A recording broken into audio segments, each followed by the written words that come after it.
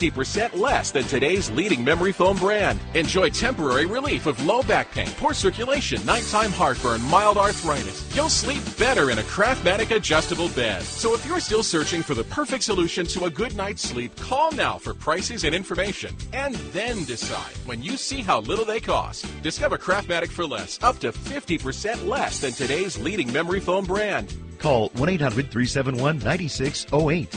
That's 1-800-371-9608. Call 1-800-371-9608. Call now. Bro. You are listening to Wrestling Observer Live with Brian Alvarez and Mike Sempervive on the Sports Byline Broadcasting Network. All right, back here in the show, Brian Alvarez here, Wrestling Observer Live, Jim Valley. Two things very quickly. Ricochet looks like Evan Courageous without his beard. And number two, Brock Lesnar would not need to be a dual citizen as long as he lives in Canada for 6 months and 1 day or more. He is free to come and go as he wishes. So that's the update. All right, Jim, you got shows coming up. When is Brock Lesnar not free to come and go as he wishes? Well, there is that. We got two shows tomorrow, Wrestling Observer Live. Saturday, you can check us out, 10 a.m. Eastern, 1 p.m. Pacific. Just like you hear this show, we're going to do all positive again, just like we did last Saturday. We're going to talk about your favorite current, all-time favorite wrestlers or performers. Who have you liked growing up? Who do you like now? Anything like that. We're going to talk about individuals that you like in wrestling. All positive pro wrestling tomorrow on Saturday. Also, a free show if you're quarantined. The Portland WrestleCast on Don Owen and his NWA territory in Portland.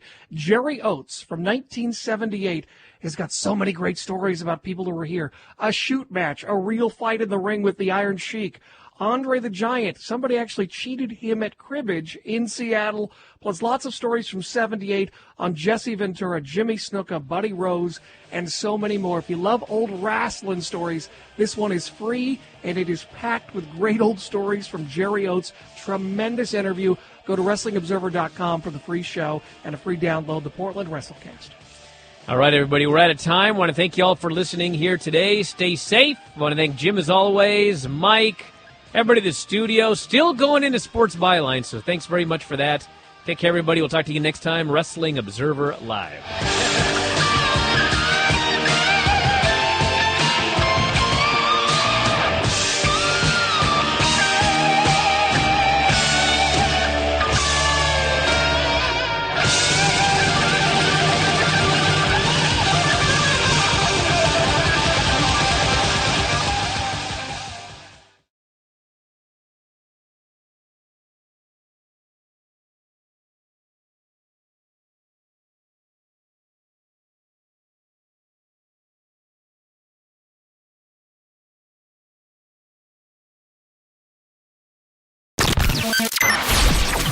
You're listening to the Heartland Newsfeed Radio Network, broadcasting live 24/7 at heartlandnewsfeed.com. This stream is supported by advertisers and contributions by you.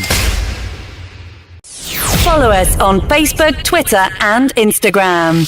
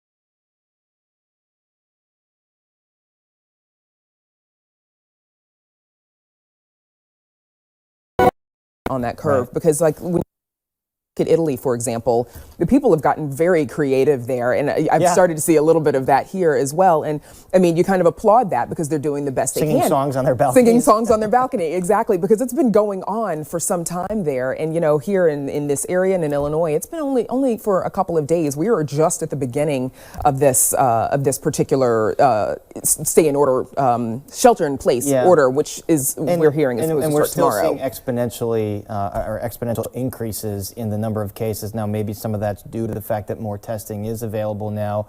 But if we're still seeing that exponential increase, I think this is an order that might stay in place for a while. I don't know. I mean, I think the governor is going to announce what the time frame is. I had heard through most of April. I mean, schools are now closed until April 21st. Right. Well, and that's in Chicago public schools. So I suspect this order will probably come with something more about Illinois schools, because if you're planning a shelter in order place for the entire state for, you know, say through April, then that obviously extends the closure for schools as well.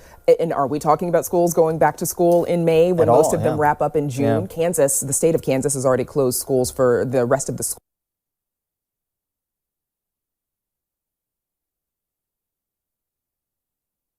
year. And I was speaking with someone who works in early education earlier today. The fear is that the schools are not going to reopen this school year. So there's a lot of repercussions that come from what we're having to do to maintain public health and safety. Well, hopefully we get a lot of answers today from this press conference. Again, if you're tuning in, the governor is expected to address the state from the Thompson Center, downtown Chicago, about a statewide shelter-in-place order. He would be following what they instituted in California about mandating folks stay in their homes, not leave to go to work unless it's a list of critical industries and jobs that will be exempt from this, and not leave to, and most businesses will be closed unless you're food service, a grocery store, restaurant where you can go in and take food out. So, it's a kind of continuation of what we've seen. We've also heard reports, Brandis, I think both of us have heard that the CPD has gotten notice to be on call now, too. There's talk about the National Guard being used sort of to assist medical professionals. I don't know that we know exactly how police officers or law enforcement is going to be deputized in this situation, but I think there's going to be a role here. Mm-hmm. And I don't think, I want to caution, it's not to be punitive. Again, Mayor of Oak Park, who instituted this order, said we're not out there to be punitive. I do think it's to assist, perhaps in getting supplies to people, perhaps to assist first responders. Right. And I expect we're going to hear a little bit about that too. And it could be, maybe tickets aren't being written. They're certainly not going to arrest anybody if they find them out or ask them to prove why you need to be there. But it could be a gentle nudge, like, you really need to get back inside, or you really need to get home if these folks should see someone on the street. Just kind of an encouragement, maybe. Probably. I don't know what they're going to be doing, obviously. But, I'm looking at a tweet that the governor sent several hours ago. And this, obviously he's not going to tweet what the plan is that we're hearing today. Some reporters have broken this story, and we're all getting this word now that this shelter-in-place order is coming. Okay, Brandis, I'm told the governor is stepping up at the podium now, so let's listen in on the governor's speech.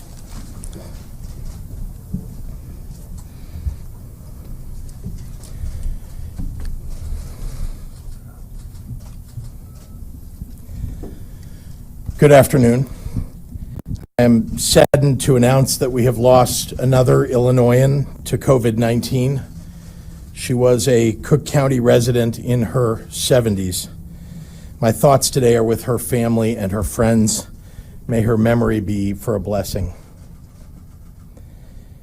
As this epidemic has progressed, we've had to make some hard decisions. I'd like to take a minute to give you a window into my decision making, because I think you have a right to know why I've taken the actions that I've taken. You have a right to the truth, as difficult as it may be to hear, because you can bear it. Over the last few weeks, I've reached out to and relied upon some of the best medical experts, epidemiologists, mathematicians, and modelers to help me understand what the progression of this disease will look like in Illinois. My bedrock has been to rely upon science, real, actual science around infection rates and potential mortality. In my discussions with these experts, I've asked for honesty and hard truths. I asked that choices and consequences of those choices be laid out for me as clearly and starkly as possible. I've asked every one of these experts, what action can I take to save the most lives? Well, they've come back to me with one inescapable conclusion. To avoid the loss of potentially tens of thousands of lives, we must enact an immediate stay-at-home order for the state of Illinois. So that is the action that I'm announcing today. We have looked closely at the trajectory of this virus in countries like Italy and China. Left unchecked, cases in Illinois will rise rapidly. Hospital systems will be overwhelmed. Protective equipment will become scarce. And we will not have enough healthcare workers or hospital beds or ventilators for the overwhelming influx of sick patients. The only strategy available to us to limit the increase in cases and ensure our healthcare system has capacity to treat those who become ill is to mitigate the spread of coronavirus in the most robust manner possible. I don't come to this decision easily. I fully recognize that in some cases, I am choosing between saving people's lives and saving people's livelihoods. But ultimately, you can't have a livelihood if you don't have your life. Of all the obligations that weigh on me as governor, this is the greatest. If there are actions that I can take that will save lives in the midst of this pandemic, no matter how difficult, then I have an obligation to take these actions. Therefore, starting tomorrow evening, Saturday, March 21st at 5 p.m., until the end of April 7th, all our residents will be subject to a stay-at-home order. There is a great deal of misunderstanding about what a stay-at-home order means, so I want to clarify it for everybody.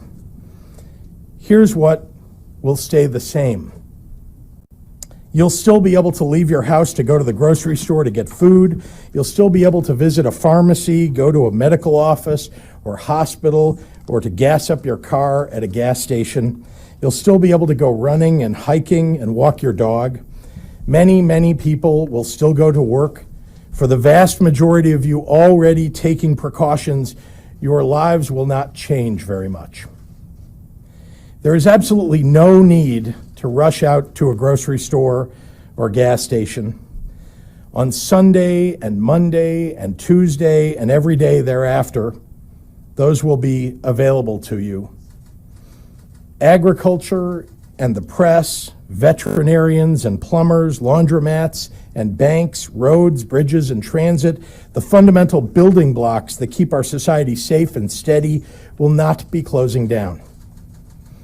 You can still pick up dinner from your local restaurant, pick up your prescriptions, and just spend time with your family. We are doing all that we can to maintain as much normalcy as possible while taking the steps that we must to protect you. That brings me to what will change. All non-essential businesses must stop operating. If you can work from home and aren't already doing so, now is the time when you must. The heroes of this moment are healthcare workers, first responders, law enforcement officers, and the individuals and organizations like the Illinois AFL-CIO and other workers who keep our grocery stores and pharmacies running cannot stay home. We need you. This executive order is fundamentally about the rest of us and what we can do to support the people on the front lines of this fight and the people most vulnerable to its consequences. We know this will be hard, and we're looking at every tool that we have to help you through this crisis. For our essential workers, we're going to make sure you have safe daycare to take care of your children while you do the critical work to save us and to keep us safe. For those who are asking to stay home, we're ordering municipalities, to those that we are asking to stay home, we're ordering municipalities across the state to halt all evictions. We need our local leaders to help ensure our families do not lose their homes. I'm also directing additional resources to organizations across the state to serve those experiencing homelessness. For our students, your school districts will continue to provide you with meals, and we will back them up in this. I wish I could stand up here and tell you when your schools will safely reopen, but that is not an answer that I have at this time. We're postponing our tentative reopening date statewide until April 8th, and we'll continue to update you with new information as we have it. To be honest, we don't have the resources, the capacity, or the desire to police every individual's behavior. Enforcement comes in many forms, and our first and best option is to rely on Illinoisans to be good members of their communities and good citizens, working together to keep each other safe. I've instructed law enforcement to monitor for violations and take action when necessary, but that is not an option that anyone prefers. The easy thing to say today is that soon everything will go back to the way it was. But I want to be honest with you about that too. We don't know yet all the steps we are going to have to take to get this virus under control. But here's what I do know. About 150 years ago, the city of Chicago burned to the ground. When the ashes cleared, we passed laws requiring buildings be built with fireproof material. We invented skyscrapers. Chicago went from a small Midwest town to one of the biggest cities in the United States. And just to make a point, we built the Chicago Fire Academy on the very spot where the Great Chicago Fire started burning. In the coming days and weeks, we're going to expand testing in Illinois to figure out how to detect COVID-19 more quickly and more efficiently. Our scientists and our doctors are working on treatments even now. They will screen people more effectively, isolate them more quickly, and attack this more efficiently. They're going to learn, and as they learn, they're going to innovate. They're already on a path to develop a vaccine. Our healthcare infrastructure will adapt because it must. This will not last forever. However, it's going to force us to change, but that's okay. Any event of this magnitude should force us to change. We here in Illinois have overcome obstacles before, and we'll do so again, and we will rise to this occasion. Thank you, and now I'd like to introduce the mayor of the city of Chicago, Lori Lightfoot. Thank you, Governor. I have to say again, not only thank you for your partnership, but your leadership in this incredible time. I've heard from people all over the country that they feel that Illinois is in good hands because of your leadership. So thank you very much. As the governor just announced, he is issuing a stay-at-home order. And I hope you think of it that way. This is clearly not a decision that was made lightly, nor by any one person. And I echo the governor's statement. These are not our only difficult choices to be made, but they are choices that must be made for the good of all of our residents. The governor, local leaders, and I are in full agreement that we need to act swiftly, and then this decision is necessary. As the governor alluded to, we have seen what bold measures have yielded in places like Japan and Singapore and South Korea. And sadly, we are witnessing what is not happening around the world in countries that did not mobilize. The coronavirus will not go away by happenstance. We must be intentional about taking steps to flatten the curve.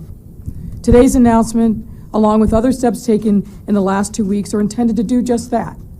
We can only save lives and blunt the spread of this virus by keeping as many people as practical at home and safe. And I want to talk specifically about what this will mean for Chicago. Our city, in the absence of leadership from the federal government, frankly, is doing the following: finalizing, securing quarantine and isolation locations, bolstering hospital capacity, supporting our healthcare workers and first responders, and doing everything possible to relieve the pressure on them, and building a supply chain to make sure that critical equipment to the healthcare system, Things like ventilators, PPEs, and other important supplies are available and given to areas of need. We will continue to identify residents who are sick and ensure they receive the treatment and resources they so rightfully deserve, and put them on a path to recovery, as has happened already with many. Our healthcare workers have been at the forefront of this pandemic. They are working around the clock and putting their own health on the line to keep those who need it most. That means we as a city must do everything we can to help them. Now is not the time for half measures, but preventative and proactive plans, ones rooted in science and data, and to mitigate the spread and ultimately to save lives. And let's be clear, this has to be a two-way street. While the responsibility of our government is to build a plan, your personal responsibility is to take all necessary precautions to keep yourself safe and formally include in order to stay at home. I know we are asking a lot of residents and to make enormous sacrifices. I also understand that these times can be causing anxiety. And again, think of this as safer at home. But here's the reality. We've issued common sense public health guidance. This announcement today is the next step in that progression. So many Chicagoans have already heeded our calls to stay home and are practicing social distancing. For those residents, today's announcement won't drastically change the day-to-day changes you've already taken. But while many have listened, some have not. And it's clear that the time is now for us to be very definitive in telling people that you must stay home. The governor already explained what this order is and what it requires from each of us. And I want to say and be clear, this is not a lockdown or martial law. As the governor said, and I want to reiterate, Chicago's grocery stores, pharmacies, and clinics will remain open. And there's absolutely no need to change your normal purchasing patterns. What I mean is, do not take this direction as a reason to run to the stores, buy everything in sight, and hoard vital supplies. Please, the grocery stores will remain open and stock, so be mindful of your neighbors and do not hoard supplies. Hospitals will continue to treat patients. The city's essential services will not cease. The CTA will run, airports will be open, and your garbage will be collected. And yes, you can still go outside for a walk, but practice social distancing. Remember, this is the new normal for now. I think and I hope people recognize and understand that these decisions are being made for the long-term health of everybody, everywhere in our entire state. Let me remind you that some helpful resources that you can access to stay informed during this crisis. For Chicago, the best and most up-to-date information is the public health website, chicago.gov/coronavirus. And if you'd like to get text alerts, text COVID-19, that's COVID-19, to 78015. That's COVID-19 to 78015. And every day at 11 a.m., Monday through Sunday, Dr. Already's daily conversation session is being held. The doctor is in, and it is carried on Facebook Live. I also want to announce that in light of this order, we will be closing fully Chicago parks and libraries for the duration of this order. Some of these facilities may be repurposed to help support some other essential services by third parties, but effective tomorrow at 5 p.m., all city parks and libraries will be closed. This is a make or break moment for our city and our state. Never in our lifetime has our own health been so intertwined with the health of every single person with whom we interact. Neighbors, coworkers, loved ones, frontline workers. Please realize your responsibility to them and continue to take care of yourself. Now, as I said recently, while this is a period of physical isolation, we should remain in contact with our families, friends, and neighbors. Please call and check in with seniors, people who are vulnerable. We have disrupted normal social networks and interactions. but it is critically important that we not lose our sense of community. This is not a time for every man for himself. This is a time for every man, woman, and child to be united together. The choices we make today can renew and restore health and prosperity in Chicago and throughout Illinois. It is time to do more to flatten the curve and build our pathway to the other side. I have faith in Chicago's resolve and resiliency to help us get there. Thank you very much. Governor? Thank you, Mayor, very much for your remarks. And ladies and gentlemen, I have over time been relying upon experts both here in Illinois and across the nation. The research that they've done, the work that they've done has guided me in many of the decisions that I have made. I thought it would be important to have one of those experts here today that's outside of our Department of Public Health, who has some very important guidance and background on why this order is so important. And so I've asked the lead epidemiologist at University of Chicago Medicine to join us here today, Dr. Emily Landon.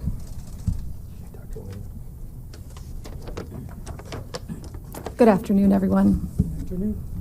First of all, I want to send my sincere gratitude and support to all of the healthcare workers in Illinois and around the world.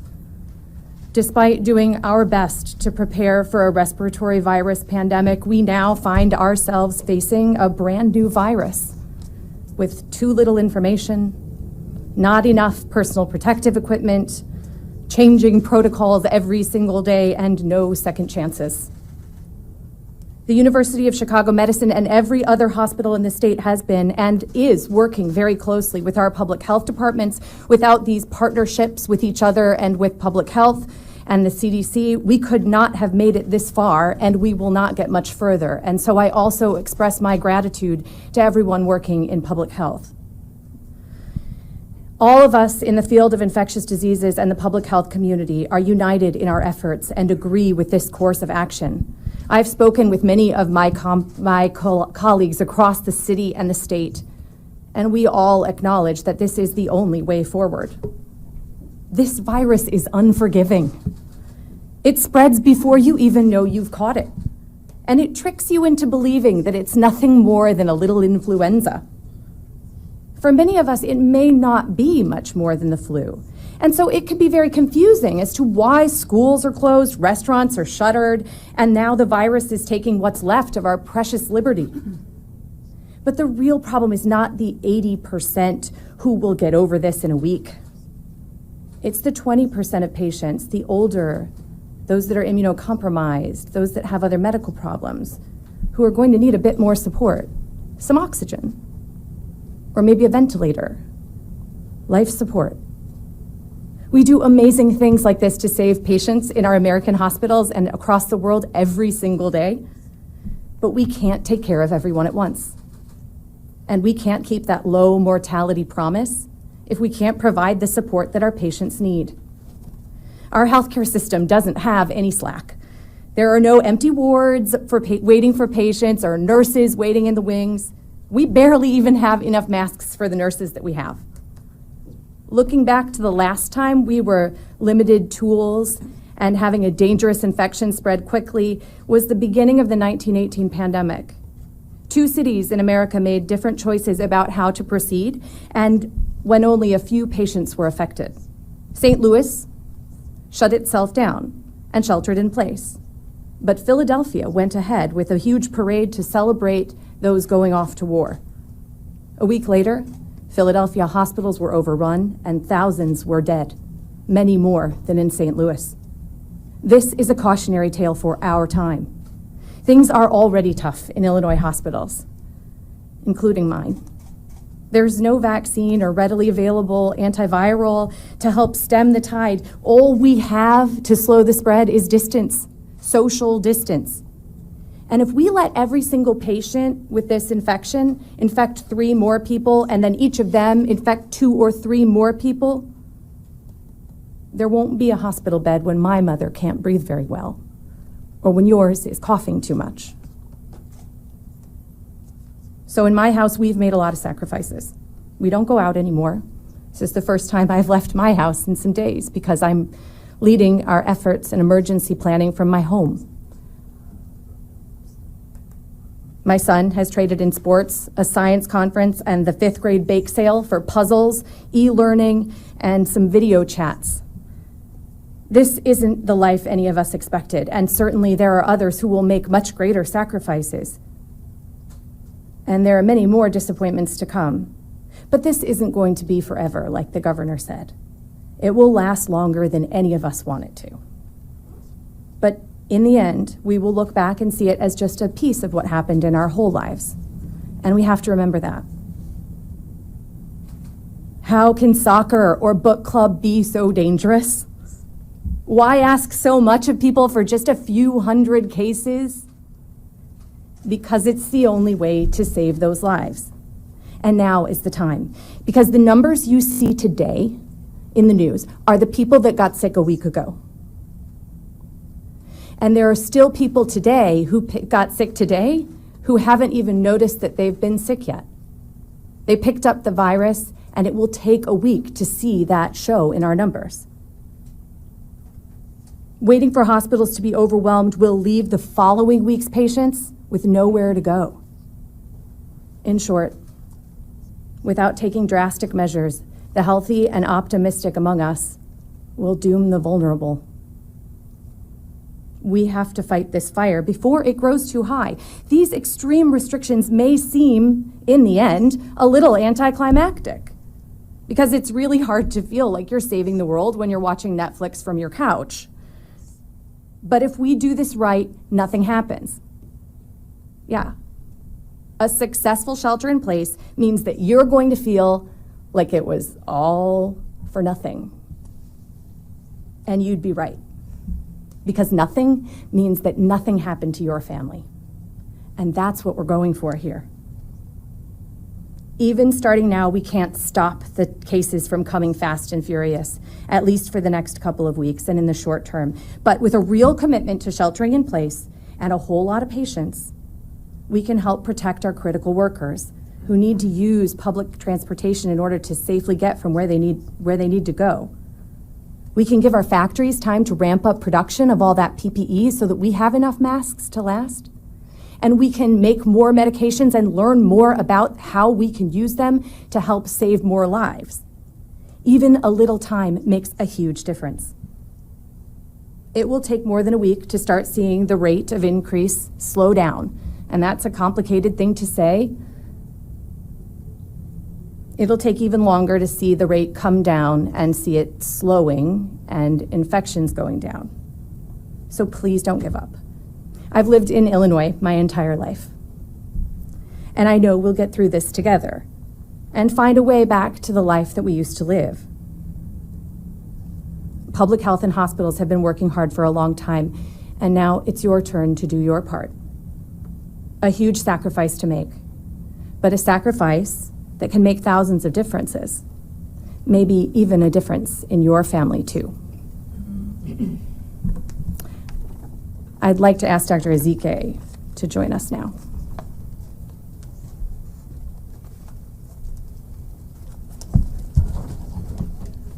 Good afternoon, and thank you, Dr. Landon, for that impassioned plea. Thank you. I think your message will ring loud across everyone's ears who heard that.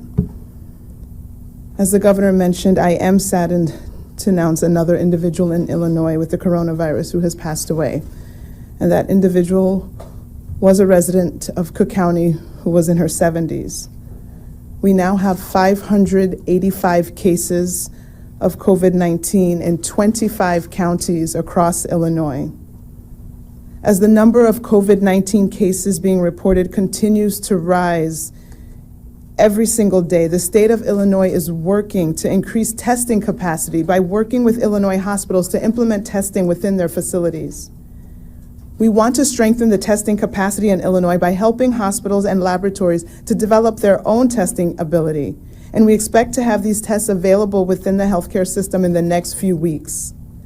Additionally, the state is working with the Department of Health and Human Services to set up drive-through testing sites in some of the hardest hit areas of the state.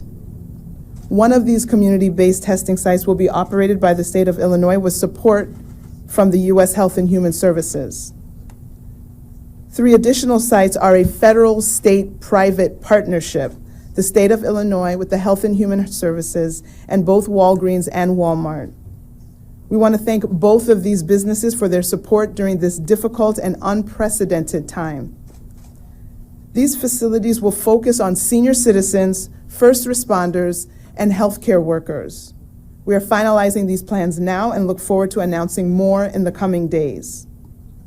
Hospital capacity is another area we are focusing on, identifying resources and ways to increase our bed capacity in Illinois to treat those who contract the novel coronavirus. The state has been working with other jurisdictions and businesses to reopen recently opened hospitals. We are currently doing assessments at different hospitals in Illinois to determine the current condition of the facility, the medical resources available, staffing levels, and what else might be needed to open these facilities in order to provide medical care for individuals with COVID-19. Additionally, we have worked with our federal partners to develop guidance for hospitals to adopt telehealth protocols so that individuals with mild respiratory symptoms can talk to a healthcare provider before seeking medical care and possibly infecting others in the process. We ask again that everyone do their part so that we can reserve both testing capacity and medical care availability, including ICU capability, for those who need it the most. If you are a healthy individual with only mild symptoms, please stay home and allow those who are at highest risk of severe illness to receive the testing and the medical care that they need. We thank you for your cooperation. At no previous time have we seen how interconnected we all are and how everyone's decision or indecision can affect others. Thank you. And now I will summarize the comments for our Spanish-speaking audience. Buenos días. Me llamo Ngozi Ezike y soy la directora del Departamento de Salud Pública aquí en Illinois. Con gran tristeza estamos anunciando otro individuo de Illinois con la enfermedad COVID-19 ha muerto. Esta persona era residente del condado de Cook en sus 70s. Como dijo el gobernador, ahora tenemos 585 casos en 25 condados de Illinois.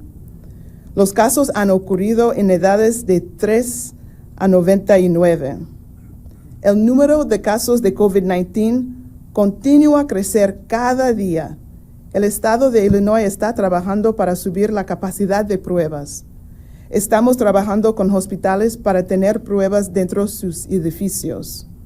Además, el Estado está trabajando en una asociación federal, estatal y privada.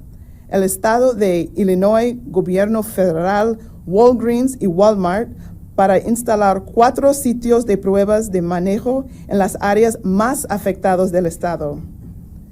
Queremos agradecer a estos negocios por su apoyo durante este momento difícil en nuestro estado. Estos sitios se centrarán en personas ancianos, primeros responderos y trabajadores médicos. La capacidad de hospitales es otra área en la que nos estamos centrando. Vamos a crecer nuestra capacidad de camas en Illinois para tratar los enfermos con COVID-19. El Estado está trabajando con oficiales para volver a abrir hospitales recientemente cerrados. Estamos finalizando estos planes ahora y esperamos anunciar más en los próximos días. Comenzando mañana por la noche, 21 de marzo, a las 5 de la tarde, todo el estado de Illinois estará bajo una orden de quedarse en casa. Todos los negocios no esenciales deben cerrar. Recomendamos todos los negocios esenciales permanecen abiertos con guías de distanciamiento social en lugar. Todavía podrás salir de su casa para ir al supermercado. Todavía podrás visitar una farmacia, ir a un hospital o cargar gasolina en una estación de servicio. Todo personal de emergencias, policía, los trabajadores médicos y otros que trabajan para apoyar a los negocios esenciales tienen permiso a salir. Esta orden ejecutiva es lo menos que podemos hacer para apoyar a las personas en la primera línea, también para las personas más vulnerables. Gracias. And with that, I will turn it over to Brad Cole, who is the Executive Director of Municipal League.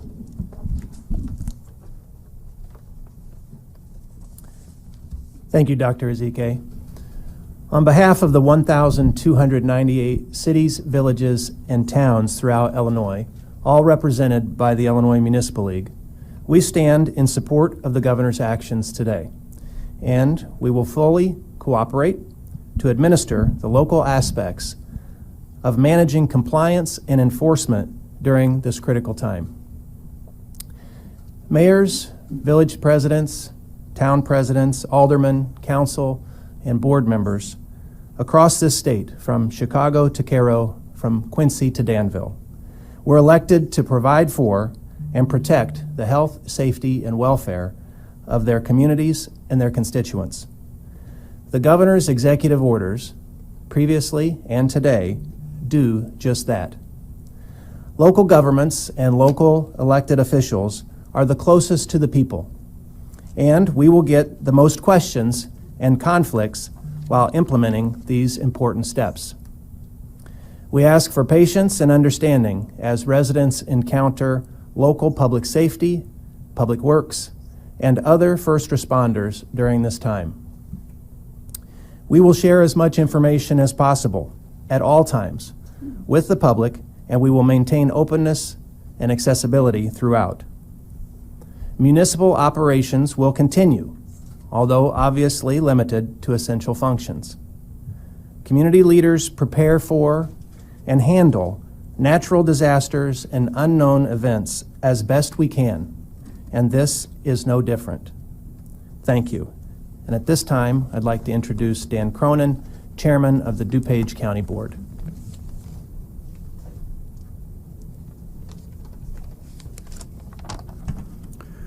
Good afternoon. Over the past several weeks, the governor and local leaders have been forced to make difficult decisions that disrupt our routines, our businesses, our lives, trying to make the best choice in a series of tough choices. When we consider the impacts on business and the economy, when we try to strike just the right balance, when we acknowledge the costs to families, to employers, our workforce, and our entire community, we must always remember that our first obligation as public officials is to protect the health and safety of our citizens during a public health crisis. These are people's lives. Today's actions represents a sincere bipartisan effort to fulfill the responsibility government has to the public to combat the spread of COVID-19 while at the same time preserving the operations of essential businesses and our local economy as much as possible. Please know our decisions are not made lightly. I sincerely appreciate the governor reaching out to me to learn more about the needs of our county, our municipalities, and our business community. We've worked very hard to create a balanced, measured, thoughtful approach. This is a great example of Illinoisans coming together in the face of a serious challenge. I believe we will carry forward this same spirit of cooperation and collaboration when the immediate health crisis has passed, because at that time, we will face additional difficult choices and challenges. I hope all elected officials in Illinois will work together moving forward. When it's time to reopen, restore our commercial equilibrium, come out of this crisis, and get everyone back to business, back to building our Illinois economy. Better days are ahead, but together we seek everyone's cooperation now as we act as one Illinois, united to weather this storm, united as we must be, prioritizing people's lives and their health. Nothing is more important. And with that, the governor will answer some questions. Thank you very much, Mr. Chairman. I just want to reiterate what the chairman just said, which is there really is nothing political about this virus or the response to it. We've been in consultation, Democrats and Republicans talking to one another, political leaders, nonpartisan elected leaders, trying to get this right. And so with that, I'm happy to take any questions that you may have. I want to point out we're going to have some questions coming from people who are not in the room, reporters who are working from home and elsewhere. We'll take questions from them after we take people's questions from right here in the room. Yes, sir. Can you explain the legal authority you have in making this order if there were to be a challenge in the courts or otherwise? And also, what is the fine punishment either for businesses that shouldn't be operating, that are operating, or individuals who are out who shouldn't be out? So the Emergency Management Act, the Public Health Act in the state of Illinois, we can give you the citations for those, give the authority to either the governor or the director of public health to make decisions as we have for the state. And so I'm happy to refer you to the legal sections of it. I have my general counsel here as well, who formerly was at the Attorney General's office and has the legal sites to give you. And the other half of your question, I'm sorry. Punishment or citations for either individuals or businesses that are operating? Well, we're calling upon people to use their best judgment, to follow the guidance that we're giving them. We're, of course, authorizing that that members of law enforcement, if they see somebody who's maybe violating this order, they would go talk to them and ask them not to. And then if the people who are violating the rule refuse to comply, a police officer could get a cease and desist order. They'd have to go get one at a court to do that. And then finally, in last resort, really, there is the kind of reckless conduct misdemeanor that someone could be charged with. But look, we anticipate that people will follow this order. There can be consequences at the local level, rescinding people's permits to do business if it's a business person, and other consequences. But in the end here, what we're really asking people to do is to do what they know they ought to, which is to stay at home. And for those who can't stay at home because they may be homeless, we are providing and attempting to provide shelter for those people. I'm doing our best to arrange that. That's something I care deeply about. I know the mayor and the chairman does too, care deeply about, even in other times. Now it's vitally important that we try to find shelter for them. Yes, Dana. Dana, yeah. Yeah. I think you touched upon, I was going to ask about enforceability statewide, but if I may direct a question to Mayor Lightfoot, what does that look like in Chicago in particular, and how does that tie in with the order, for lack of a better word, this afternoon, that all Chicago Police Patrol officers days off have been canceled? Well, I think, as the governor said, what we're hoping to do in Chicago, and I'm assuming this will happen in other communities across the state, we're going to try to educate people into compliance.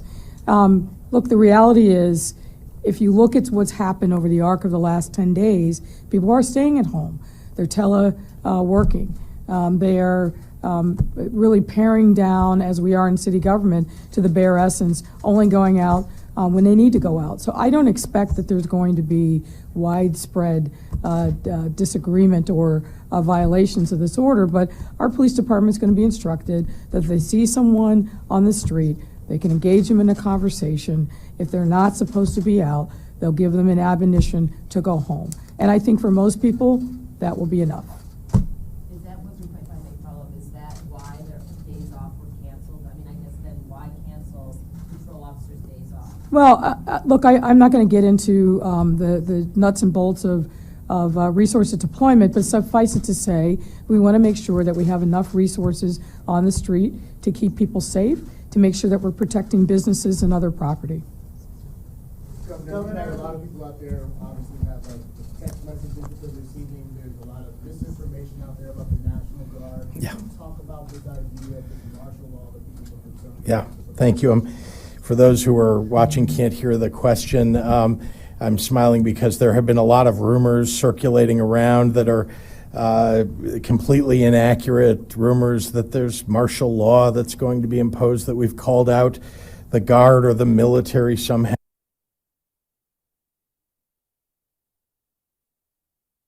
to impose their will upon the state of Illinois.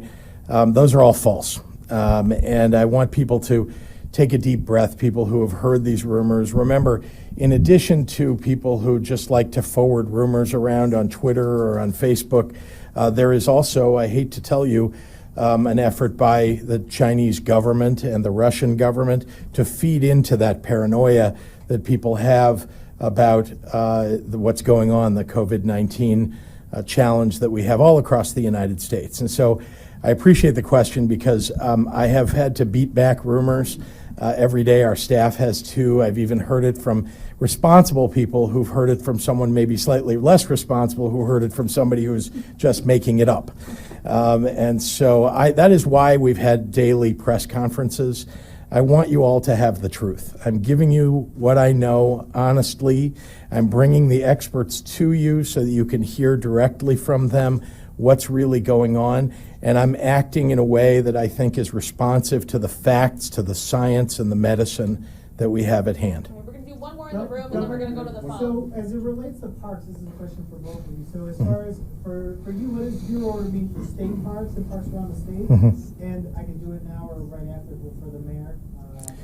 I'll just quickly say that our DNR parks are closed, but and we don't have our personnel working at the park. There are a lot of local parks, though, around the state, and the decisions about those parks will be made, just as they are here in Chicago, by the mayor or the city council or by a county board about whether those will be open to the public in their areas. For the most part, I think that people will have the ability to go out and recreate. What we are trying to discourage is people recreating and not getting together. We want people not to get so close together that they're violating this kind of 6-foot rule. We want social distancing. You can still go out and enjoy the outdoors. You can walk your dog and so on. We just want people to be extra careful when they're out, to be respectful of all the other people that are out and about. So I'm happy to turn over to the mayor. Yes, and Mayor, how does this apply to like Millennium Park? Can people still walk around Millennium Park? Yeah, they can certainly walk around in the park space. We're not cordoning off the park space, but what we're saying is that the facilities that have been open, whether it's parks or libraries, are going to be closed starting tomorrow at 5 o'clock. Okay, and we're going to turn to questions from the phone. What does this mean for domestic travel into and out of Illinois? Should delivery service workers still report to work? The question, I think everybody can hear you. The answer to the question is that delivery workers should still show up to work. We need people to show up to deliver. There are so many things that need to be delivered. Our supply chain needs to continue. I even mentioned in my remarks about restaurants, making sure that their delivery services are available to people. So we would encourage people, in fact, who have delivery jobs to make sure that you're checking in with your employer. But we are, in fact, that's an essential function for our state and for all the cities, municipalities, counties across our state. Is there help available for caring for the children of essential workers? Yes, so we are working very hard to provide child care, especially for essential workers. We want to make sure that we're standing up. Remember, we don't want to put too many children or child care workers in the same room together in the same facility. So we're actually working to provide the right size, small sizes of perhaps a half a dozen children, especially for our healthcare workers, I want to point out. And I would like to just make a special plea as the as the mayor was suggesting, that our healthcare workers are really on the front lines here. So whatever you can do to make their lives easier, including helping them with childcare, helping them with getting groceries perhaps, and dropping them off at their door, I would very much appreciate that. I know they would appreciate that, and you'd really be doing something important for our state. Are there any plans currently in place for the Department of Juvenile Justice to let the 225 youth held in juvenile detention centers to return home? It seems like it would be a much easier calculation than for the adult prison population. We have Department of Juvenile Justice in the state. We do not have very many kids who are in those facilities in general. It's a little over 200, as was suggested. We are making sure to maintain social distancing in those facilities. And, where we can, we're certainly going to look at the possibility of those kids being allowed to return home. But most importantly, we want them to have shelter. We want them to be safe and healthy. We're going to work very hard to make sure that happens, especially for those children. And what about DOC? So DOC, obviously, a slightly more complex issue. The Department of Corrections, though, is something that we've looked very closely at. There are obviously people who are held in confined spaces and cells in prisons, and we know that there is a risk, as there is anywhere where you might put a lot of people together, that there would be an infection. And so we're working very hard to make sure there are areas for segregating people who may get the flu or get a cold or some other condition that, if COVID-19 was something that might infect them, there wouldn't be a comorbidity, as they call it. And so we're working hard in our prisons to make sure that happens. And as I mentioned at a point in an earlier press conference, we're also looking at the possibility of people with nonviolent offenses who have served much of their time, that the possibility of alleviating some of the burden in the Department of Corrections by allowing them to be paroled with a lot of conditions associated with that. Mayor, Governor, have either of you or anyone close to you or on senior staff been tested for coronavirus? What precautions are you taking as you're faced with governing through this crisis? My staff, thank goodness, has been healthy. We had somebody who went home not feeling well at one point, and ultimately she was tested and tested negative. She's back at work. She feels fine now.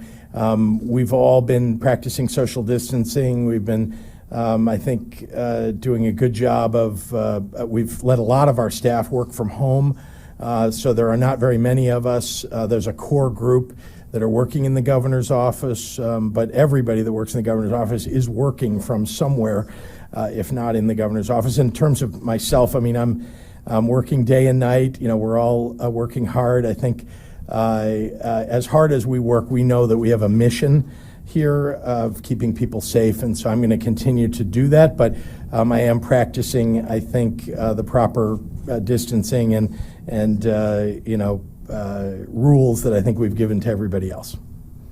Yep, the mayor. I'm sorry. There's nobody on my team that I'm aware of that has tested positive. Obviously, we've had city workers who have. In each instance where that's happened, we've done the kind of public health investigation that we would do with anybody else, which is the Department of Public Health immediately digs in, talks to them, talks to their coworkers. We take the immediate cleaning precautions to make sure that we're keeping the rest of their coworkers safe. What we've told folks is, as we've been paring down to essential services, a lot of our workforce is working from home, like with the state. And I don't think you can walk more than a couple feet in my office if there's not a hand sanitizing dispenser of some sort. So, as the governor said, we know it's critically important for us as leaders to remain healthy, trying to get as much sleep as we can.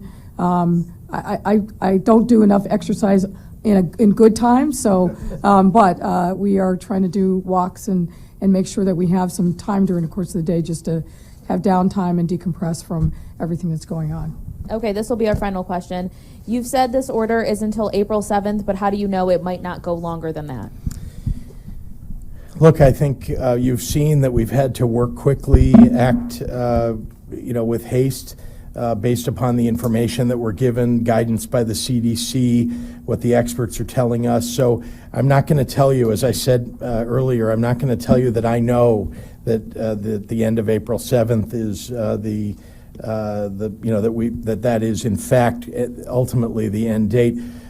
We believe that gives us time, and again, I've spoken with the experts, Dr. Landon, for example, and others. We believe that gives us time to see whether or not this social distancing and this stay-at-home order is having the desired effect of bending the curve. It begins to help us determine that, and then we will, as the days go on, as we have all along, we'll keep you informed. We'll tell you what we're thinking, and ultimately, if we need to, we'll make a decision as we approach that date.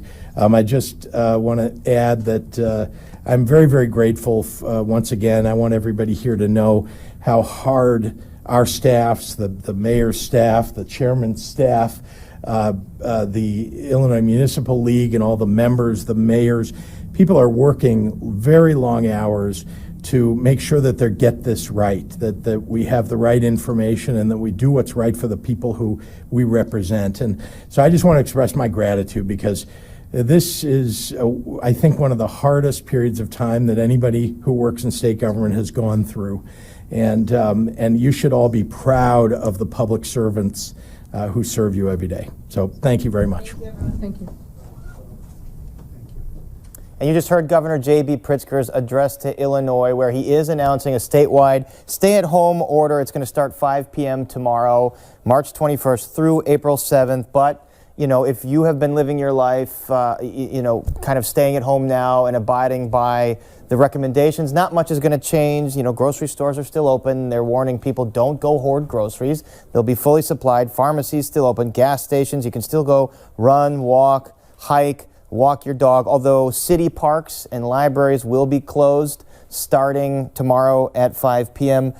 Brandis, what did you take away from, we heard an epidemiologist from U of C kind of talking about why this is happening, for folks that might not understand why such drastic measures need to happen. And she was very poetic in her expression of why we need to do this. As the lead epidemiologist there at University of Chicago Medicine, she expressed that, if all of us can stay home with, whatever we might be carrying around or not, then we're not out getting sick, especially for those of us who are young and for healthy, because the folks who are a little bit older, the folks who have underlying health conditions, those folks can get sick and they are going to need the hospital beds. And while typically the hospitals can treat folks who are sick coming and going, everybody's sick at the same time. The hospitals can't handle that. We also heard from the state Illinois Public Health Department Executive Director Ngozi Ezike, who said that the state is working on looking at hospitals that have been closed because we know in China they had to establish a lot of hospitals or sort of hospital-like situations on the quick. And here we're looking at whether or not some of those places that can be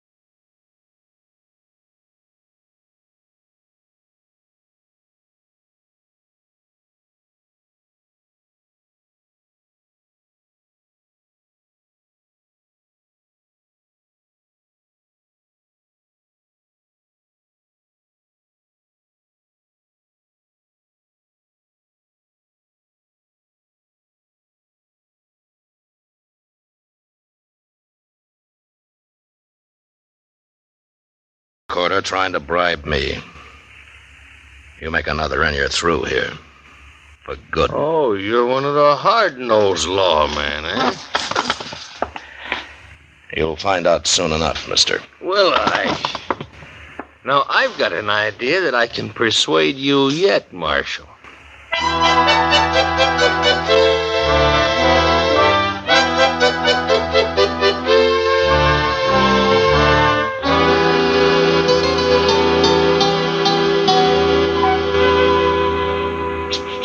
Too far to come by a coat.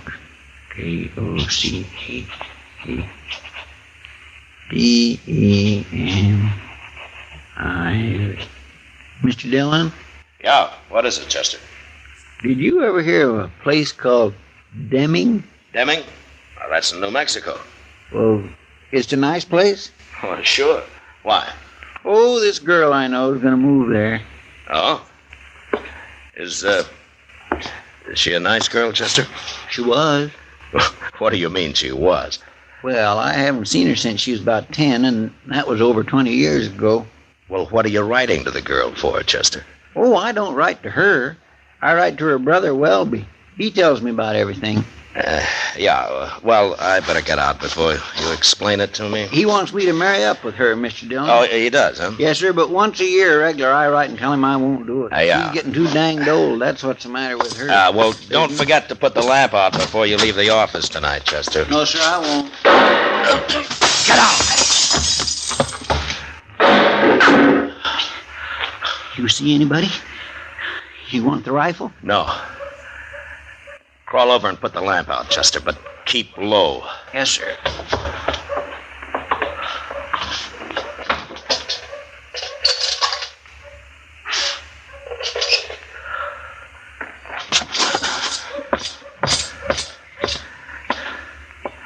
All right, we'll wait here a minute.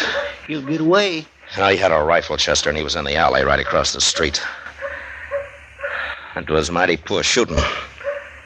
That's all he wanted to do was scare me. Oh, then it was that gambler you told me about. Corder, huh? Yeah, maybe. But I can't prove it. Well, you sure ought to do something about it. I am. Gonna get something to eat. What? Well, you go out and drop the word here and there about me getting shot at. But why? Just do it, Chester. Yes, sir. I'll be around later.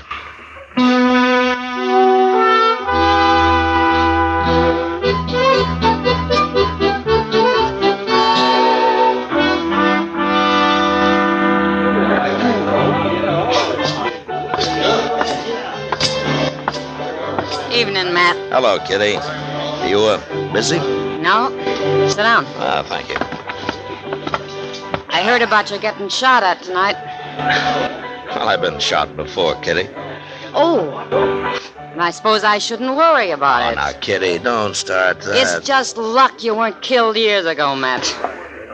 It stopped being luck, Kitty, when I learned how to handle a gun myself. Sure. And anyway, somebody has to enforce the law, don't they? Well, that's the way I look at it. I'm sorry, Matt. Good evening, Marshal. Hello, Corder. Ah, right pretty girl. How long you been wearing shoes, mister?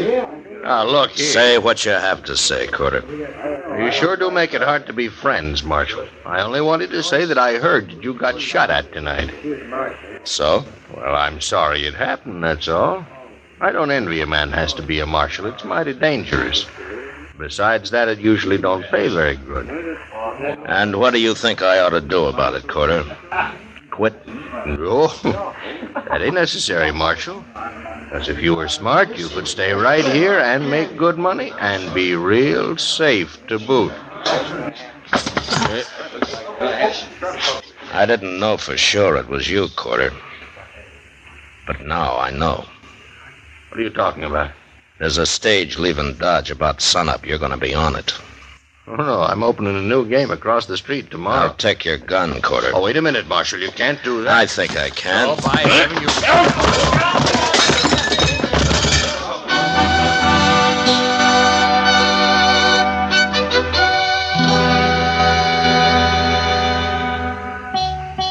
Corder went to bed early that night, in jail. But I got him up next morning in plenty of time to make the stage. He climbed into it, meek as a bird, and then it left. And I soon forgot about him. Like so many others I'd run out of Dodge, I figured he'd keep going and make his trouble somewhere else. But a couple of weeks later, I found out I'd figured wrong. I was walking up Front Street one afternoon with Doc. I tell you, man, I'm going to take down my shingle one of these days and let all these people find themselves a good vet. Who's been souring your milk, Doc? Oh, Miss Humboldt. That's her. She's been coming in every day for a week. You're usually complaining about a shortage of patients, Doc. Yeah, well, that woman's not a patient. She's a suicide. Well, now, Doc, that might be said of anybody who comes to you. Huh? Oh, yeah. Oh, well, the price for cutting bullets out of you just went up, Matt. Okay. Tell me about Miss Humboldt. Oh, she wants to be bled all the time, and I won't do it. A lot of people think bleeding's good for them. Well, I don't, and I just...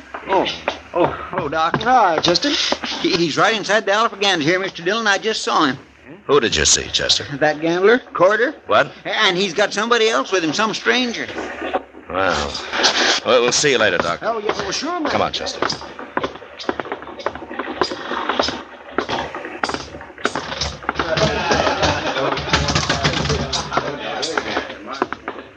There they are, at the bar, Mr. Dillon. Well, I'll be... There he is, Toke. That's him. Him? I'm back, Marshal. Brought a man with me to sort of look after my interests. You won't buffalo him so easy. Hello, Toke. You really the marshal here? Didn't Corder tell you? He didn't mention no name. What are you talking about? Toke Moreland and I are old friends, Corder. We worked and rode a long time together. In fact, we went through quite a lot. Didn't we, Toke? Too much, Matt. Remember? Yeah, I remember. You're marshal now, huh? And you've sold your gun to Corder here. Is that right? That's right. So you're here to kill me? Yeah. I'm here to kill you.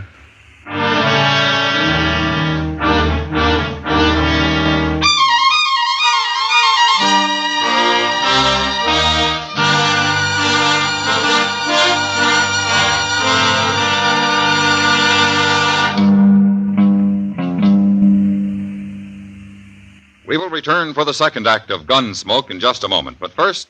March 20th, 1954, Gunsmoke on Classic Radio Theater. Our prime responsibility is protecting our families, but we also need to protect our families' assets.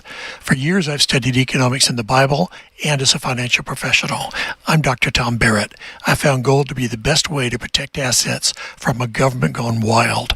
Gold is ridiculed by leftist elites who say it's old-fashioned and not suitable for financial planning. But gold is anything but outdated. Smart families use it as part of their retirement plans. Gold has been the only universally recognized money since the beginning of time. Precious metals are the only money in the Bible, and they're the only constitutional money. Your paper money is just government IOUs backed by nothing. No paper money has ever survived. They crash on average in 27 years. The dollar will not be the first to defy this law of economics. Learn more at investmentgradegold.com. That's investmentgradegold.com for your free 10-10-10 financial survival plan. Classic Radio Theater friends and family, I'm not the only one getting a great night's sleep with my MyPillow. I do other things when I'm not doing Classic Radio Theater. And a fellow in Las Vegas by the name of Mark works with us on some syndication out of Las Vegas. And he said, oh, by the way, I went to MyPillow.com just like you told me, clicked on the radio listener special and used your promo code USA. And I got the 2 MyPillow premium pillows for the single price. And you know what? I sleep better. I didn't believe you at first, but I tried it. And you can do it too. Go to MyPillow.com, click on the radio listener special, use my promo code USA, buy one, get one free, MyPillow premium pillow special, 60-day money-back guarantee, 10-year warranty, washable and dryable. Go to MyPillow.com, radio listener special, or call 1-800-951-8175. Promo code USA and tell them Wyatt sent you by, and you want the MyPillow Premium Pillow Special. Balance of Nature.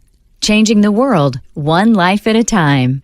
I look at Balance of Nature and I look what it's doing for me and for the patients that I have that are taking it, and it's been phenomenal watching the changes that have happened and how much healthier and how much more energy they have. If we give you the proper nutrients, your body's able to produce what it needs. And here's a product from Balance of Nature that basically makes it so you get the nutrient equivalent of eating 10 servings of fruits and vegetables a day. The thing that amazes me with it is that it's so simple. Don't wait to see what getting over 10 servings of whole fruits and vegetables every day can do for you.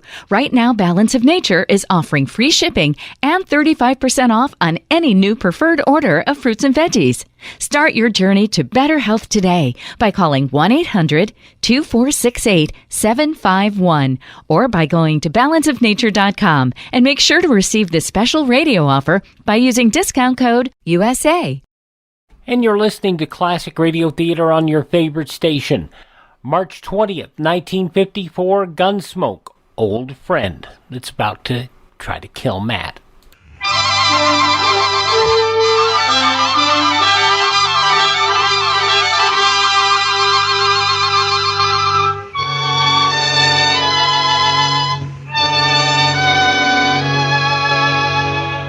It was a bad feeling to meet Toke Moreland again after some 15 years, and to have him standing at the bar of the Alafraganza, hired by a crooked gambler to kill me.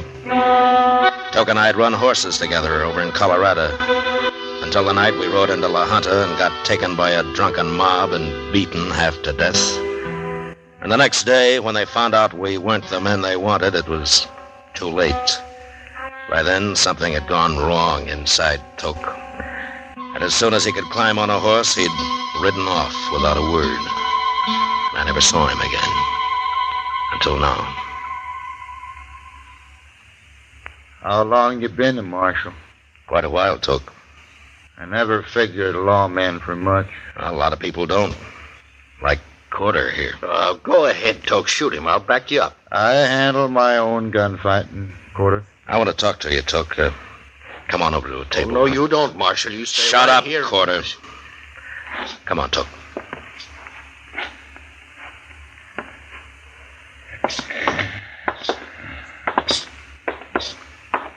Sit down.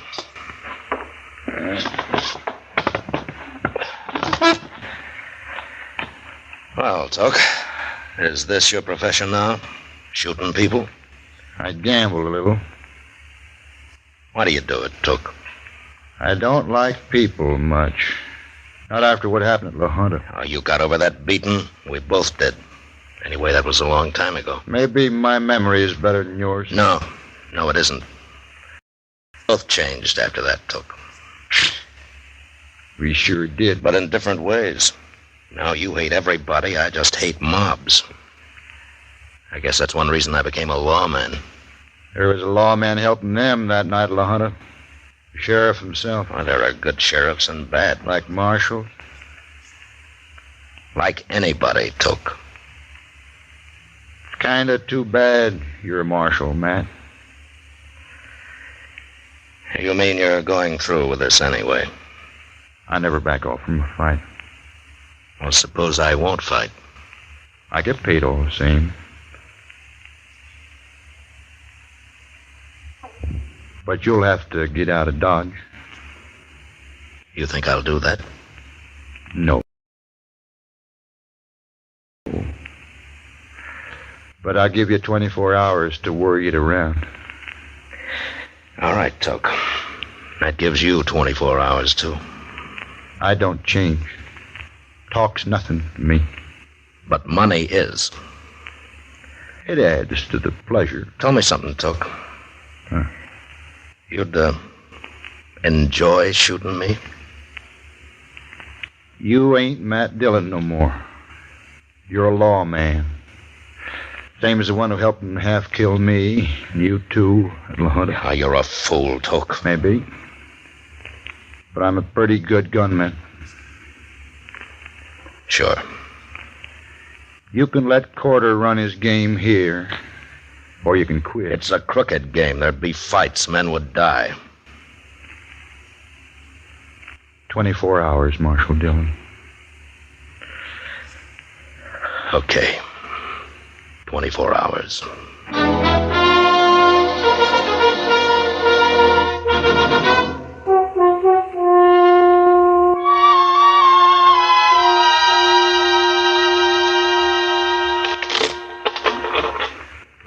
Your cut, Chester. Are you sure you don't want to stop, Mr. Dillon?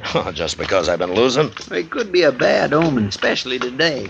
It's like I told Kitty, Chester. I don't depend on luck. Oh. You two still playing cards? Oh, Doc. Doc, how many, Chester? One. Mm-hmm. Matt, you've been hiding out in here all day long while everybody's talking about how you let that gambler come back to town yesterday after running him out. And I don't like it. I'm taking 3, Chester. It'll all be settled tonight, Doc. Mm-hmm. Well, they're saying you're afraid of that gunman he's got with him, that toque something. It's your bet, Chester. Doc, don't get drunk too early today, huh? We might need you. Oh, I quit. I can't even think to bet, Mr. Dillon. Okay, Chester. If there's anything I hate, it's a paid gunman. A paid gunman? Oh, so that's what he is. Ain't there no way at all to stop him, Mr. Dillon? How are you going to stop a man that kills just for money? Just for money? Hey, wait a minute. Doc, do you know where he is now? Well, he was in the Texas Trail a little while ago, Matt. Good. I'll be back later.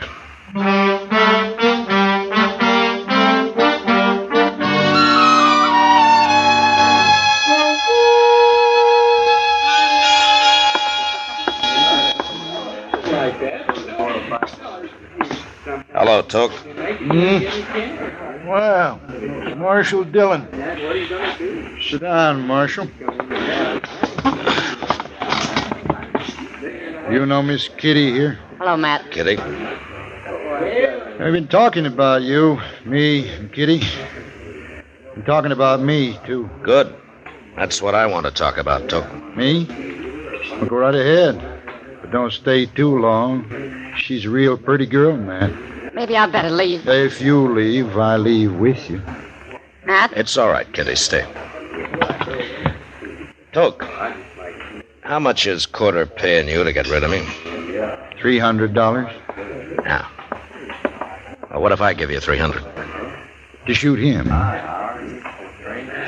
You don't care who you kill, do you? It don't matter much. No. All right. I'll give you $300 to clear out of here and forget this whole business. Why? Well, we were good friends once, Toke, till you got mad and started hating everybody. You've changed too, Matt. You sure never were a coward in the old days. Is that what you think I am? Well, so does Kitty. Don't you, Kitty? Don't tell me what I think, mister. He's full of vinegar, Matt. A girl like that deserves a real man. Yeah, I think I'll get my money from Corder so I can hang around Dodge and get a little better acquainted with her. No, I am leaving. Well, I guess there's nothing more to say, Tope. Nothing I know of. See you in about an hour, Marshal. Unless you go hide. March 20th, 1954, Gunsmoke on Classic Radio Theater. At Everstream, the business-only fiber network, we believe business deserves better. Join the business-only fiber network. Everstream, faster fiber, better business. At Everstream, the business-only fiber network, we believe business deserves better. Join the business-only fiber network. Everstream, faster fiber, better business. Classic Radio Theater family, let me ask you a question. How did you sleep last night? Did you toss and turn? Could you just not get comfortable? And that is one of the things that the MyPillow does for you. Because part and the bulk of the problem of not being able to get to sleep at night is because that doggone pillow. You just can't get comfortable. But with a MyPillow, I have the best sleep of my life. I'm in the best health of my life. I do the best work of my life. And it's not for any reason other than the only thing that changed was my pillow. I have to tell you that, and you don't have to just take my word for it.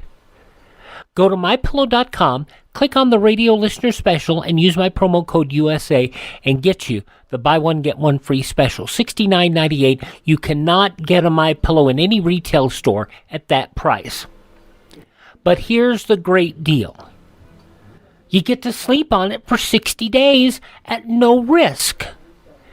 Because Mike Lindell says you're going to like it so much, and he's so confident that you're going to like it so much, and so am I, that all you have to do is, if you don't like it, send it back.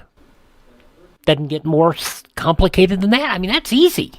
Anybody could do that. And the best part, 10-year warranty. They are washable and dryable. Have you ever had a pillow that, has gotten yicked up after years? All you got to do is throw it in the washing machine. Pop it in the dryer. Comes out good as new.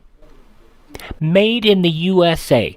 MyPillow.com radio listener special. Use my promo code USA, or you can call 1-800-951-8175. Tell them I sent you by, and now tell them you want your buy one, get one free special on the MyPillow Premium Pillow.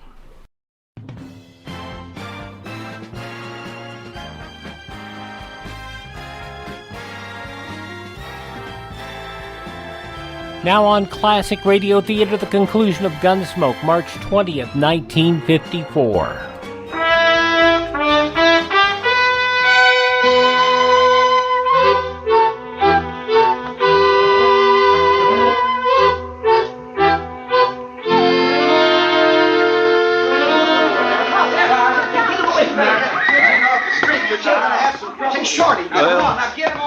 I told him, Mr. Dillon.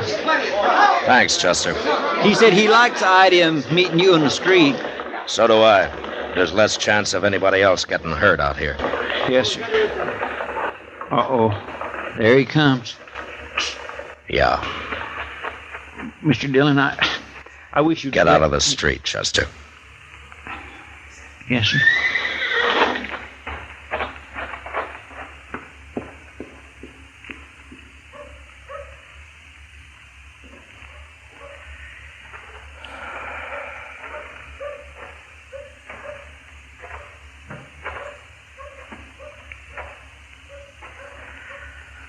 I guess you ain't a coward after all.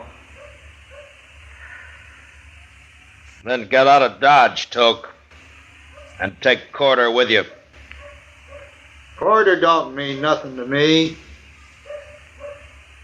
Does anything? Just killing people. Especially lawmen. Okay, Toke. Go ahead. Watch me.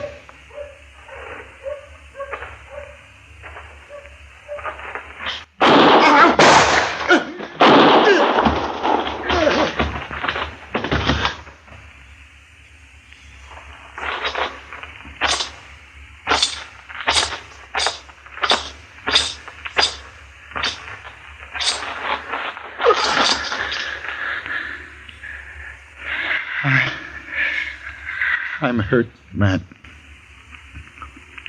Bad. Yeah. You hit me. Both times. I had to. Funny thing, man. What? I'm lying here, flooding inside, dying. But I ain't mad no more. I don't hate nobody. Doc, It's too late to do anything about it. Yeah. It's too late, Doc. Sure. Oh. Oh. Here it is.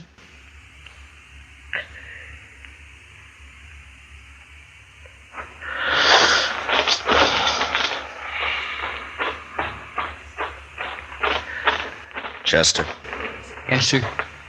take care of him, will you? You going after Corder? Carter isn't the kind of man who'll stay around after this. No, I'm going for a ride. Alone.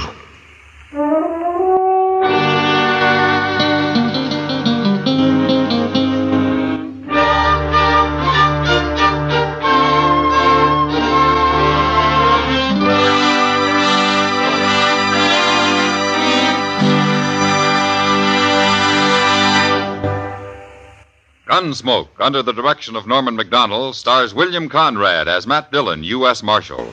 Tonight's story was specially written for Gunsmoke by John Meston, with music composed and conducted by Rex Corey. Featured in the cast were John Daner, Lawrence Dobkin, and Vic Perrin. Harley Bear as Chester, Howard McNear as Doc, and Georgia Ellis as Kitty.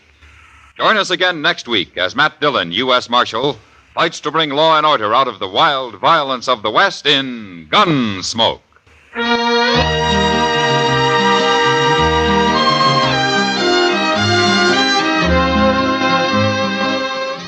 March 20th, 1954, Gunsmoke on Classic Radio Theater. If you're over the age of 50 and considering buying an annuity in the next 60 days, I have some important news for you. Don't buy an annuity until you understand the pros and cons of annuities. A free book to help you maximize your retirement income from television host and three-time author Josh Melberg has been released. This book reveals little-known truths about annuity strategies in simple-to-understand terms. Grab a pen right now because we are about to offer you this free book that unlocks the 5 little-known secrets we believe baby boomers and seniors should know before buying an annuity. Call 800-985-1813 now, and you'll receive a free copy of Josh Melberg's book, Next Gen Annuity Strategies Revealed. As a bonus, we'll also send you a copy of The #1 Mistakes Retirees Are Making with Their Investments Today, and a free DVD on how you can get up to 33% more income in retirement. Call 800-985-1813 now. Again, that's 800-985-1813. Employees of J.D. Melberg Financial have the appropriate licenses for the products they offer. Hello, this is Wayne Allen Root, relentless conservative warrior, middle-class warrior, and always Trump warrior. I have a message for my fellow patriots across America. President Trump is making America great again. He's the only president in my lifetime who is keeping his promises, and his biggest promise is to build that wall. President Trump can only do it with our help. If Congress won't fund Trump's wall, we will. President Trump is one man against the world, and what globalists and socialists around the world want is clear, open borders. It's time to take a stand. We either build a wall, or it's the end of the greatest nation in world history ever blessed by God. That's why I founded the Root for the Wall PAC. 63 million Trump voters together will raise the money President Trump needs for the wall. Anyone who donates $100 or more will get a beautiful commemorative wall brick. Display it proudly. Call 844-ROOT-WALL. That's toll free, 844-ROOT-WALL, or go to rootwall.com. We will build this wall together. Call 844-ROOT-WALL or go to rootwall.com. Root for the Wall PAC. Paid for and is responsible for the content of this message. Not authorized by any candidate or candidates committee. rootwall.com. Hi, I'm Wayne Allen Root, Mr. Health, and I want all of my millions of fans to be healthy and live a long life so we can save America, American exceptionalism, and capitalism. So, are you in front of a mirror? Did you know that in 1973, a Harvard doctor discovered the greatest single risk factor indicator for heart disease is a crease in one or both earlobes? Strauss Heart Drops has sold more than 1 million bottles over the past 40 years, helping countless people with cholesterol, diabetes, angina, and blocked or restricted blood flow. The best proven indicator of clogged arteries is the earlobe crease, nature's sign of trouble with plaque buildup. Do you have a crease in one or both earlobes? Heart attack and stroke are our #1 killers. Women now suffer 51% of heart attacks. Strauss Heart Drops don't interfere with any prescription drugs. Strauss Naturals guarantees your satisfaction, so you can't go wrong. It's the painless, natural, economical way to clear arteries, vessels, veins, and capillaries. And guess who has the crease in both ears? Yours truly. And guess who's now taking Strauss Heart Drops? Wayne Allen Root. Order Strauss Heart Drops at thepowermall.com. That's thepowermall.com. Thepowermall.com. Now on Classic Radio Theater, we move from Dodge City to Wistful Vista, 79 to be precise, a household of Fibber McGee and Molly from March 20th, 1956.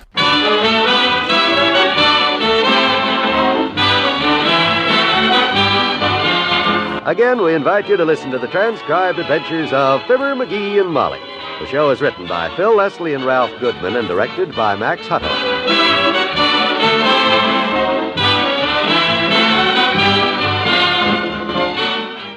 Molly.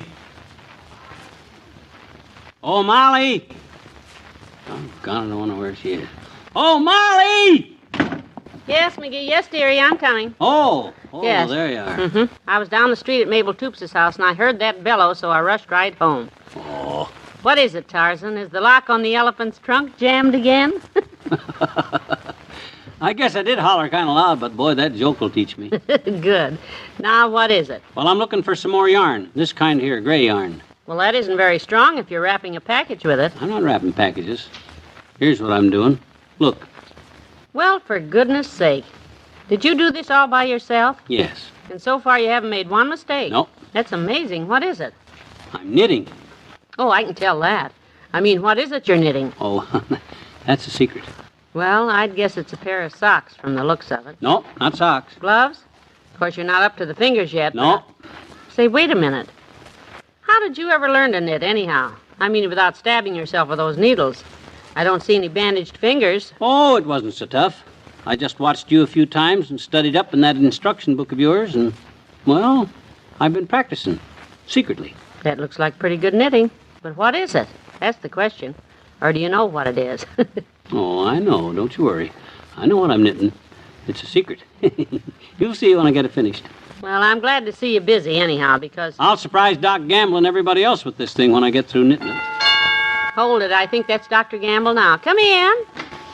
Well, speaking of the devil, and I say that because he handles a scalpel like a pitchfork if it isn't him. Hi, kids. Come in, Doctor. You better hide this knitting behind my back. If he sees it, he'll needle me about it. Oh, don't be silly. It's a beautiful day, Molly. How are you, my dear? Oh, just fine, Doctor. And you, Adlai? Adlai? Stevenson? No. Adlai, the back of me hand to your big mouth for that remark about the pitchfork, you spalpeen, if your wife wasn't present. What a horrible joke, hip stabber. Oh, that was funny, Doctor.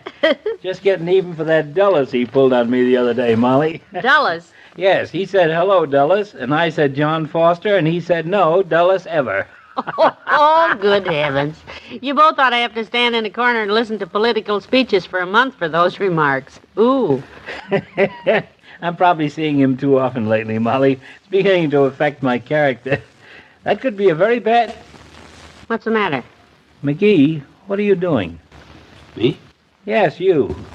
He's up to something. I know he is, Molly. He's got his hands behind his back and his elbows are going up and down like mad, and he's got the silliest look on his face. Oh, that. He's not cutting the brim short on my hat again behind his back like he did at the... My hat! Where's my hat? My hat! It's in your hand. Oh.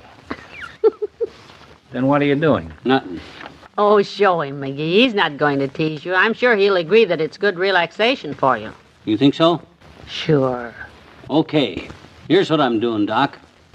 Knitting. See? Knitting? Mm-hmm. Look at what nice work he's done, Doctor. My, you did another whole row of stitches, didn't you? Uh-huh. Behind your back, too. Yep. For goodness sake. He learned all by himself, too, Doctor. Isn't that pretty? Whatever it is? Oh, I'll show you what it is when I get it finished, Doc. You know, this is a swell hobby for relaxing. And if more men would get over the idea that knitting is only for women and give it a try, instead of thinking they might look silly when... I told you, Molly. I told you. He doesn't understand. That's why I hid it behind my back. Quit laughing, you big blob. Doc, if you don't shut up... No, McGee, not with the needle. By George, I'm not going to be laughed at. I wasn't doing it.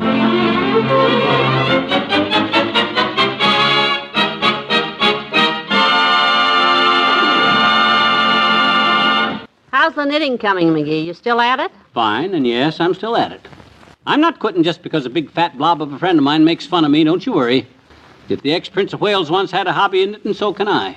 The Prince of Wales? Yes. Oh, yes, I remember reading that he used to. What are you doing? Is that another arm you're starting on that thing?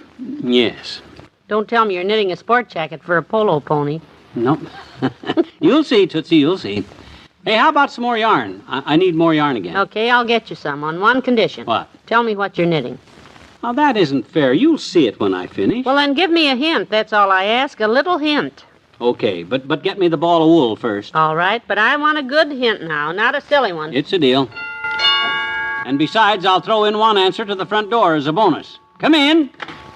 Hello, Mr. McGee. Well, Wimp, come in. It's Wimp, Molly. Wally Wimple. Oh? Well, how are you, Mr. Wimple? Oh, just fine, thank you. Here's your ball of yarn, dearie. Thanks. I hope I'm not interrupting Now. you. What is it you're making? Me? No, Mr. McGee. He's knitting something. Knitting? Yes, and he won't tell me what it is. Now, what'd you tell him for? Gee whiz, I had it pushed under the sofa cushion. Out of sight. Oh? He's a little embarrassed about it, Mr. Wimple. Knitting? Why, goodness, I do it all the time. Many men do. They do? Yes. Of course, I never tell anyone either. But now that I know you knit too... Do you knit a lot, Wimp? You pretty good at it? Well, I think so. I do knit quite a bit, yes. As a matter of fact, I just finished a lovely puce afghan just yesterday. My, a puce afghan. Yes, it was a present for Sweetie Face. For our anniversary. Well, isn't that sweet? What'd she give you? A belt in the teeth. She hates puce. That's too bad. It's my own fault, really. After all these years of marriage, I should have known her favorite color combination. It's so obvious, so simple. Oh, what is it? Black and blue. Well, I've got to go now. Good luck on that bathing suit you're knitting, Mr. McGee. Bye. So long, Wally. Why, of course, that isn't another arm, it's a leg. You're making one of those old-fashioned one-piece bathing suits. No. With a skirt down the front? No. Oh, come on, tell me what it is. It must be something very unusual because I've guessed everything I can think of and you claim it.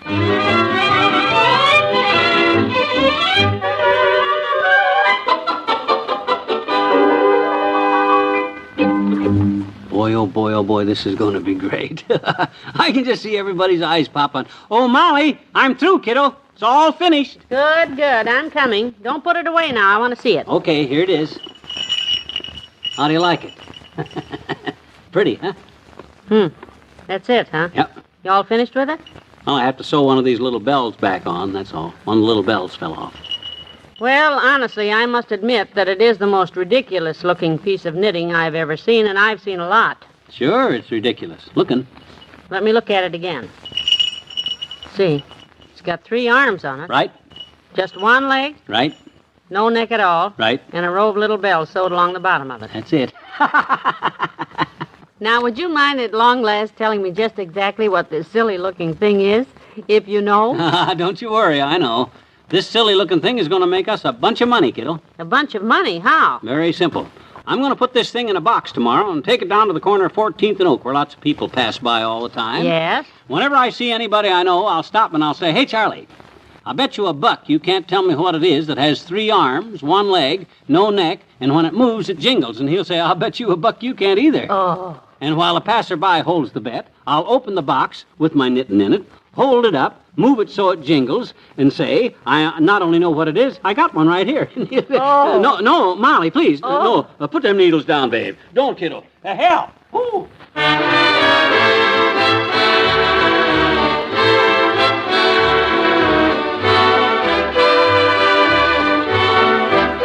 Who's on the phone, Molly? Mabel Toops says the McGinnises just had another baby girl, born on their 5th wedding anniversary, too. Yeah? Their wooden anniversary, I believe it is. My gosh, 5 girls in 5 years, huh? That's right. There's little Bridget, Maureen, Katie, and Ellen. Now the new one. Wonder what they'll call her. Their wooden anniversary, huh? Yes. It's very simple. Just call the kid Peg. Don't you get it, kiddo? Wooden, Peg. It's a play on words. Ain't funny, McGee. It's just a suggestion. So long, everybody. See you tomorrow. Bye.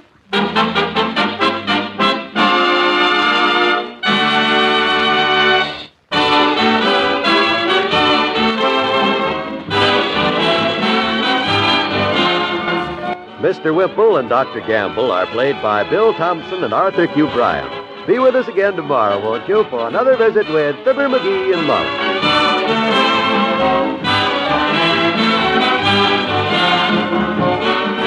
Ladies and gentlemen, this year the Boys Clubs of America is celebrating its golden anniversary.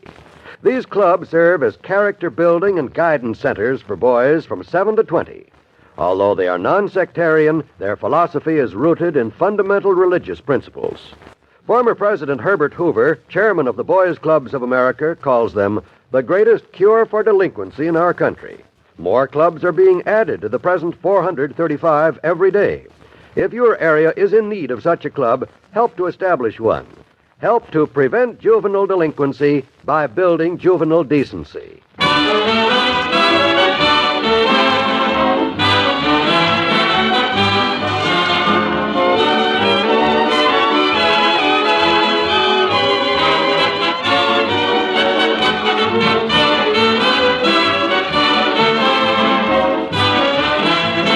March 20th, 1956, Fibber McGee and Molly here on Classic Radio Theater. Well, we're standing in the Marvin Ray Sports Spotlight right now because one of our old friends is here in town this week, and very timely, too, since football is just around the corner. The head coach of the team at Indiana Collegiate University, Spike Sturdley. And, Spike, a real warm welcome is yours from Ray and myself as we see you once again for another season. How you doing, fans? How are things at ICU this year? Well, I think things are looking up. We had a shock here when I sent out the call for first practice.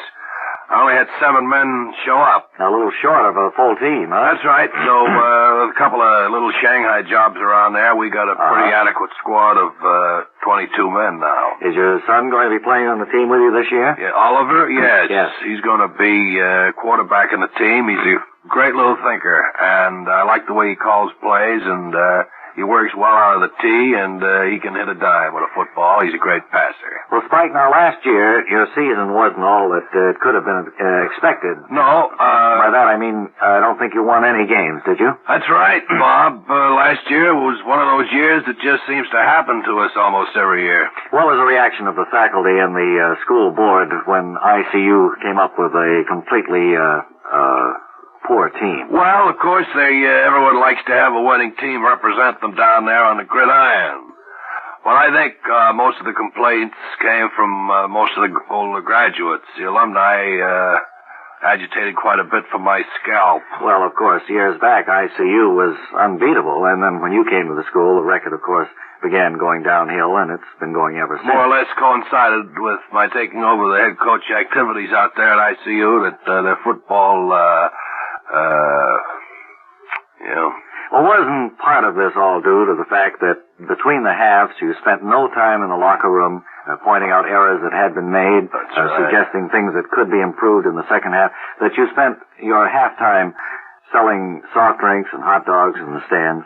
See, I have the concession out there at the stadium, and for the hot dogs and the soft drinks, like you mentioned, and rather than talk to the kids at halftime, you know, when they're behind 33-0, there isn't really much you can say to them. No. They know they're behind. They don't want to hear about it all. They just soon forget it for 10 or 15 minutes and relax, and by the same token, I can be out there pushing them hot dogs and trying to make ends meet. So no pun intended.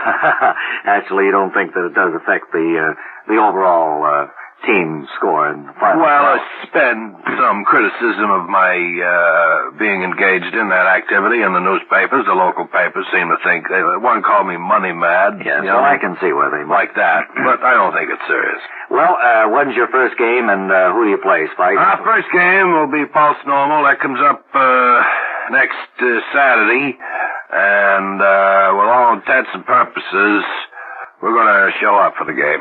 All right, thank you, head coach Spike Sturdley of Indiana Collegiate University, and we'll certainly be following the record of ICU this coming season. Pull down the shade for ICU. Pull down the shades for ICU.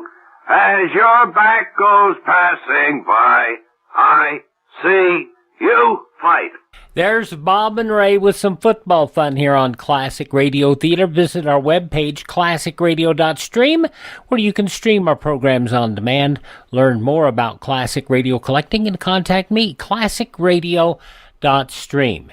And don't forget, you can find our programs anywhere on the internet podcasts are served, either at Apple Podcast or Google Podcast, Spotify, Spreaker, the iHeartRadio app, the TuneIn app. You can find them even on the Overcast app. You only have to search for 4 little words, USA Classic Radio Theater. That's USA Classic Radio Theater. And don't forget, you can also find great radio programs available for purchase at my friend Ted's over at radiomemories.com. He provides us a lot of these shows that you hear here. Visit radiomemories.com to purchase programs on cassette, CD, or on flash drive. I'm Wyatt Cox. Thanks for tuning in today. Would you do us a favor and thank this station, support the advertisers, tell a friend the great radio shows are back. Classic Radio Theater here on your favorite station and the USA Radio Network.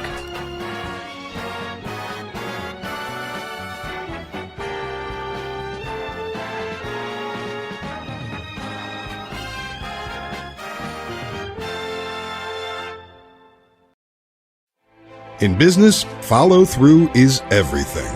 At Everstream, the business-only fiber network, it's at the core of what we do. Because we believe business deserves better. Everstream's proven full-service approach to business connectivity can't be matched by the big providers. Don't settle for the status quo. Your business deserves experts, not excuses. Join the business-only fiber network. Everstream. Faster fiber, better business. Everstream.net. In business, follow-through is everything. At Everstream, the business-only fiber network, it's at the core of what we do. Because we believe business deserves better. Everstream's proven full-service approach to business connectivity can't be matched by the big providers. Don't settle for the status quo. Your business deserves experts, not excuses. Join the business-only fiber network. Everstream. Faster fiber, better business. Everstream.net. You're listening to the Heartland Newsfeed Radio Network, broadcasting live 24/7 at heartlandnewsfeed.com. This stream is supported by advertisers and contributions by you. Follow us on Facebook, Twitter, and Instagram. The Public News Service Daily Newscast for March the 20th, 2020. I'm Mike Clifford.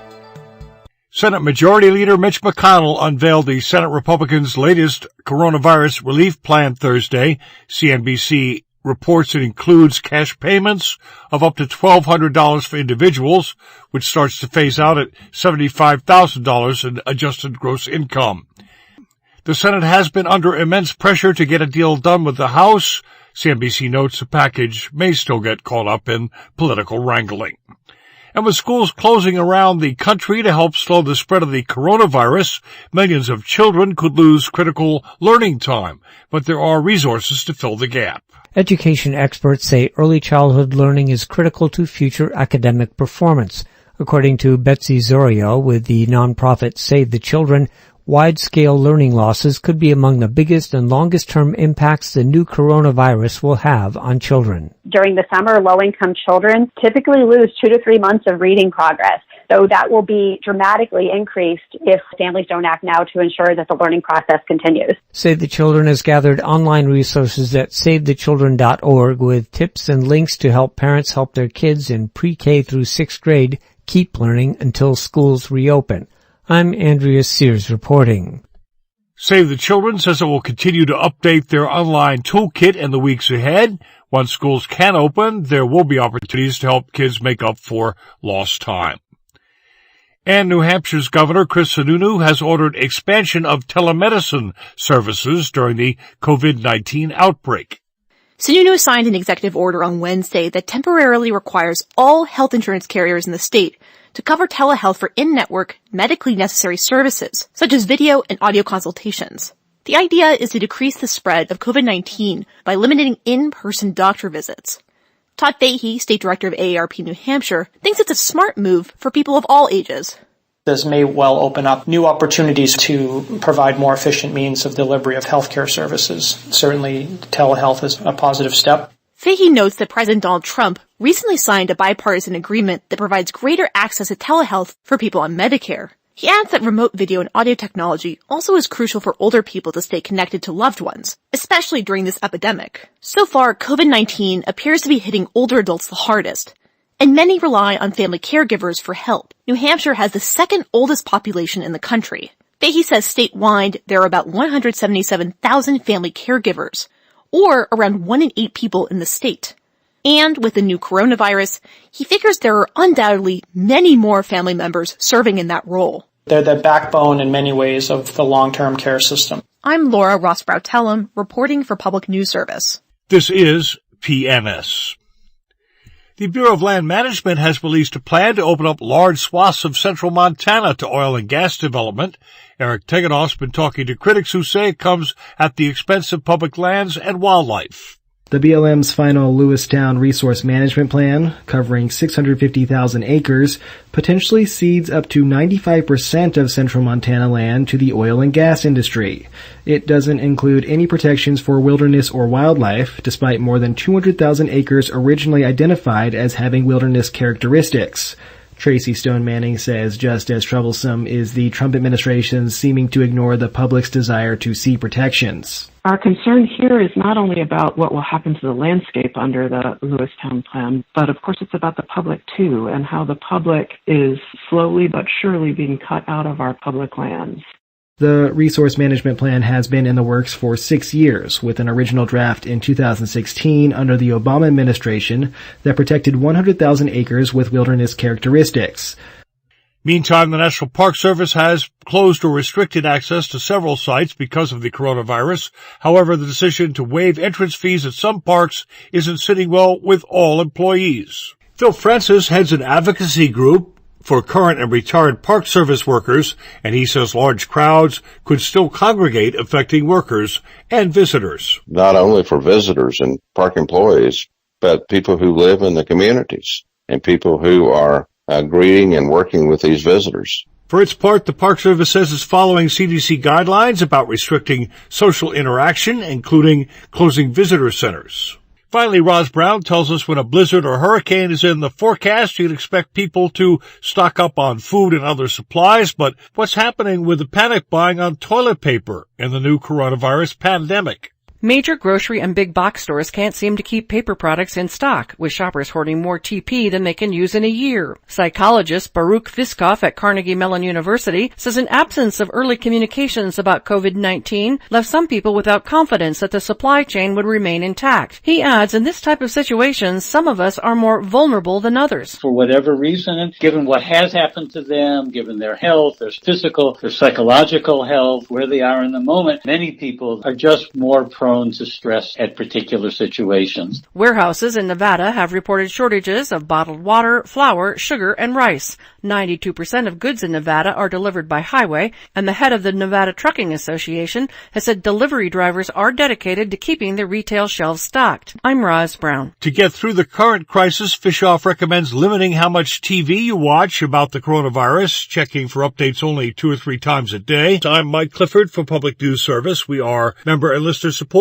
and we're online at publicnewsservice.org. At Everstream, the business-only fiber network, we believe business deserves better. Join the business-only fiber network. Everstream, faster fiber, better business.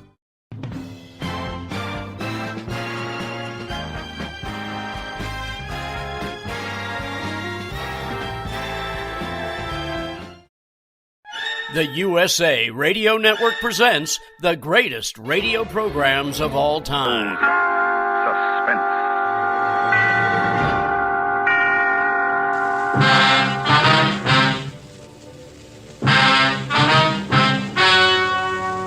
Ladies and gentlemen, the story you're about to hear is true.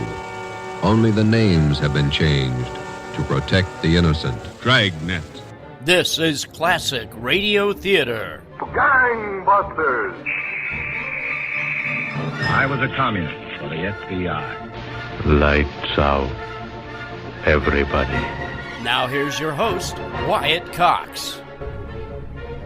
Science fiction adventure this hour, an episode of X-1 from March 20th, 1957, Protection.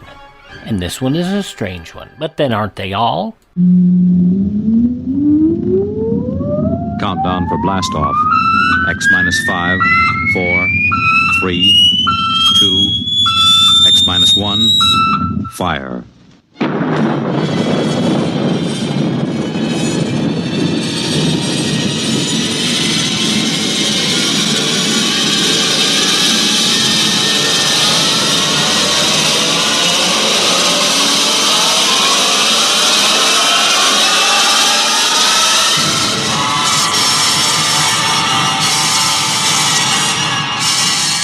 From the far horizons of the unknown come tales of new dimensions in time and space. These are stories of the future, adventures in which you'll live in a million, could be years, on 1,000 maybe worlds. The National Broadcasting Company, in cooperation with Galaxy Science Fiction Magazine, presents X minus 1.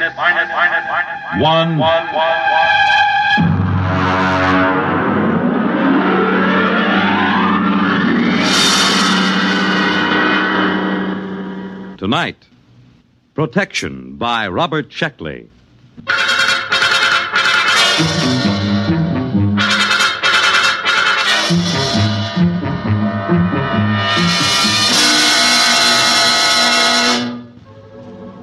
There will be an airplane crash in Burma next week, but it shouldn't affect me here in New York.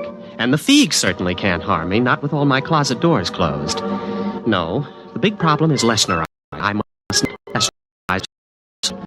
As you can imagine, that topic, I think I'm catching a very nasty cold. The whole thing, including the cold, started on the evening of November 7th. I was walking down Broadway on my way to Baker's Cafeteria with Charlie Lester. He's in one of my physics classes, and we were both feeling pretty lightheaded. Boy, I've had tough exams in my day, but that was... You got a cold? No, I haven't got a cold. My eyes just water, my nose runs, and I sneeze because I'm essentially a masochist. Actually, it is psychosomatic. I hate my mother and my father. Of course I've got a cold. What do you think? Well, look, don't give it to me. I've got a heavy date with a Barnard Jr. this weekend. My boy, there is no such thing as a heavy date with a Barnard Jr. Never mind. Just don't blow any germs my way. Well, as a matter of fact, I'll leave you completely. I have to go over to South Hall to pick up some books. So long.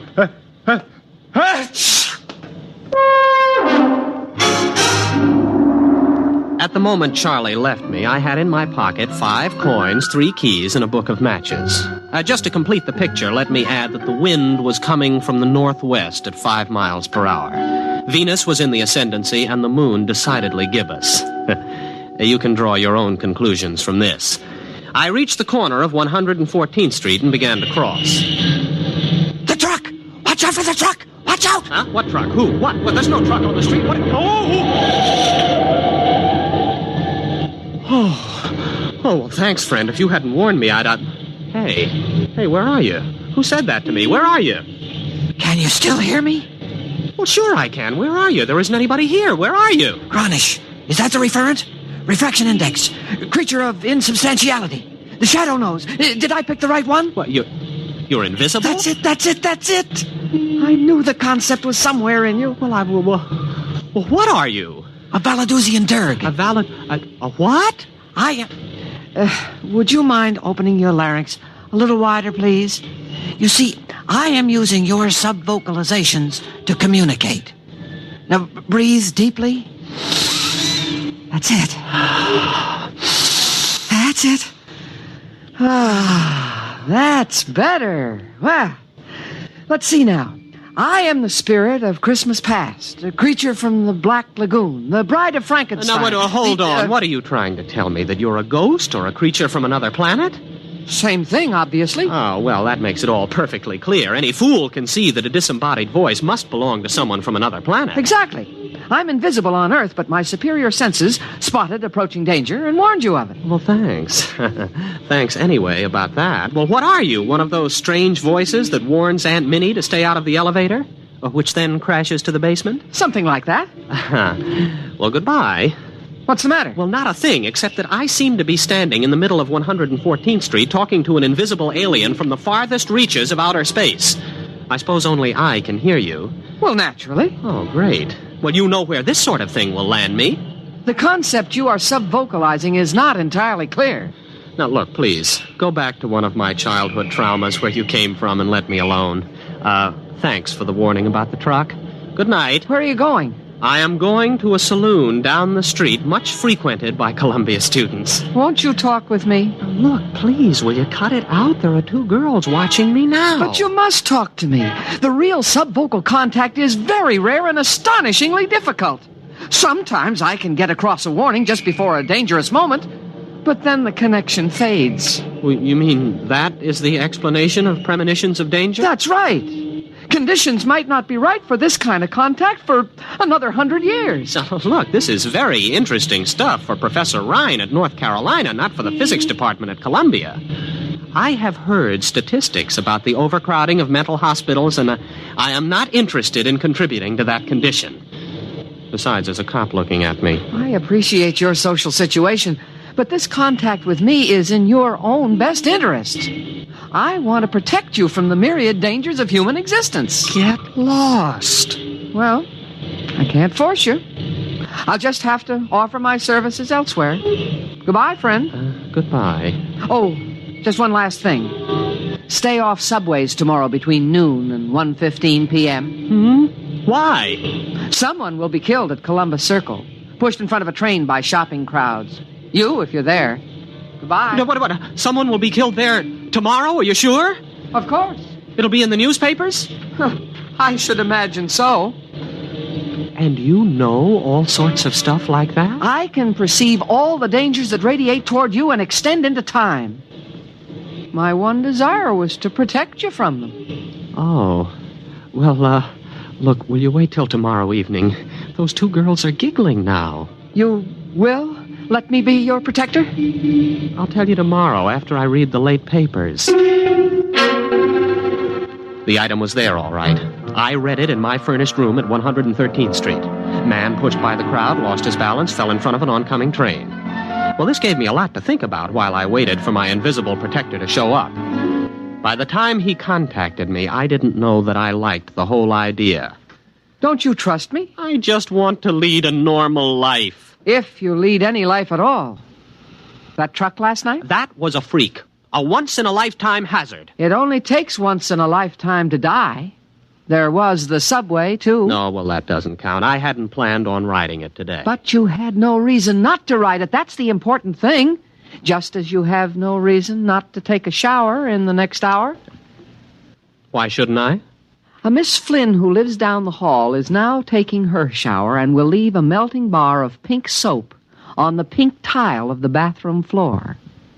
You would have slipped on it and suffered a sprained wrist. Not fatal, huh? No. Hardly in the same class with, let us say, a heavy flower pot pushed from a rooftop by a certain unstable old gentleman. Well, when is that going to happen? I thought you weren't interested. I am very interested. When? Where? Will you let me continue to protect you? Well, now, just tell me one thing. What's in this for you? Satisfaction. For a Valadusian Derg, the greatest thrill possible is to help another creature evade danger. But isn't there something else you want out of this? Some trifle like my soul or rulership of the earth? Nothing. To accept payment for protection would ruin the emotional experience. All I want out of life, all any Derg wants, is to protect someone from the dangers he cannot see, but which we can see all too well. We don't even expect gratitude. What about the flower pot? It'll be dropped at the corner of 10th Street and McAdams Boulevard at 10:30 tomorrow morning. 10th and McAdams. Where's that? In Jersey City. Well, now, I've never been to Jersey City in my life. Why warn me about that? I don't know where you will or won't go. I merely perceive dangers to you wherever they may occur. What should I do now? Anything you wish. Just lead your normal life. Sure is a different kind of protection we're used to hearing about than on some of these shows. We're used to hearing about protection. You need protection. X-1 from March 20th, 1957 here on Classic Radio Theater. Balance of nature, changing the world one life at a time.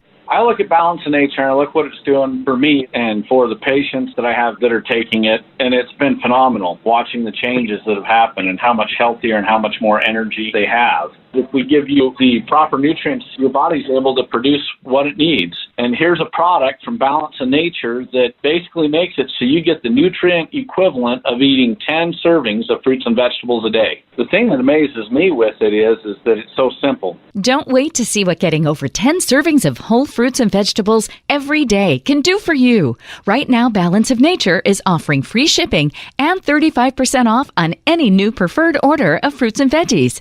Start your journey to better health today by calling 1-800-2468-751 or by going to balanceofnature.com and make sure to receive this special radio offer by using discount code USA. Classic Radio Theater friends and family, I'm not the only one getting a great night's sleep with my MyPillow. I do other things when I'm not doing classic radio theater. And a fellow in Las Vegas by the name of Mark works with us on some syndication out of Las Vegas. And he said, oh, by the way, I went to MyPillow.com just like you told me, clicked on the radio listener special and used your promo code USA. And I got the 2 MyPillow premium pillows for the single price. And you know what? I sleep better. I didn't believe you at first, but I tried it. And you can do it too. Go to MyPillow.com, click on the radio listener special, use my promo code USA, buy one, get one free, MyPillow premium pillow special, 60-day money-back guarantee, 10-year warranty, washable and dryable. Go to MyPillow.com, radio listener special, or call 1-800-951-8175. Promo code USA and tell them Wyatt sent you by, and you want the MyPillow Premium Pillow Special.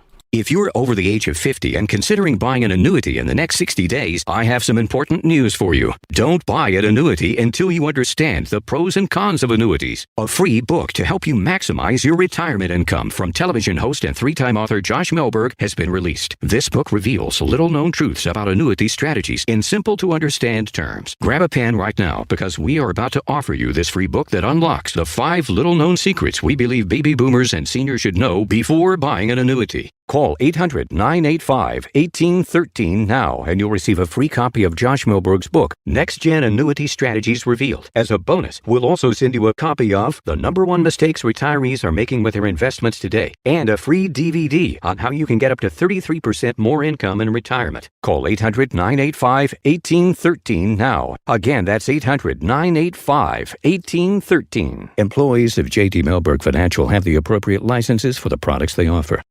And you're listening to Classic Radio Theater here on your favorite station. What would you do if an alien offered you protection against anything that would do you harm? Well, that's what you're going to hear about. An episode of X-1, March 20th, 1957, Protection.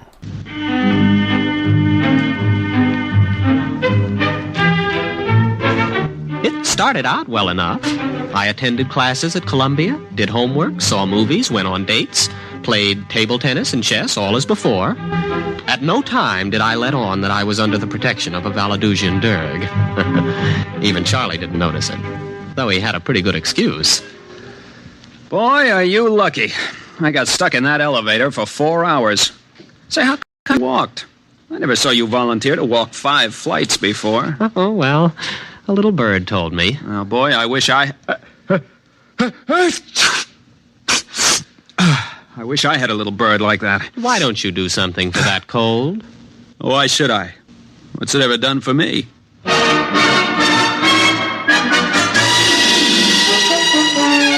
Not even the Derg had warned me about Charlie's bad jokes in time. But he did his best. And once or twice a day, he'd come around and report. Loose grading on West End Avenue between 66th and 67th Streets. Don't walk on it. Of course, I wouldn't. Once I got used to it, it gave me quite a feeling of security. But the Derg soon became overzealous on my behalf. He began finding more and more dangers. Look out for an overhanging sign on the Hotel Nacional. Where, 48th Street? Mexico City. Don't go to the hockey game tonight. Where? At Toronto. Look out for the Elm Street bus. Philadelphia? Omaha. Don't go surf riding today. What? Surf riding? Where? Papiti. Now, just wait a minute. Do you plan on reporting every potential danger on Earth? Oh, these are only a very few that you may be affected by. In Mexico City and Papiti? Why not confine yourself to the local picture? Greater New York, let's say. Locale means nothing to me. I must protect you from everything.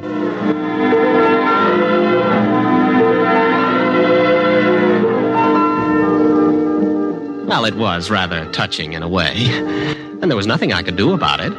I simply had to discard from his reports the various dangers in places like Hoboken, Thailand, Kansas City, Angkor-Wat, Sarasota, and Paris.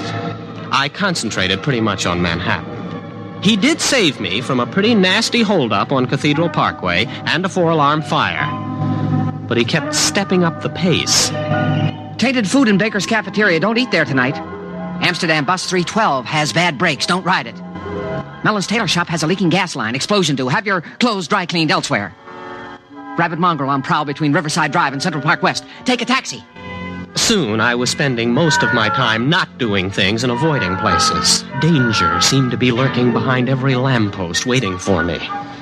I rather suspected the Derg of padding his report. All my reports are perfectly genuine. If you don't believe me, try turning on your lights in the psychology class tomorrow. Why? Defective wiring. Look, I don't doubt your warnings. I just don't think life was this dangerous before you came along. Well, of course it wasn't. Surely you know that if you accept protection, you must accept the drawbacks of protection as well. Drawbacks like what? Protection begets the need of further protection. That is a universal constant. Before you met me, you were like everyone else, and you ran into such risks as the situation offered. But with my coming, your immediate environment has changed, and your position in it has changed, too. Why? Because it has me in it. It is well known that the avoidance of one danger opens the path to others. Are you trying to tell me that my risks have increased because of your help? It was unavoidable. Why, you miserable extraterrestrial con man. Now, All right. Thanks for everything. I'll see you on Mars or wherever you hang out. You don't want any further protection? You guessed it. Don't slam the door on your way out. But what's wrong? Your risks have increased, but my capacity for detection is more than ample to cope with it. I'm happy to cope with it. So it still represents a net gain in protection for you. Yeah, I know what happens next. My risks just keep on increasing, don't they? Not at all. As far as accidents are concerned, you have reached the quantitative limit. What does that mean? It means that there will be no further increase in the number of accidents you must avoid. Look, if you leave me alone, my original environment will return, won't it? And with it, my original risks? Eventually. If you survive. Fine, I'll take that chance. You cannot afford to send me away tomorrow. No, don't tell me. I'll avoid the accidents on my own. I wasn't thinking of accidents. What then? I hardly know how to tell you. A gamper is after you. Oh, a what? Now, what kind of a gag is this? A gamper is a creature from my environment. I suppose he was attracted by your increased potentiality for avoiding risk due to my protection. Now, look, you can take your gamper. If he comes, try driving him off with mistletoe. Iron is often effective if bonded to copper. Will you get out of here? Are you sure? Beat it. Blow. Scram. Get out. Go on. All right. All right. Goodbye. Goodbye. Are you gone? Are you really gone? Good riddance. What's that? Derg, is that you? Hey, your motor's running. Derg? What is it? What is that? What is that? Oh, it's the gamper. Derg, get me out of this. Derg! Derg, get me out! Derg, come back! Derg! Did you call? Oh, the gamper. Mistletoe, wave it at the gamper. Where in blazes am I going to get mistletoe? Iron copper, then. Copper. Oh, I've got a paperweight on my desk. The chair leg is iron. Touch it with the copper, quick!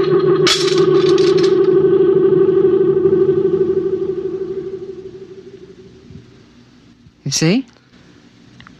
You need my protection. The gamper almost got you. Yes, it sure did. You'll need some things. Wolfbane, amaranth, garlic, graveyard mold. But the gamper is gone. Yes. However, the grailers remain, and you'll need safeguard against the leaps, the figs, and the melgarizer. I'll give you a list.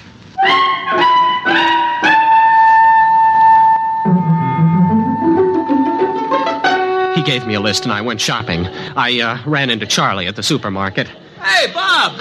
Where you been? Wolfbane, amaranth, garlic. They must have garlic. Well, sure, they got garlic over here. Oh. Well, I guess you know what I came in for. Tissues? What else? Yeah, well, now let me see. Graveyard mold. You think they'd have it here? Hey, boy, what's the matter with you? You look white as a ghost. I'm white as a gamper, or a grailer, or a leap, or a feig. Well, what is that, jive talk? Please, Charlie, don't bother me. I'm busy. All right. Who has the nearest graveyard that would be moldy this time of year?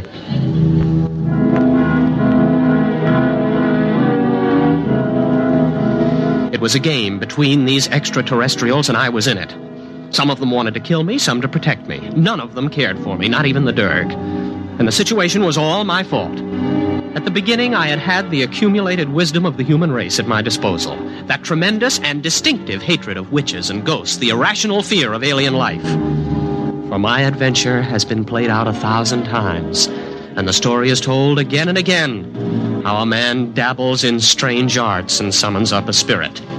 By so doing, he attracts attention to himself, the worst thing of all. So I was welded inseparably to the Derg, and the Derg to me. Until yesterday, that is. Charlie came to my room to visit. Hey, boy, how you been? I haven't seen you in class for a while. Oh, you mind if I hang up my coat? No, don't. No, don't open the closet door. Well, what's the matter? What's in there? Nothing.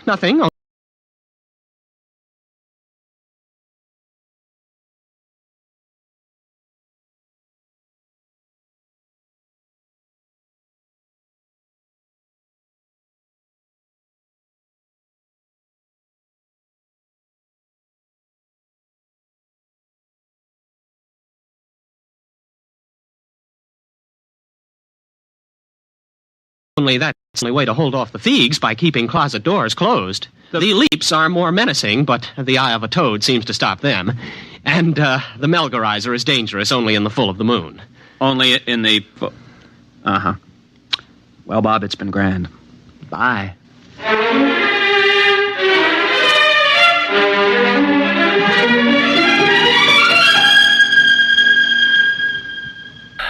March 20th, 1957, Protection, an episode of X-1 here on Classic Radio Theater.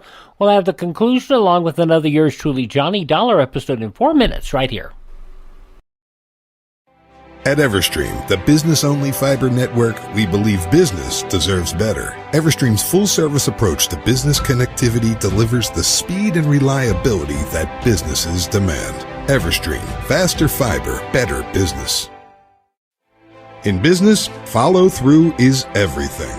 At Everstream, the business-only fiber network, it's at the core of what we do.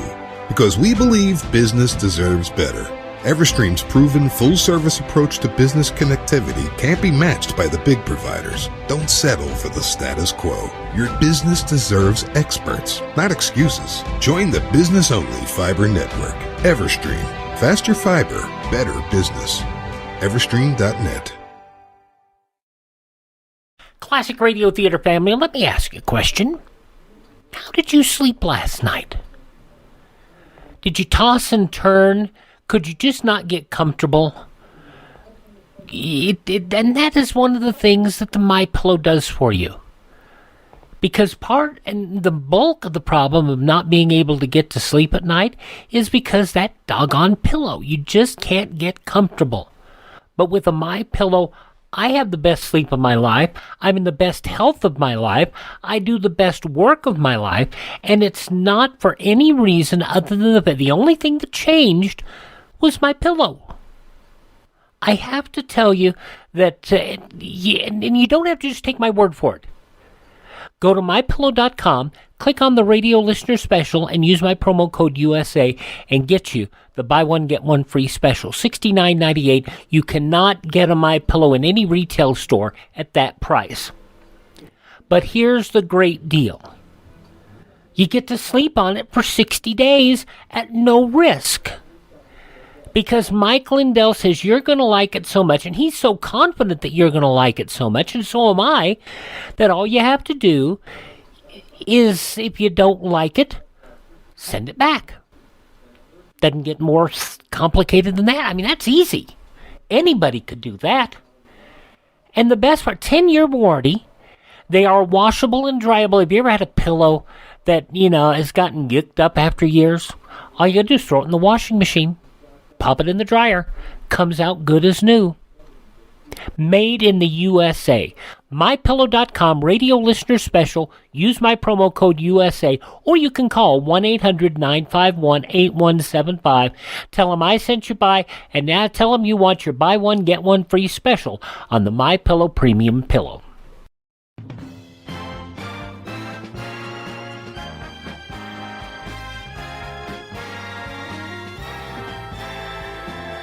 And you're tuned in to Classic Radio Theater on your favorite station.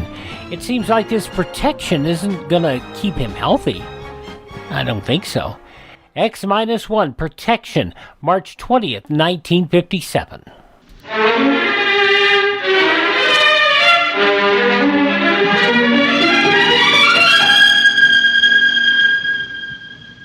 You are in danger. What? Who? What again? What is it this time? It is the Thrang who pursues us. Us? Yes, myself as well as you. For even a Derg must run from risk and danger. Well, is this Thrang particularly dangerous? Very. Well, what do I do? Snakeskin over the door? A pentagon? Burn incense? Anything? None of these. The Thrang must be dealt with negatively by the avoidance of certain actions. All right. What shouldn't I do? You must not Lesnerize. I must... Lesnerize? What's that? Well, surely you know it's a simple, everyday human action. Well, I probably know it under a different name. Explain. Very well. To Lesnerize is to... What? It is here. The Thrang. The Thrang is here. Derg, where are you? What should I do? This has me. What should I do? It has me. I'm going. The Thrang. Don't Lesnerize. Don't Lesnerize.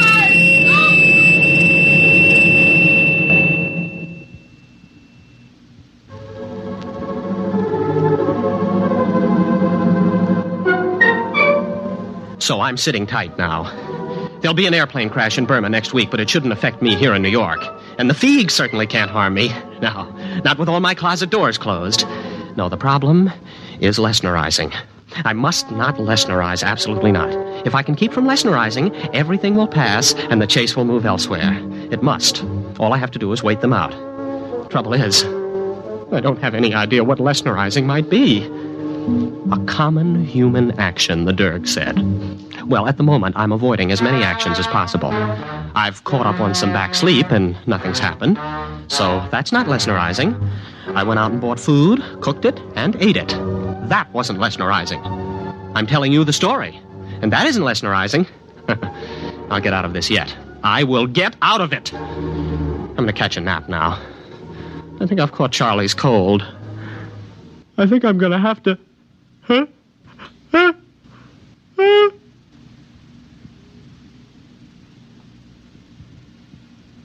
You have been listening to Protection by Robert Sheckley on X-1.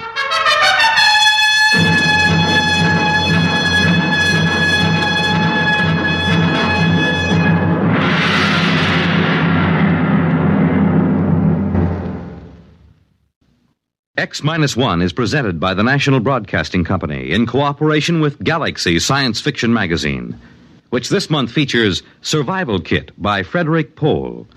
The story of Mooney, a smart but luckless man who had to scrounge while his friend Harse always made out well, just because he owned a survival kit. Galaxy Magazine on your newsstand today.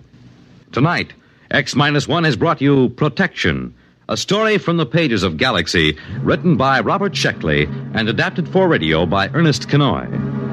Featured in our cast were William Redfield as Bob of the Final and Fatal Sneeze, Elliot Reed as his breezy pal Charlie, and William Keane as the foreseeing Derg.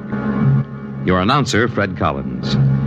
X-1 was directed by Kenneth McGregor and is an NBC Radio Network production.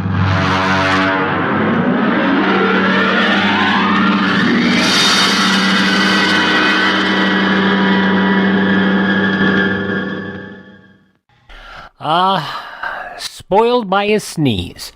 X-1, March 20th, 1957 on Classic Radio Theater. Balance of Nature. Changing the world, one life at a time. I look at Balance in Nature and I look what it's doing for me and for the patients that I have that are taking it, and it's been phenomenal watching the changes that have happened and how much healthier and how much more energy they have. If we give you the proper nutrients, your body's able to produce what it needs. And here's a product from Balance in Nature that basically makes it so you get the nutrient equivalent of eating 10 servings of fruits and vegetables a day. The thing that amazes me with it is that it's so simple. Don't wait to see what getting over 10 servings of whole fruits and vegetables every day can do for you. Right now, Balance of Nature is offering free shipping and 35% off on any new preferred order of fruits and veggies. Start your journey to better health today by calling 1-800-2468-751 or by going to balanceofnature.com, and make sure to receive this special radio offer by using discount code USA.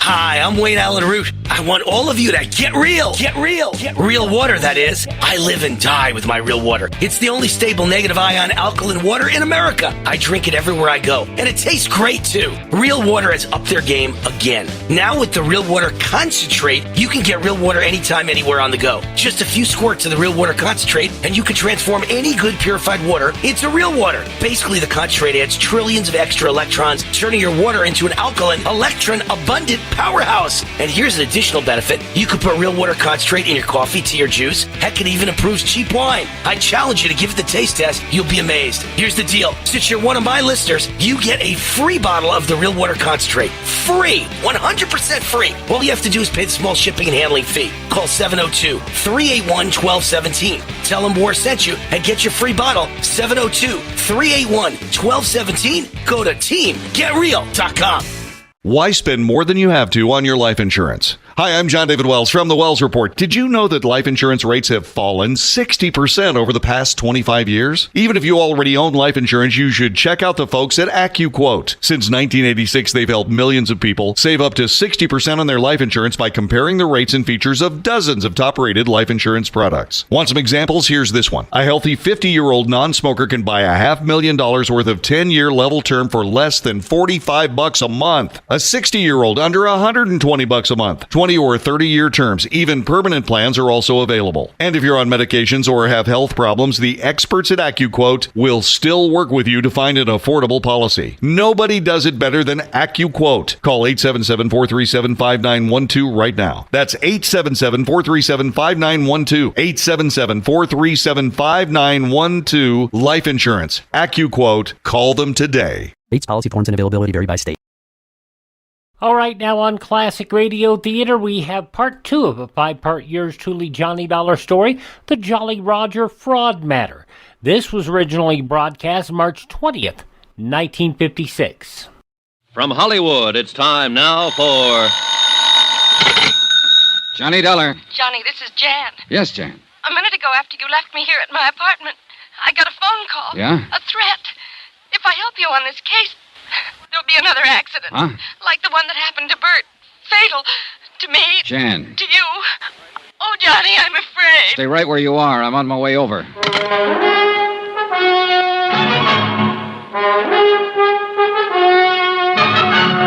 Tonight and every weekday night, Bob Bailey in the transcribed adventures of the man with the action-packed expense account, America's fabulous freelance insurance investigator. Yours truly, Johnny Dollar.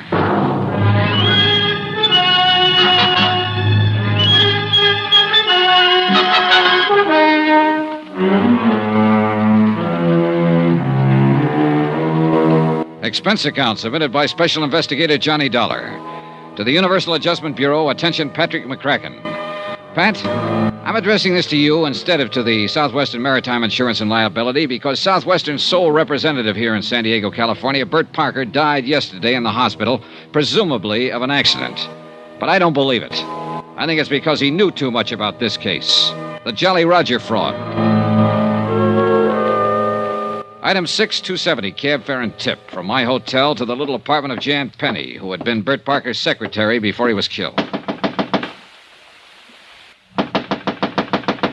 Who is it? Johnny Dollar, you all right? Come in, Johnny, quick. Oh, Okay. Easy now. Who was it threatened you over the phone? Did you recognize the voice? Yes. Well, who was it? I don't know. Huh? It was the same voice that called Bert at the office and warned him before he was run down by that car and killed. But you don't know who it was? No. Oh, Johnny, I'm so scared. Please hold me. All right. No, I don't mean that. It sounds like I'm trying to... It's okay, Jan. It's okay. Just take it easy. Here we are. Come on, dear. Sit down. Here, have a cigarette.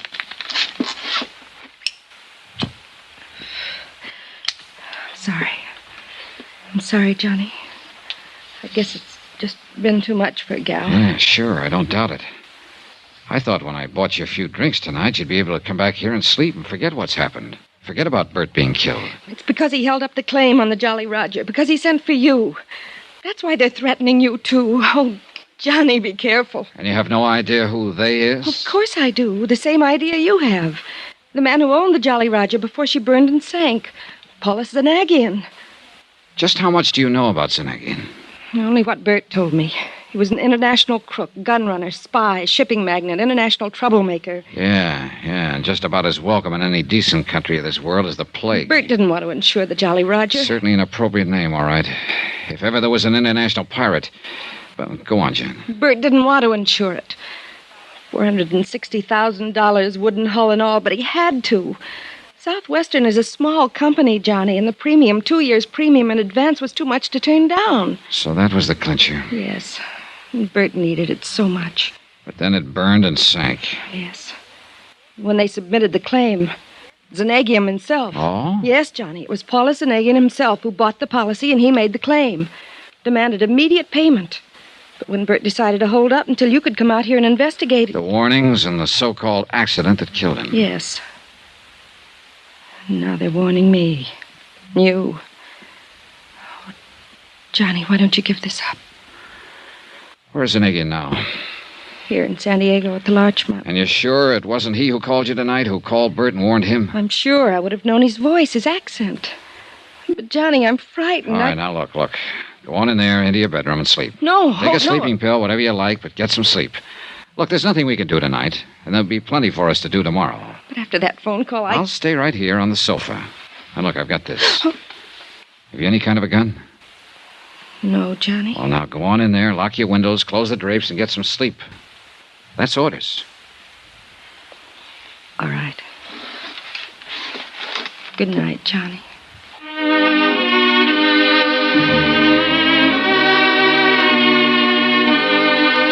I hope Jan slept better than I did.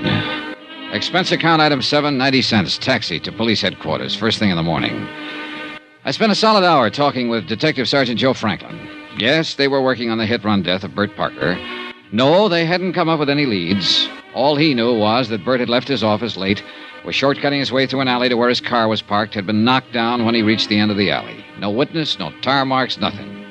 They'd questioned Jan Penny about possible enemies and come up with the same answers I did, but no evidence. Item 8, taxi to the Larchmont, where the desk clerk announced my arrival to the penthouse suite.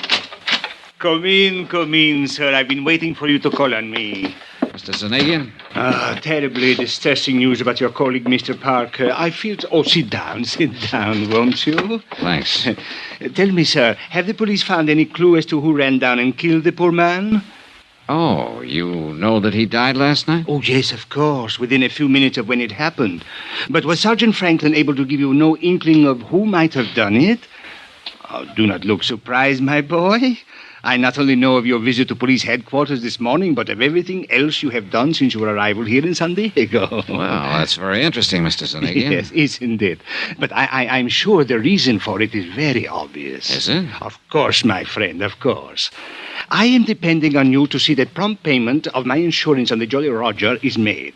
After all, that is the only reason for your being sent here. Who told you Therefore, that? I feel it my obligation to see that nothing happens to you, that you are given, shall we say, adequate protection during the time you are here acting in my behalf. Mr. Zanagian, before That you go is why I have made a trusted man responsible for watching over you at all times during your stay. Uh-huh. I suppose that's just a polite way of saying that you've had somebody tailing me since I got here. Oh, by the way, A lovely girl, Miss Penny, isn't she? And she was so devoted to Mr. Parker. Terrible shock to her, his death. Your solicitude to her is to be highly commended. You really keep tabs on things, don't you? But now, let us get down to the business at hand. Yeah, let's. The loss of the Jolly Roger came at a most inopportune moment. My crew were testing some new equipment in preparation for a somewhat lengthy trip abroad. When the accident occurred, they sent her to the bottom out near the Coronado Islands. Just what kind of an accident was it? What? Oh, forgive me, dear man. I forget you have not yet contacted the Coast Guard for the details of the whole affair. That's right, but how did you... But I am certain you will. So why should I bore you with information you will only have to hear all over again from them? Suffice it to say, dear sir, that the loss of my beautiful yacht was due to some mechanical failure, so to speak. Something with the electrical system, I believe it was. Yes, I do. But my point to you is simply that I must have settlement of my claim without delay, so that I can leave the United States as soon as possible. For where? Do you mind? Oh, no. Of course I don't mind. But why bore you with my personal affairs? So urgent is my need for immediate settlement that I can only remind you that I am a most generous person. Which is to say, I can assure you of ample reward for anything you may do to expedite payment to me of the Now, just hold on a minute. I'm sorry, my dear sir. Oh, dear me, I'm sorry. I've seemed to monopolize the conversation, haven't I? Mr. Zanagian, let's stop beating around the bush. An insurance claim for $460,000 is investigated in any event. Bert Parker seemed to think there was something wrong with this claim. He said so, and apparently it cost him his life. The same threats that were made to him have been passed on to his secretary, Jan Penny, and to me. And if that doesn't make the whole case smell to high heaven... my dear all sir. right, now you're trying to bribe me to make a quick settlement. So, mister, if I weren't suspicious of the whole thing before, you can believe me, I am now. Oh, my dear Why man. anyone with your reputation for millions should be in such a hurry to get his hands on a few $100,000, I don't know. But if I were you, I'd sit back very quietly and prepare for a long wait to see if you get it at all. Oh, how unfortunate this attitude for you. That a threat? No, dear boy, not at all. I am simply thinking of how much easier it could be for you. And, of course, profitable. Perhaps you will change your mind. Not a chance. Then, sir, since settlement of my claim seems to rest entirely on your shoulders at the moment, and since someone, I can't imagine who, has seen fit to threaten you, and please, don't forget that, dear boy. Mr. Zanagian. Yes? I don't scare easy. It was pretty obvious that Paulus Zanagian was used to having his own way, would stop at nothing to get it. Bert Parker had been right. I'd have to watch my step. I checked with Jan, then grabbed a taxi to pay a visit to the Coast Guard. Lieutenant John Smith, believe it or not. You can take your choice, Dollar. Read the report on the burning and sinking of the Jolly Roger here, or the copy I let Bert Parker have. I take it you talked to him. Parker's dead. What? Yeah, hit and run. After he received a couple of threats to lay off this case. You locked up Zanagian yet? On what charges? Well, who else? That's a lot to go on. If he didn't sink that boat himself, I'm a wall-eyed monkey. You find out anything to back that up? No, not a thing. The Jolly Roger sank in about as bad a spot out there as could have been picked. It's deep, bad current, dirty water from onshore silt. We tried to send out divers, got nowhere. Hey, wait. I thought she went down in Mexican waters off the Coronados. Yeah, she did, but we supplied the divers, or tried to. International cooperation, that sort of stuff. But we got nowhere. How'd you find out about it in the first place? One of our planes on routine patrol saw the puff from the explosion out over the water. By the time it actually got there, the hull was nothing but a mass of flames. Sank 10, 15 minutes later. What about the crew? The crew were lost, except for one kid, a cabin boy. Yeah? Where's he? Mexican fishing boat out of Rosarito picked him up. He was in bad shape. The explosion had blown him clear. He's in the hospital in Tijuana. Well, look, wait. Hasn't anybody talked to him? He was too badly hurt at first. But I spoke with the hospital just before you got here, and they think he might be able to talk by sometime this afternoon. Well, what are we waiting for? Come on, let's get down there. And I can't until later. Look, have you got a car? No. You want mine? Well, sure, let's go. How far is it? Even within the speed limit, you can make it in a half hour. Out this way. All right. Car's out in the lot in the back. Hey, look, you're mighty generous, Smith. I'll try to make this up to you somehow. Forget it. I'd like to see you get the goods on Zanagian just as much as you would. I didn't like having him come into port here in the first place. And then when I learned that both Holland and Switzerland had tied up all of his funds... They what? Sure. In early last week's papers. That's why he needs the money. Well, here's my car. And if you can learn anything down there, if I can be of any help, I'm on pretty good terms with it. Hey, Dollar. Oh, Mr. Dollar. Oh, about that. My car and excellent chauffeur Ortiz here would have got you to Tijuana much more rapidly and comfortably than you might drive, I am Hey, sure. now, wait just a minute. What Which made is you why think I came to meet you here. I knew you'd want to talk with the cabin boy who survived the accident to my ill-fated Jolly Roger. Oh, you did? Yes. However, I fear it is too late. What do you mean? As I was leaving my hotel, I heard from one of my, shall we say, associates. He informed me that he had just learned from one of his, shall we say, contacts in Tijuana. Well? Alas, the poor cabin boy died only a few minutes ago. Pity, sir, isn't it?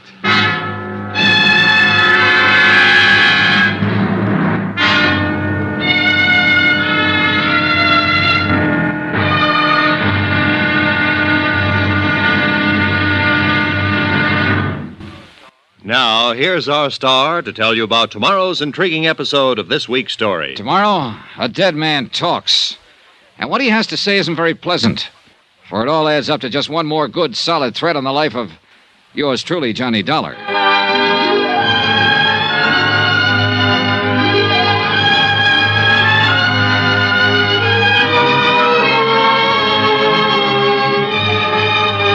Yours truly, Johnny Dollar, starring Bob Bailey, is transcribed in Hollywood.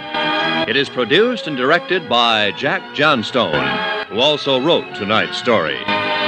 Be sure to join us tomorrow night, same time and station, for the next exciting episode of Yours truly, Johnny Dollar. Roy Rowan speaking.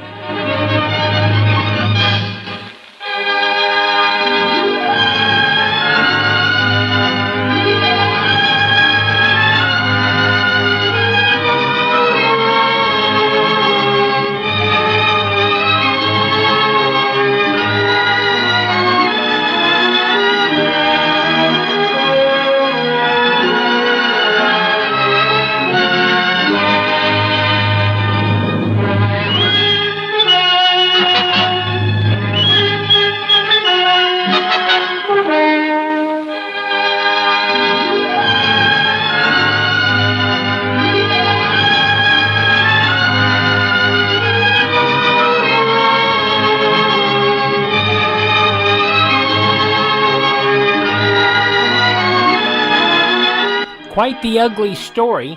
Yours truly, Johnny Dollar, as it was originally broadcast on March 20th, 1956.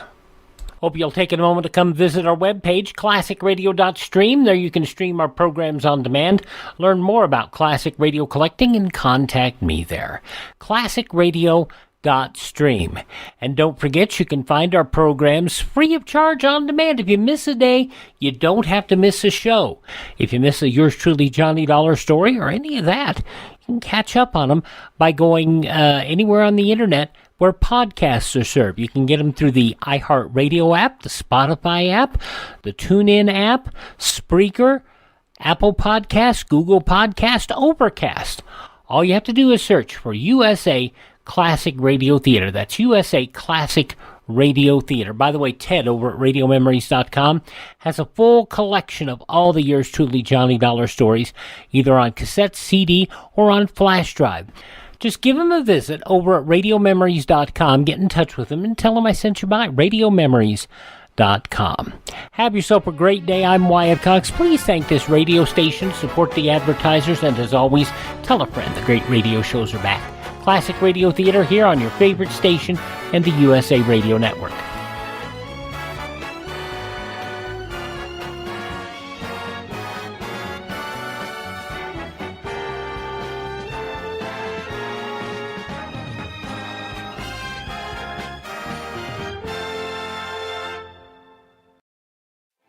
In business, follow through is everything.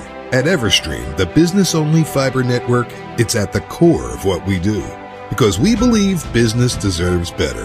Everstream's proven full-service approach to business connectivity can't be matched by the big providers. Don't settle for the status quo. Your business deserves experts, not excuses. Join the business-only fiber network. Everstream. Faster fiber, better business.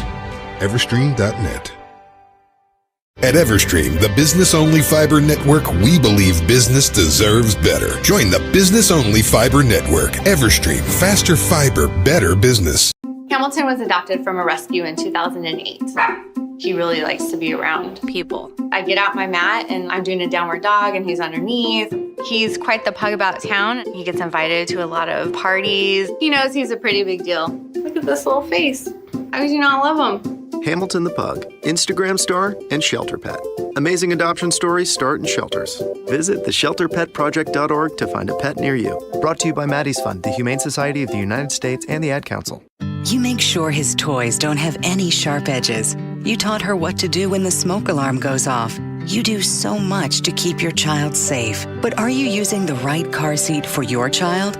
Car crashes are a leading killer of children ages 1 to 13.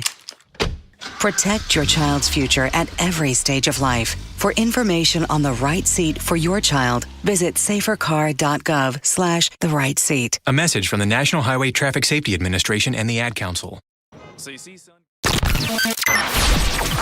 You're listening to the Heartland Newsfeed Radio Network, broadcasting live 24/7 at heartlandnewsfeed.com.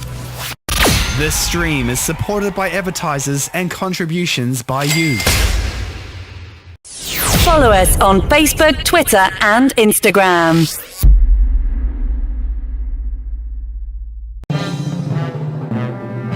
This is the Liberty Beat, your daily source for Liberty news and activist updates. Produced in partnership with the SNLS Network and listeners like you. Online at snlsnetwork.com. I'm Mick Murrow with your latest edition of the Liberty Beat. Gold is trading at $1,675. Silver at $17.35, and Bitcoin is trading around $9,122. Today's gold, silver, and Bitcoin prices are brought to you by Brave Botanicals. High-quality kratom and CBD at reasonable prices with excellent customer service. Brave Botanicals is activist-owned and mission-driven. The Liberty Beat and Brave Botanicals believe so strongly in the power of kratom, we're giving it away for free. Just go to libertybeat.news/free kratom. This is the Liberty Beat at snlsnetwork.com. In the news, Operation Palladium has begun. Hundreds of agents from Immigration and Customs Enforcement have entered New York and other sanctuary cities in a fresh attempt to round up undocumented immigrants. Mid-Press News reports the directive, according to officials, is simple. Arrest as many undocumented immigrants as possible and flood the streets with officers. Beginning a 24/7 surveillance and detention program, ICE leadership has requested over 500 special agents, who normally work fighting trafficking and organized crime, to bolster the agency's numbers. That follows an earlier decision to deploy immigration SWAT teams to round up undocumented immigrants in sanctuary cities. New York Times reporter Annie Carrill shared a viral image taken through a peephole of a Bronx apartment, showing an ICE agent brandishing an assault weapon and demanding to enter. Carrill claims that the officers were going door to door, threatening to force their way in, and residents said they did not present a warrant, both breaches of the law. Ever wonder where we find all the news to report right here on the Liberty Beat? Visit snls.news to get the world's most censored media published all in one place. Save yourself from the endless time spent searching for reliable alternative media. SNLS News makes it quick and easy. No ads, no clickbait, just raw headlines, 24 hours a day. Visit snls.news and get informed today without the corporate media spin. Your news now continues. News of the coronavirus and the resulting potentially deadly disease spreading throughout the United States and across the world continues to develop rapidly. The Mind Unleashed reports that according to a map managed by Johns Hopkins, there are now over 101,000 confirmed cases of COVID-19 and nearly 3,500 deaths worldwide. The CDC, meanwhile, is reportedly refusing to test a nurse with symptoms that volunteered to assist with COVID-19 patients at a California hospital. According to a letter posted on Twitter by Dr. Eric Feigl-Ding, the CDC claims that she cannot be tested because she was properly protected during her time volunteering. Meanwhile, Dr. Feigl-Ding said that 22 million Californians are now eligible for free medically necessary COVID-19 testing. However, there may still be a discrepancy when it comes to deciding which situations warrant testing and which ones don't.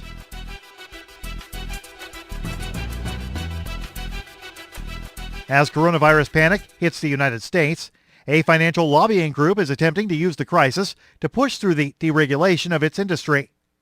Mid-Press News reports the Bank Policy Institute, a Washington-based lobbying organization representing many of the nation's largest banks, released a set of proposals this week, the most important of which recommends that the Federal Reserve lower capital requirements to zero.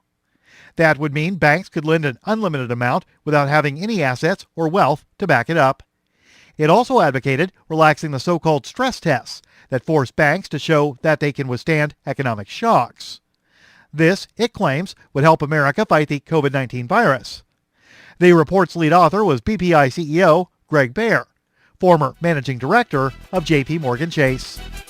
Support for the Liberty Beat is brought to you by the Homestead Guru. The Homestead Guru is an educational website offering tips, tools, news, stories, and commentary on everything homesteading. Topics include green homes, gardening, animal husbandry, do-it-yourself, home remedies, alternative energy, survivalism, unschooling, and more. Those details are found online at thehomestead.guru. This is the Liberty Beat, powered by the SNLS Network at snlsnetwork.com. I'm Mick Murrow, reporting for the Liberty Beat, reminding you, spread liberty with a smile. Chest. Don't be a statistic. A heart attack occurs when oxygenated blood is obstructed from flowing properly to the heart muscle and requires victims to act quickly by lurching around with one hand clutching their chest and the other hand reaching out for drapes, blinds, or tablecloths to violently yank out. The first 30 seconds of a heart attack is a critical window. If standing at the time of an attack, move into what is known as the L position by doubling over and grimacing in an unnaturally strained fashion. Use one outstretched hand to grasp for support as you stumble forward, while using the other trembling arm to sweep everything off a table.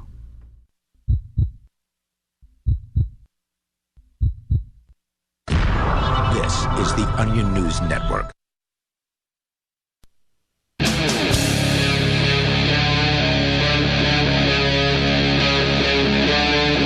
Free Talk Live.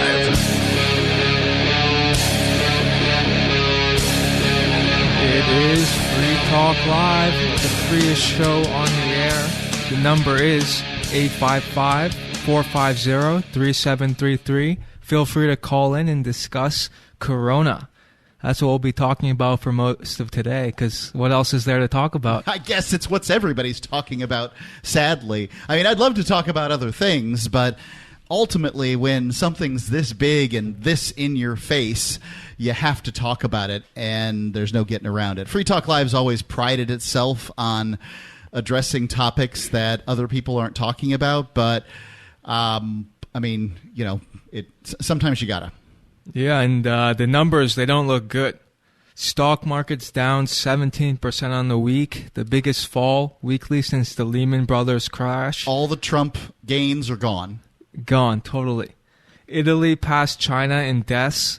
J.P. Morgan predicts a 14% decline in the second quarter. Is that deaths per capita or deaths? Total deaths. Well, that's bad because Italy's a lot smaller than China. Yeah.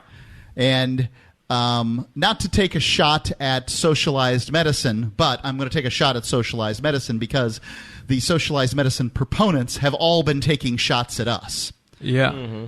And I think it's fair. Oh, by the way, it's Mark with you. Alex. And Dave. Alex, you're going to be sort of running the show today as a tester to see how you can do. Indeed. Yeah. But it's worth pointing out that Italy and the United States, you know, these two places have different healthcare systems, and Italy at this point in time is doing worse. I don't think that there's much to compare, right? Like, I don't think it's worth saying socialized medicine doesn't work in this circumstance, nor do I think it's worth saying whatever this bastardized system that the United States has doesn't work in this system either. I don't think it's not time to take those shots, and the evidence doesn't support either side, is what I think. Anybody agree or disagree? The fact that they're politicizing the heck out of this is really making me sicker than the virus itself. It's time that we need to calm down, come together, and just see how we can work the problem.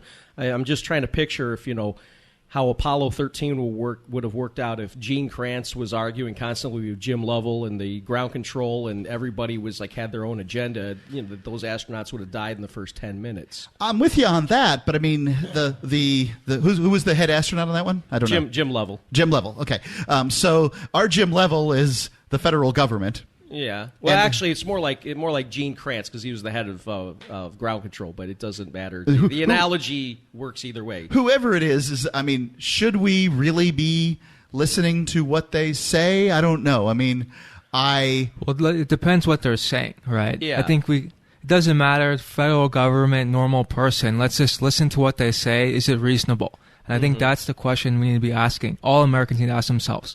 Are the current measures reasonable? Yeah. California just shut down everything for a month. Is that reasonable? I think this whole stock market fall thing is completely pointless. I mean, there was no reason for it. But I think there was reason for the stock market to fall with or without Corona. Okay, well, yes, it was cruising for a bruising. Well, here's the thing: the stock market's fallen before, and then it went up again.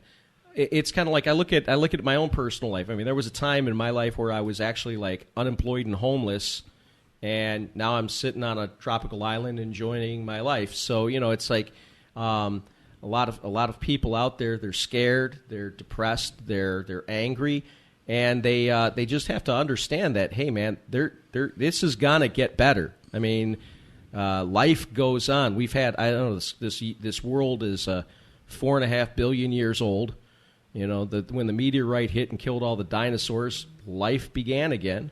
And, when we had a stock market crash in 1929, we came back stronger than ever. Of course, we also had World War II. But, it's like what doesn't kill you makes you stronger.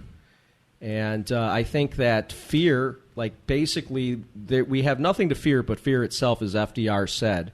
And I look around and I see a lot of people who are scared, and it's not good because, fear is not even good for your immune system. And if it's okay, I'd like to read something. I got a great friend back in Michigan who's actually a American Indian medicine man. He's also a naturopathic physician.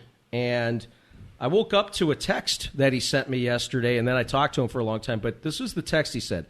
The emotion fear affects the thymus gland, slowing or even stopping production of T cells. Okay, the T cells are what work with our immune system to kill. Make you stronger. Yes. The thymus sits on top of the heart, love. And fear and love cannot coexist with each other in the same place any more than light and dark are able to do the same. Faith, not fear, and common sense. Mitakoye yasin. Mitakoye yasin is the blessing that says we're all related, all that stuff. It's kind of like the amen. But come on, guys. We can't be afraid of each other. We can't be afraid of people just because they cough. We got to use common sense, and we'll get through this, guys. Well, I agree in general that we shouldn't overreact, but given the scale of what's going on, there should at least be some reaction. The question is, what are the costs and what are the benefits, right? Mm-hmm. I think washing your hands more frequently, avoiding large gatherings, all of those are very reasonable precautions. Where I start to take issue is when they say, let's shut down the entire economy, and that will save us, when there's no evidence, right? You have countries ladies and gentlemen, just take a look at what the world would be like if the Democrats got what they wanted. Because they want all the corporations to suffer. Corporation bad. Yeah.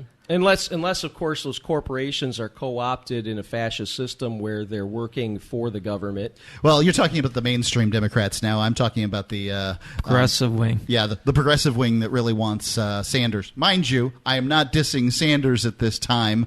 I would prefer him over Biden, but only because of his foreign policy. Well, yeah. But, well, I'm sorry, but Sanders is a communist, and, he's probably what you would have called a communist back during the Red Scare. Well, it's funny. I talked about the red pill moment. All I got to say last week is that I think the John Birchers were right. Well, there's some things I agree about them and some I don't. I mean, that whole UN Agenda 21 thing, I think they harp that there's not much there. But that's my thing. Whatever. Yeah, but sorry, I didn't mean to. Yeah, so I was saying the real thing to think about is the second wave. So even countries that had previously contained it, Hong Kong, for example, they had done a good job containing it initially. Now they're having a large second wave as people come back.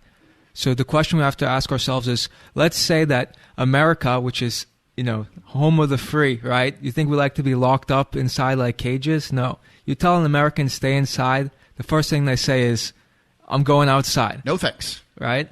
So, you're trying to get them to... So say you successfully convince these very strong-minded people who don't like authority to stay inside.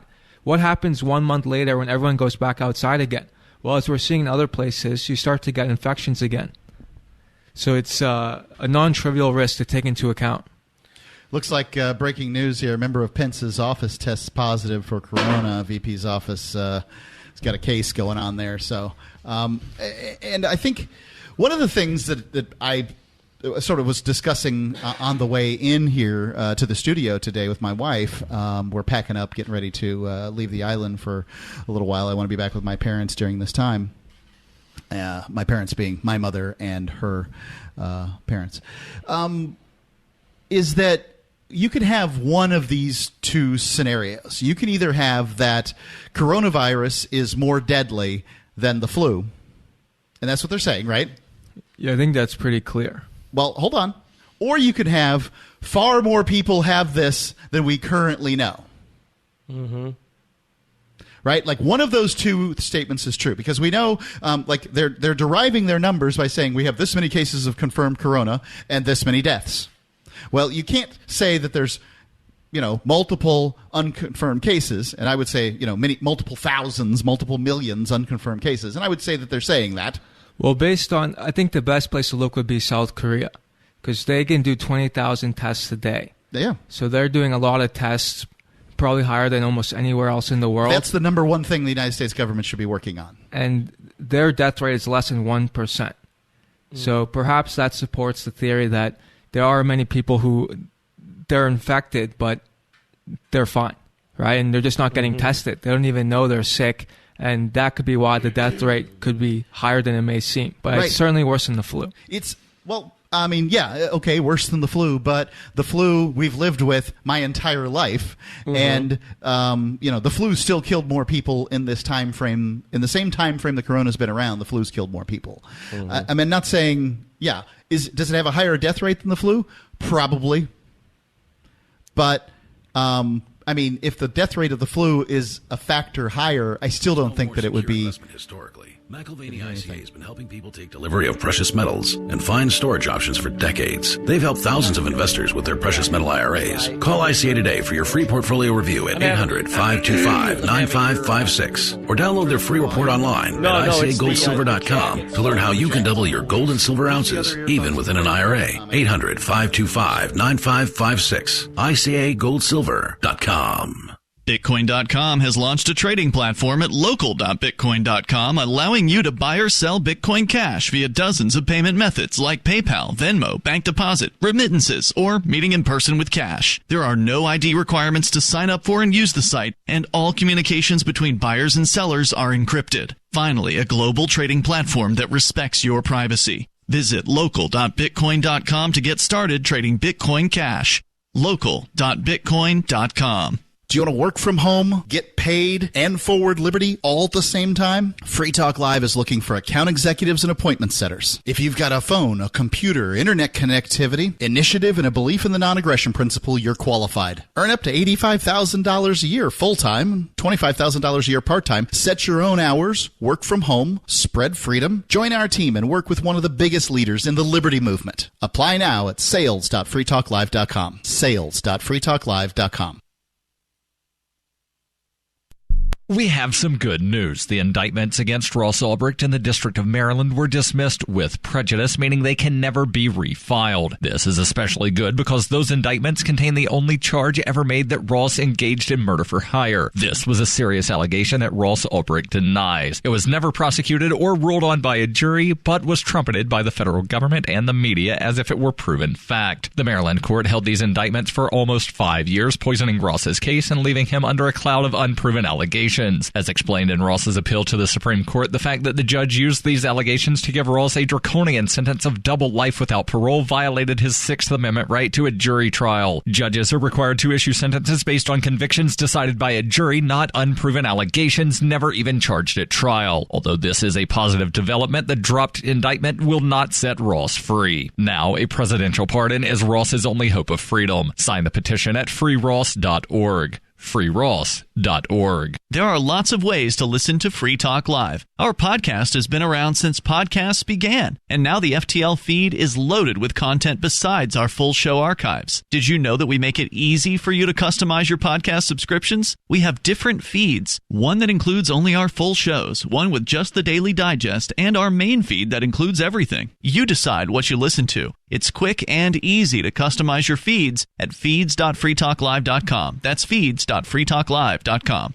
Do you want more businesses accepting Bitcoin Cash and Dash? Now with AnyPay, you earn passive income for every purchase at those businesses. Finally, a financial incentive to spread Bitcoin Cash and Dash. You made it happen, so you receive the rewards. Download the AnyPay Cash Register app and add your cryptocurrency wallet addresses. Then install it at a real-life business and tell us what you did at AnyPayInc.com. AnyPayInc.com. What's up next? Visit the Liberty Radio Network program guide to find out at shows.lrn.fm. That's shows.lrn.fm.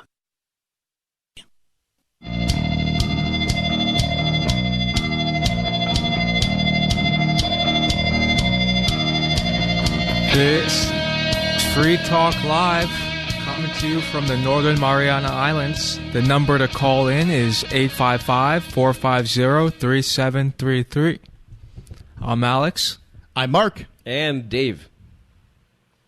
No, you want to go on the read? Yes, let's talk about Bitcoin.com. Bitcoin.com is your source if you need to find out about cryptocurrency. And I think this is going to be the time for cryptocurrency to shine. If we have some kind of economic downturn, stocks stay down, people need to have some place to put their money. Traditionally, that place has been gold, but we haven't had a real economic downturn with cryptocurrency being a big thing. And I think that we're going to see it going up. Yes, gold and cryptocurrency. If cryptocurrency acts like gold, then cryptocurrency will probably track down initially because everybody's pulling their money into cash in the marketplace. But money has to go someplace. Lots of money's been destroyed, but lots of money still exists. And when it goes places, I think some of that will be in cryptocurrency. Much smaller market, so I think you could see some precipitous rises, meaning you better find out about cryptocurrency. So go find out about cryptocurrency by going to Bitcoin.com. They got some videos there that they can share with you. You can buy some Bitcoin Cash. You can get a wallet to hold your Bitcoin Cash. Everything you need is right there. They've made it the one-stop shop. Even some places that you can go spend and opportunities to go to games.bitcoin.com where you can play some games with cryptocurrency. The number, 855-450-3733. Going to Tom in New Hampshire, Alex? Yes. Okay. Tom, you're on Free Talk Live. Good evening. By the way, one of the favorite criticisms during the Cold War by people in the United States against the Soviet Union was that people had to wait in long lines to get toilet paper, and it was strictly rationed.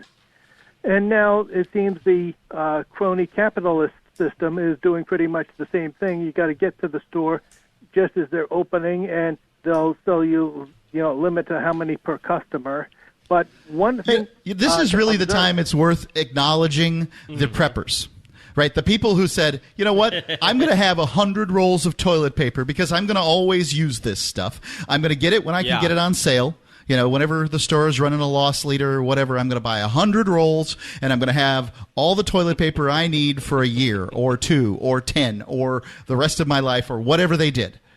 Those people right now, they're sitting pretty. Let me point something out here that in some... Hello? Go ahead, Tom. I'm sorry. Okay, is that in some countries, like in Mexico and the Dominican Republic, you don't flush it down the toilet. You have a little trash can next to the toilet because the pipes are not designed to withstand toilet paper. And if that's... I'm not sure I believe that. Actually, that's true. I know they say it. Point out, if you're going to point this out, that if that's the new normal here is the same as standard procedure in a lot of countries, then paper towels are just as good, and they're a lot easier to find at the store.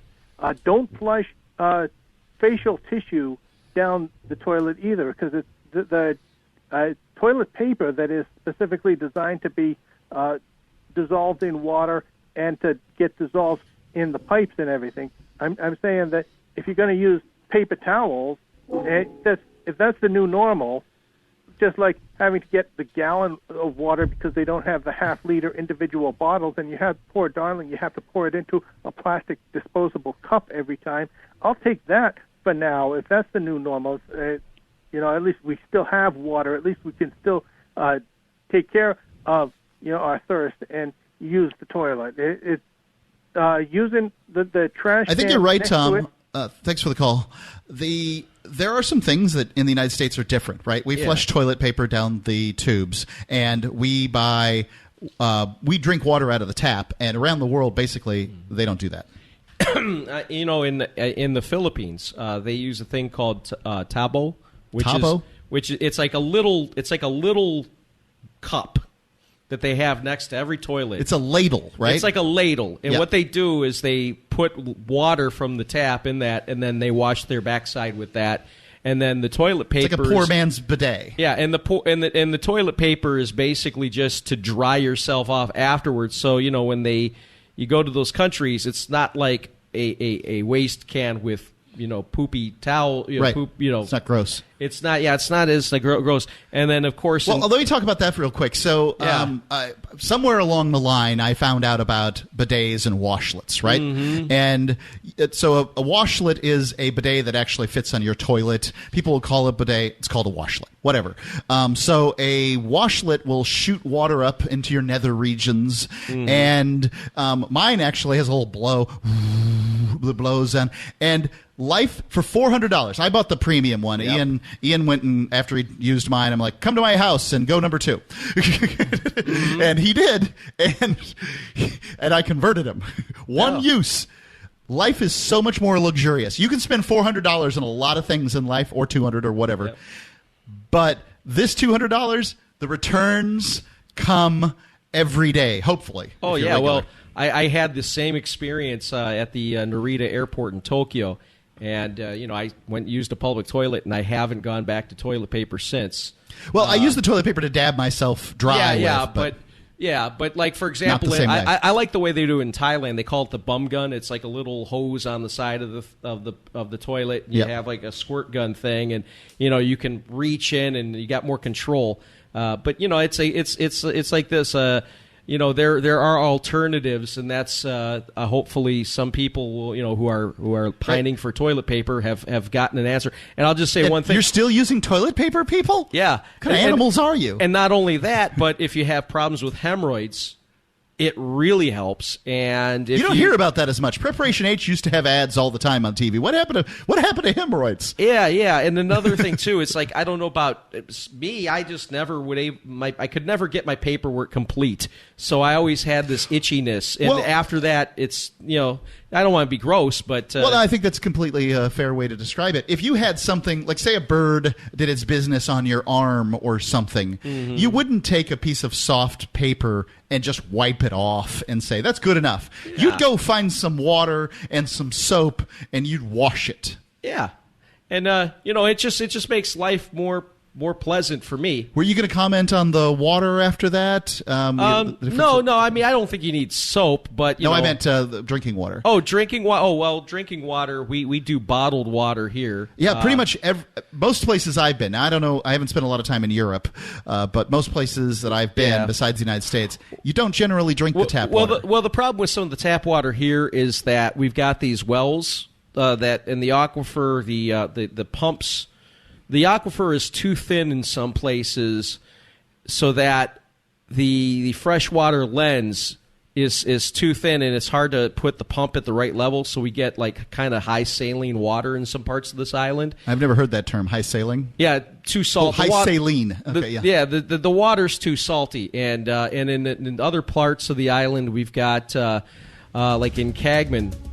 They got nitrate problems because of the outhouses. They have outhouses in Cagman. Huh. It's like New Hampshire. Just go in the bushes.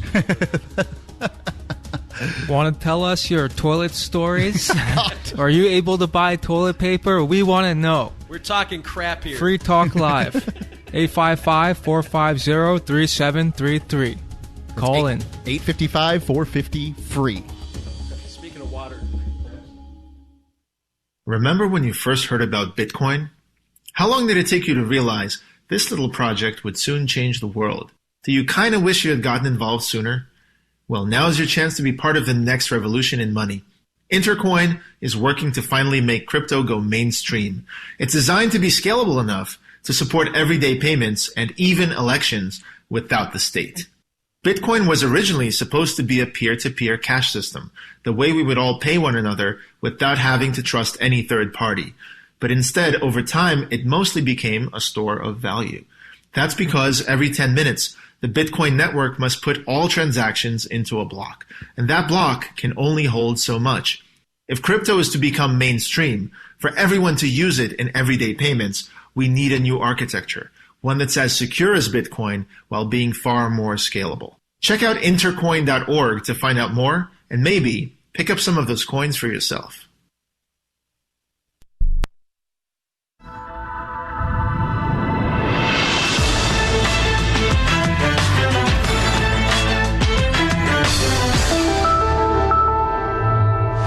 Zone. I'm Brooke Alvarez. Our top story tonight, Congress has passed a bill naming incomprehensible shouting the official language of the United States. I'm sick and tired of listening to people who say that Americans should not know what to know, and that's not what it is and what the policy is. The red-blooded American is what we have in this day and age. Under the new law, public school classes will only be taught in incomprehensible shouting, and government agencies will no longer offer translators to non-shouting speakers. In addition, a new test will be added to the naturalization process, whereby potential immigrants must prove they have a working knowledge of incomprehensible shouting before they're granted citizenship. The movement started in 2008 with a grassroots organization called Americans for Doing It Right, because we gotta know, because who else, right? Come on! This is the Onion News Network, a tomahawk of honesty in the skull of lies. Are you tired of your taxes funding endless occupations around the world? Antiwar.com is run by people who understand that wars abroad become wars at home, wars on our freedoms. Antiwar.com is dedicated to bringing you the latest in news, views, interviews, and reviews from the top movers and shakers in the anti-occupation movement. Antiwar.com has it all, from thorough foreign policy analysis to interviews with whistleblowers who used to run the military-industrial complex. Anti-war, pro-free market. That's antiwar.com. What if you want to hear the latest episode of Free Talk Live, but all you have is your phone, you forgot to download our archive, and you have no data connection? You can call our Listen line at 641-793-0191. That's a long-distance number, so you may incur charges. If not, listen as long as you want. 641-793-0191. The Free Talk Live listen line, 641-793-0191. Phone records, financial and location data, Prism, Tempora, X-Keyscore, Boundless Informant. Hey, y'all, Scott Horton here for offnow.org. Now, here's the deal. Due to the Snowden revelations, we have a great opportunity for a short period of time to get some real rollback of the national surveillance state. Now, they're already trying to tire us by introducing fake reforms in the Congress. And the courts, they betrayed their sworn oaths to the Constitution and Bill of Rights again and again, and can in no way be trusted to stop the abuses for us. We've got to do it ourselves. How? We nullify it at the state level. It's still not easy, but the Off Now project of the 10th Amendment Center has gotten off to a great start. I mean it. There's real reason to be optimistic here. They've gotten their model legislation introduced all over the place, in state after state. I've lost count, more than a dozen. You're always wondering, yeah, but what can we do? Here's something important, something that can work if we do the work. Get started cutting off the NSA support in your state. Go to offnow.org. Join the LRN.FM Discord for live chat 24/7 at discord.lrn.fm. That's discord.lrn.fm.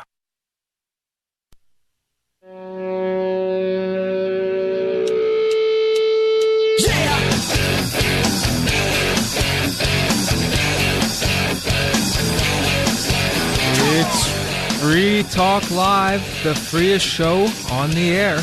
You can call in and talk about whatever you want. The number is 855-450-3733. And yeah, take it away, Mark. Yeah, let's talk about Intercoin. Have you heard of Intercoin? Intercoin is working to make crypto go mainstream. It's designed to be scalable enough to support everyday payments and even elections without the state. If you missed your opportunity to get in on Bitcoin from the start, then this could be it, right? Intercoin could be the next revolution in money, and I think it has a lot of opportunity to be that. Check out intercoin.org if you'd like to see. Pick up some of the coins for yourself if you like it. Check out the internet just as the internet is a global network that connects local networks, Intercoin is a global currency platform that enables communities around the world to issue and manage their own currency so that they can circulate it amongst their local population. Intercoin enables fintech innovation on the local community level, leading to stronger communities, greater sustainability, less poverty, and more productivity. Check out intercoin.org. That's intercoin.org. Our listeners should know that Free Talk Live has received $40,000 worth of tokens by Intercoin for advertising, and we have to say that because the government says so. And Intercoin's being offered, and I think as the first real legal security token out there. And they're following all the rules, and so we have to follow the rules too. So there you go. Cool. So yeah, let's hear from some of you out there. Matthew in Louisiana. Matthew, you're on Free Talk Live. Hey, Mark. Hey, guys. Good to hear you again. For a little while, I said, oh, no, they're taking Mark off the air. No, he just moved his studio. Yes, Ian has been so kind. He's so interested in what's going on in the Marianas here that he has been so kind as to let me do up to 2 days a week here on Free Talk Live. We did 2 days this week, and I'm delighted by it. Now, I'm going back to Sarasota. Ian's not interested in what's going on in Sarasota. So the device that we call the football will be staying here on Marianas with Alex, and I know you're pretty happy about that. Take care of it, and all of you listeners out there. You guys don't understand how this pains me. Look at your big smiles on your faces. How you're reveling in my joy or in my sorrow. Yeah. Anyway, I think it's the right choice. There's worse places to go than Sarasota, I guess. I mean, we're in the United States. We all seem to be riding the crazy train, and I don't remember buying a ticket.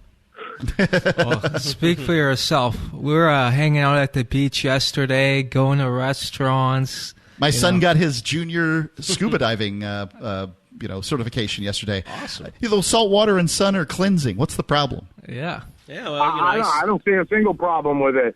We have all kinds of weirdness going on. Do you hear that there is actually a cure for this? I'll call it the Wu flu, just because it cheeses off President Xi. You hear there was actually a cure for this thing? Does it involve peeing on yourself? Yeah, I've heard that What's there's that? a cure. What's that? Yeah, and nobody's talking about it. The local news media barely mentions it. I heard one mention of it on Fox News Radio, and then it's back to we're all gonna die. Well, I've read and heard that there's an anti-malarial drug that actually strongly mitigates it.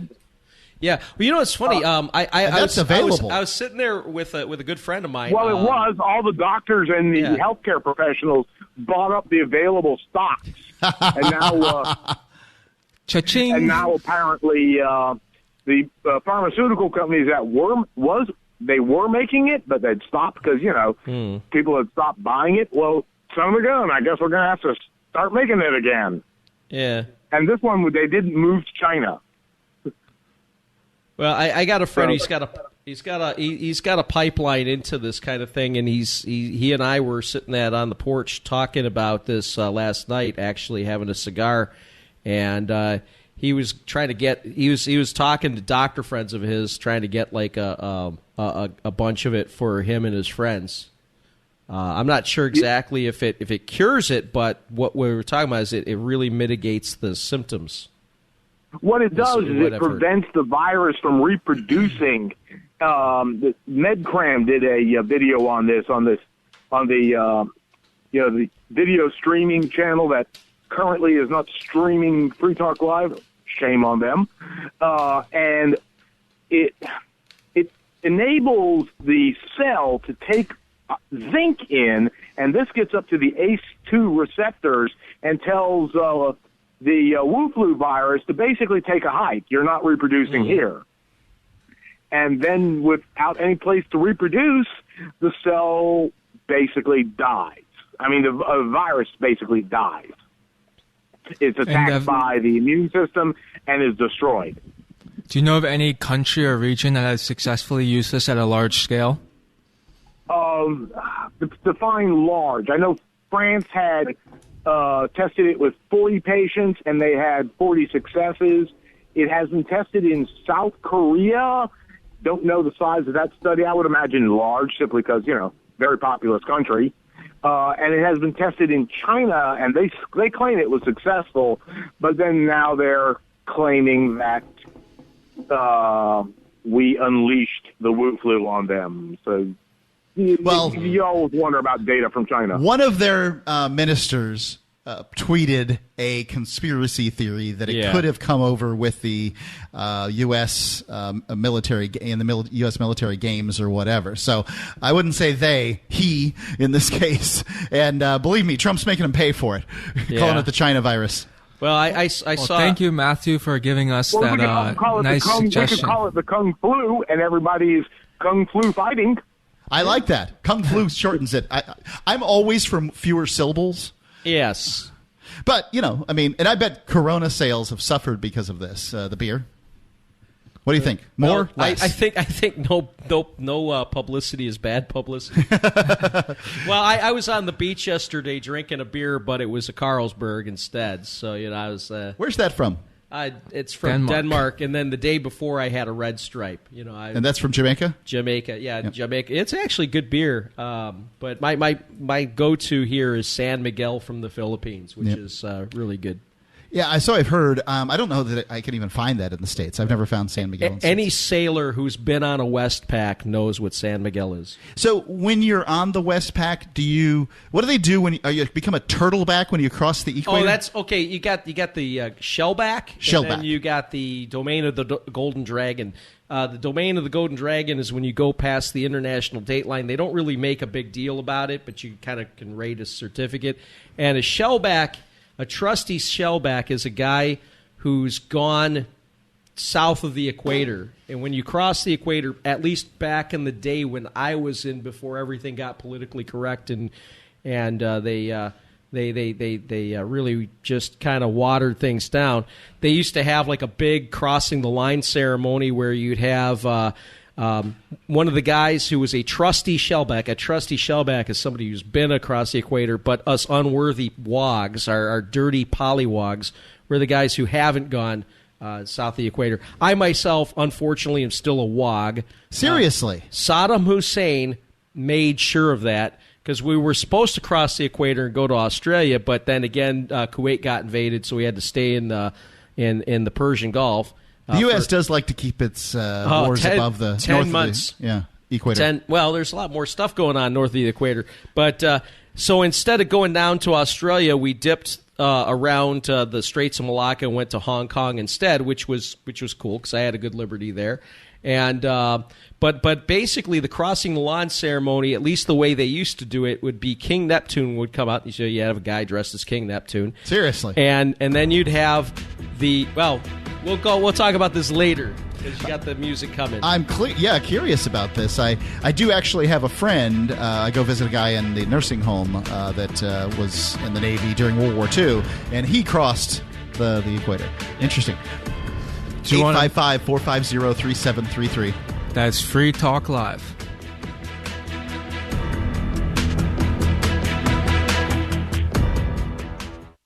Are you afraid to go to the mailbox because of letter after letter from the IRS? Are they stacking on more and more penalties and interest? By now, you know the problem won't go away on its own. Don't let the IRS chase you to your grave with penalties and interest and liens and levies. You need real help now. I'm Dan Pilla. I wrote the book on tax debt settlement, and I help thousands of people solve tax problems they thought couldn't be solved. I can help you too. Call 800-34-NO-TAX or go to my website, danpilla.com. That's danpilla.com. danpilla.com. Attention all radio listeners who still need food supplies. If you've thought about the implication of food-related supply chain disruptions and are concerned about the coming quarantines, this will be the most important message you will ever hear. Here's why. In the next few days, all Americans will face extremely hard choices. If we've learned anything from China and Italy, it's that quarantines and enforced lockdowns are just a few days away here in the U.S. Listen, while dehydrated food is becoming scarce, you can still get enough open pollinated heirloom seeds to grow a 1-acre crisis garden. The truth is, growing nutrient-dense vegetables in the days ahead may actually be the single most important thing you do. Go to survivalseedbank.com and watch the new video to understand the nature of the threat. This could be life-saving. Lockdowns can last from 6 to 8 weeks. Get free bonus seeds, special quarantine reports too. Go to survivalseedbank.com. That's survivalseedbank.com. Anytime, any place, anywhere. Radio remains the most intimate of all forms of media. At home, at work, in the car, on smartphones. Over 90% of consumers still listen to radio every week. That makes choosing radio as a place to advertise your business one of the best decisions you can make. Email advertise@gcnlive.com and partner up with an experienced GCN representative. Advertise@gcnlive.com. Easy, affordable, effective. Why did you move to the Shire? I moved here to the Shire because there's other people around who take liberty just as seriously as I do. I moved to the Shire because I saw videos of people challenging authority and thought that I could get support myself. It called to me, like, do this, right now. I wanted to be around people like me who got it, and once I got here, I knew there was nowhere else that I wanted to be.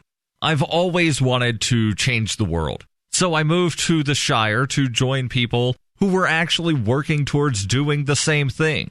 The people here are awesome, loving, and positive. It was for the adventure and for the feeling of something important is happening here, and I just wanted to come to sort of be part of that. Visit ShireSociety.com to read and sign the Shire Society Declaration and learn the reasons why, if you love liberty, you should immigrate to the Shire. Plus, connect with others via the forum at ShireSociety.com. That's ShireSociety.com. Some of you asked, and now we've delivered. LRN.FM's live Keene, New Hampshire studio shows are now streamed in HD on Twitch. Visit our channel at twitch.lrn.fm and give it a follow. If you have Amazon Prime, you get one free subscription on Twitch. If you use it on our channel, Twitch will give LRN.FM a monthly piece of your Prime subscription cost. So please watch, follow, share, and subscribe to twitch.lrn.fm. That's twitch.lrn.fm.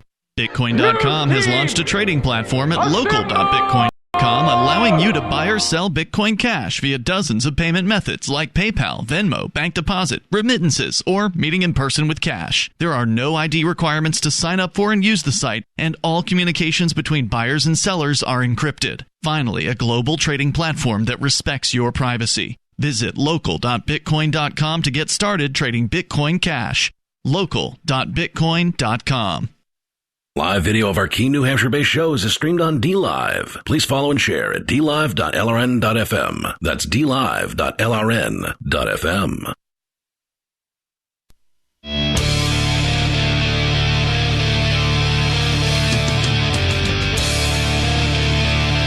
This is Free Talk Live, the freest show on the air. We're coming to you from the U.S. Mariana Islands. I'm Alex. And Dave. And Mark. And the number to call in is 855-450-3733. That's 855-450-FREE like freedom. So today we're talking about Corona. We'll be talking about Netflix breaking the internet. Will bullets become currency? And a lot more. But first, Dave wants to finish up his story. Yeah. On the last segment. How one becomes a shellback in the military. A trusty shellback. Terribly sorry. That's okay. Well, unfortunately, this is being told to you by a dirty old wog because if you never made it across. If you never made it across, you're just a pollywog. You're scum. Across, I mean the equator. Yeah. So my story was we were prepping to go across the equator. It was a nice August day in 1990 when.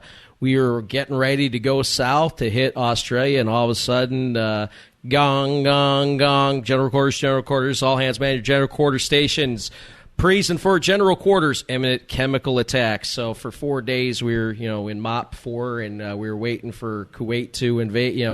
Kuwait got invaded. It was all sorts of craziness happened, but.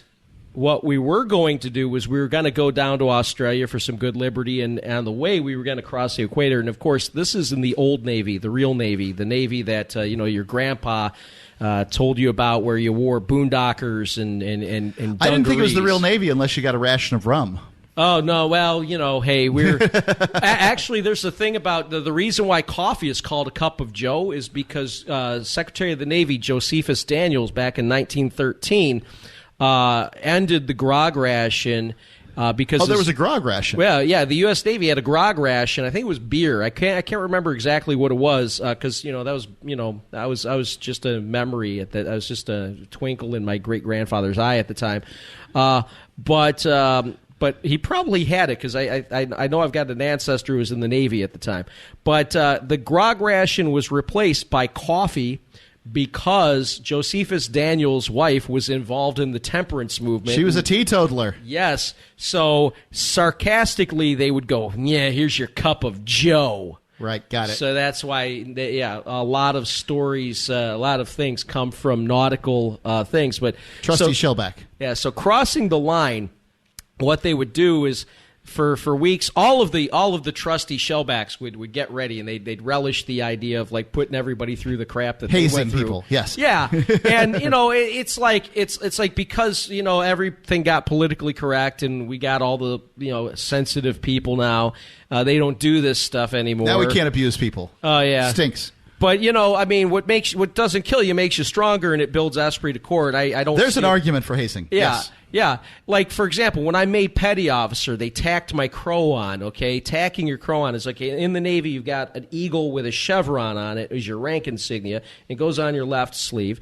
And in the old days, back in my day, when I made petty officer, they would wrap my arm around a stanchion, and everybody above the rank of E3 would line up and punch you in the arm. And in fact...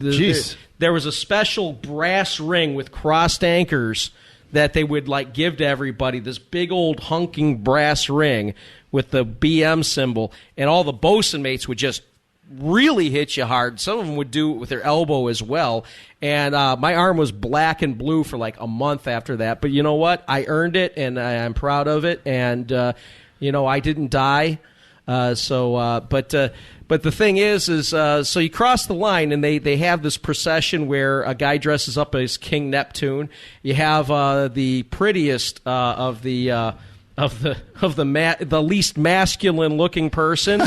I'd hate to have that job. Who in this case was my division officer, Ensign Cisan. He was the Wog Biat. Whatever word with the female dog, right? Gotcha. Okay. And winch. We'll use the term winch. He was the Wog Wench, and then he would basically walk down and just stand next to King Neptune, and he didn't have to go through any of the hazing, but he did have to wear a dress. And he didn't have to go through any of the hazing. Okay, but he did have to wear a dress. Go ahead. Okay, and people say there's a lot of homosexuality in the Navy. I don't really think that there's any more or less than any other branch. We'll take your word for it, Dave. Yeah, I mean, I never went that direction, but but so then they had. So then they would take all the galley trash for like a month, and they stored it in our port helo hangar. Is this like just compost, the banana peels, the old bread? all the food waste. Okay, it's vile and disgusting. Yeah. Lobster. Well, and especially. Well, here's the thing. This is another awesome thing about the Navy. You have steak and lobster when they're going to screw you over. They go. Today's dinner will be steak and lobster, and you go, oh God, where our deployment's getting extended. So you had like lobster shells, and you had like shrimp shell, you had like fish scale. I mean, you had all that nasty stuff fermenting in garbage cans for like a month. And then what they would do is they'd take a trough and line it with garbage bags, and then you'd strip down to your underwear, and you have to crawl through a gauntlet, and then they'd hose you off with a fire hose, and then they take the fattest guy on the ship, grease his belly up with lard and all sorts of other junk. What, it's like slide him through it? And no, and he'd sit there on a throne, and then you'd have to crawl up on your hands and knees and eat an olive out of his belly button. So anybody who's been through this is immune from COVID-19. I'll tell you that. Oh God. So that, but as I said, I think the Clinton era. Just when you think you're done after having crawled through pig slop. Oh, and as you're crawling through, they take the old fire hoses and they would like cut them up, and then they'd like flail you with them. God, it's not bad enough. As you're crawling, and then, as I said, to wash you off after you've eaten the it's usually an olive or a maraschino cherry or a black olive. Whatever they have in the ship stores. Whatever they have, and then and I think they had green olives planned for us because those make you extra nauseous. And then after you've eaten the olive, then they hose you off, and then they give you a plaque saying, you're a trusty shellback, and you get to walk around telling everybody, I'm better than you because I'm a trusty shellback, and you're not. Well, you have to wait until you get off the boat because everybody's a trusty shellback at this point. It's a ship. Terribly. That's okay. I'm just messing with you. I know. Yeah, but no, actually, submarines are boats, but ships are ships. Why do they call submarines boats and naval they can be completely vessels? Because anything that can be taken out of the water with a crane is considered a boat. Okay. And then for some reason, I think they just called submarines boats because back in the day when the first submarines came out, they were boats. Yeah. A ship, is basically anything over a certain amount of tonnage. Okay. And then the difference between how do they clean the barnacles? because one of the reasons I have to take my boat out of the water is to get to scrape the barnacles off the bottom. Well, that's an interesting question. I was just talking to a friend of mine who's a diver, and they have. They actually send divers down there with tools to get it off, or they take it into a dry dock and then they use basically chipping tools. How do they dry dock it if they don't use a crane? Well, we had a thing called there's two types of dry docks. You got floating dry docks, and you got I forgot what the name, just a regular dry dock. And what it is it's you know how a canal works where they have the locks. Okay. So they just put it in there and drain them out. They put it in there and they drain the water. Yeah, Long Beach had had 3 huge dry docks that could take aircraft carriers when I was there. Do these barnacle scrapers live on the boat all the time and that's their job? I'm the barnacle scraper. No, they don't. They don't do that. You have to go into port or. It takes 3 weeks Yeah. for barnacles to come back. I mean, these things come right away. I mean, your boat must just be covered. Excuse me, your ship must be covered in these things. Well, what was cool, man, was like like back in like the 80s, I got to see the USS Wisconsin in dry dock, and that was a sight. And I also saw the Forrestal. And, you're walking around in this dry dock underneath this huge ship where the propeller is as big as your house. It's pretty cool. And then you got like teams of guys, wearing the PPE with What's these personal protective equipment, the face shields and stuff. Okay. And, with these needle guns just going, nah, nah, nah, and, just needling it off, and then you prep it with a primer, and then you paint over it. And back in the day, of course, we used cool stuff like red lead, which actually like stayed on the ship. Yeah, the red lead will stay. Will keep the barnacles off too. Yeah. But then they went all environmental on us. Oh yeah. I remember every bosun mate was crying because we can't paint with this. It's water soluble. And but yeah, that was that was pretty. This was sad. Back in the days. Yeah. Awesome. Well, if you want to hear more about the good old Navy days, and get more a distraction from Corona, or just call in and tell us what the government is doing in your area, the number is 855-450-3733. This is Free Talk Live.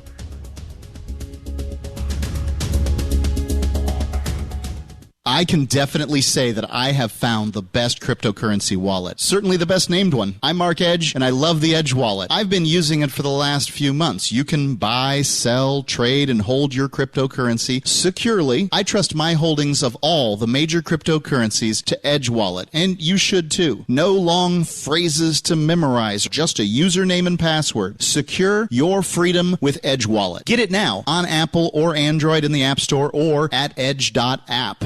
Do you want more businesses accepting Bitcoin Cash and Dash? Now with AnyPay, you earn passive income for every purchase at those businesses. Finally, a financial incentive to spread Bitcoin Cash and Dash. You made it happen, so you receive the rewards. Download the AnyPay Cash Register app and add your cryptocurrency wallet addresses. Then install it at a real-life business and tell us what you did at AnyPayInc.com. AnyPayInc.com.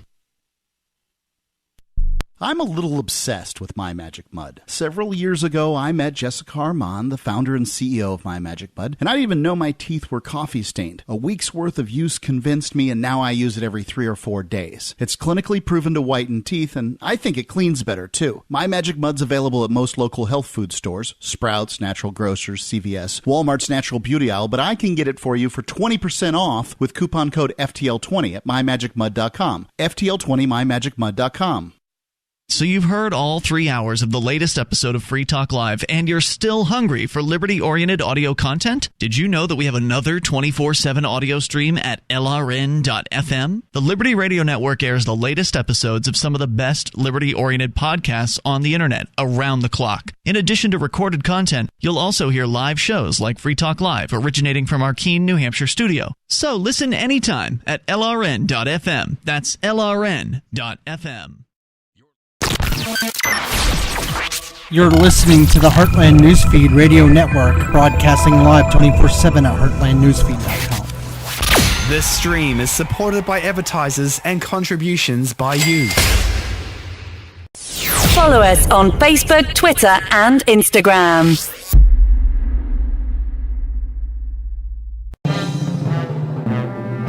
This is the Liberty Beat, your daily source for Liberty news and activist updates. Produced in partnership with the SNLS Network and listeners like you. Online at snlsnetwork.com. I'm Mick Murrow with your latest edition of the Liberty Beat.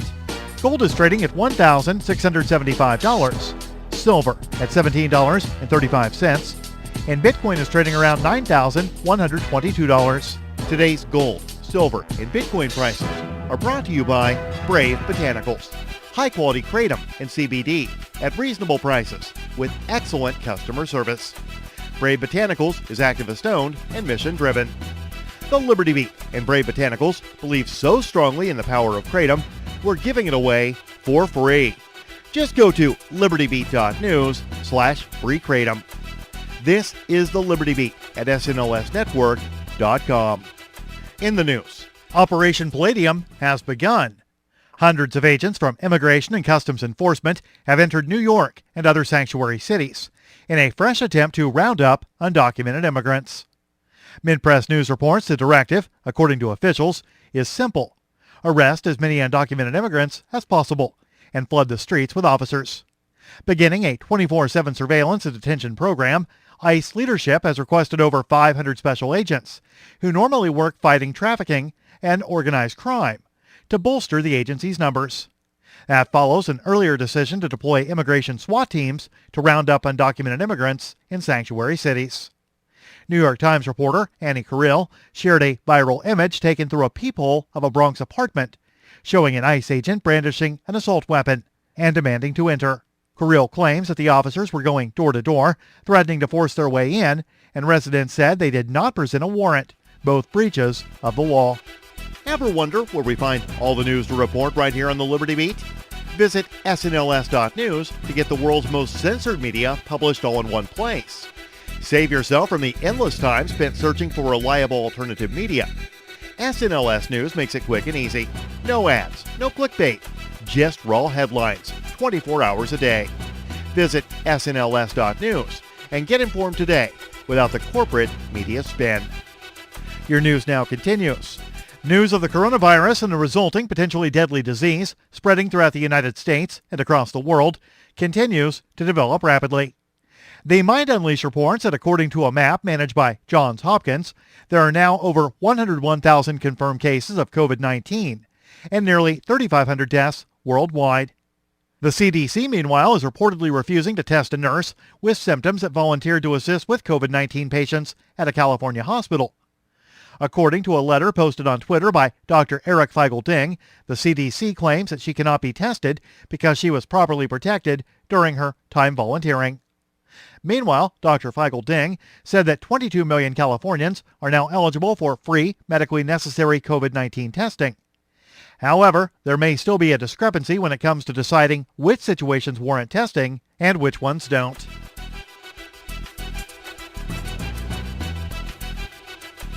As coronavirus panic hits the United States, a financial lobbying group is attempting to use the crisis to push through the deregulation of its industry.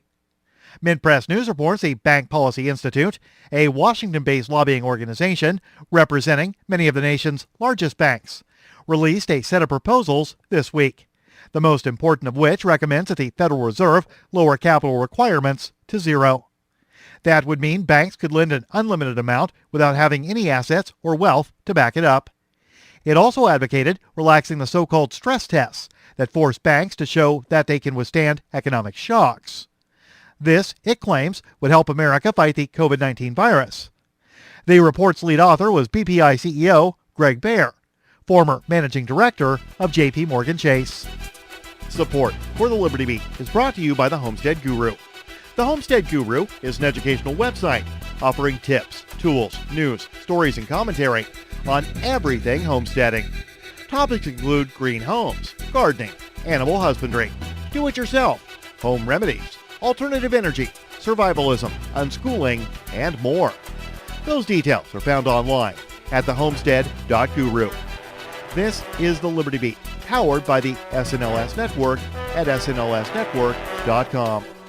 I'm Mick Murrow, reporting for the Liberty Beat, reminding you, spread liberty with a smile. With all the recent drama with Scott have created perfect conditions for Hurricane Ashley to cause a lot of damage this afternoon and well into the evening. Here's a look at Ashley's path of destruction so far. At 11 a.m., she landed on Foster Street, moving from O'Murphy's to the Blue Iguana, hitting the place that does the mini pizzas the hardest. And she's expected to merge with other high-pressure systems, including BFFs Jessica and Christy, within the next hour. Forecasters predict that some areas could see all three grown women obnoxiously shouting, wearing sombreros and fake mustaches as early as 5 p.m. The whirlwind might not die down until close to 2:30 a.m. when she's expected to be kicked out of a reggae bar called the Lion's Den for saying something racist. Our thoughts are with everyone in her path.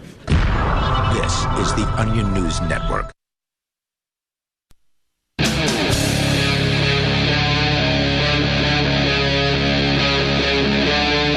Free Talk Live.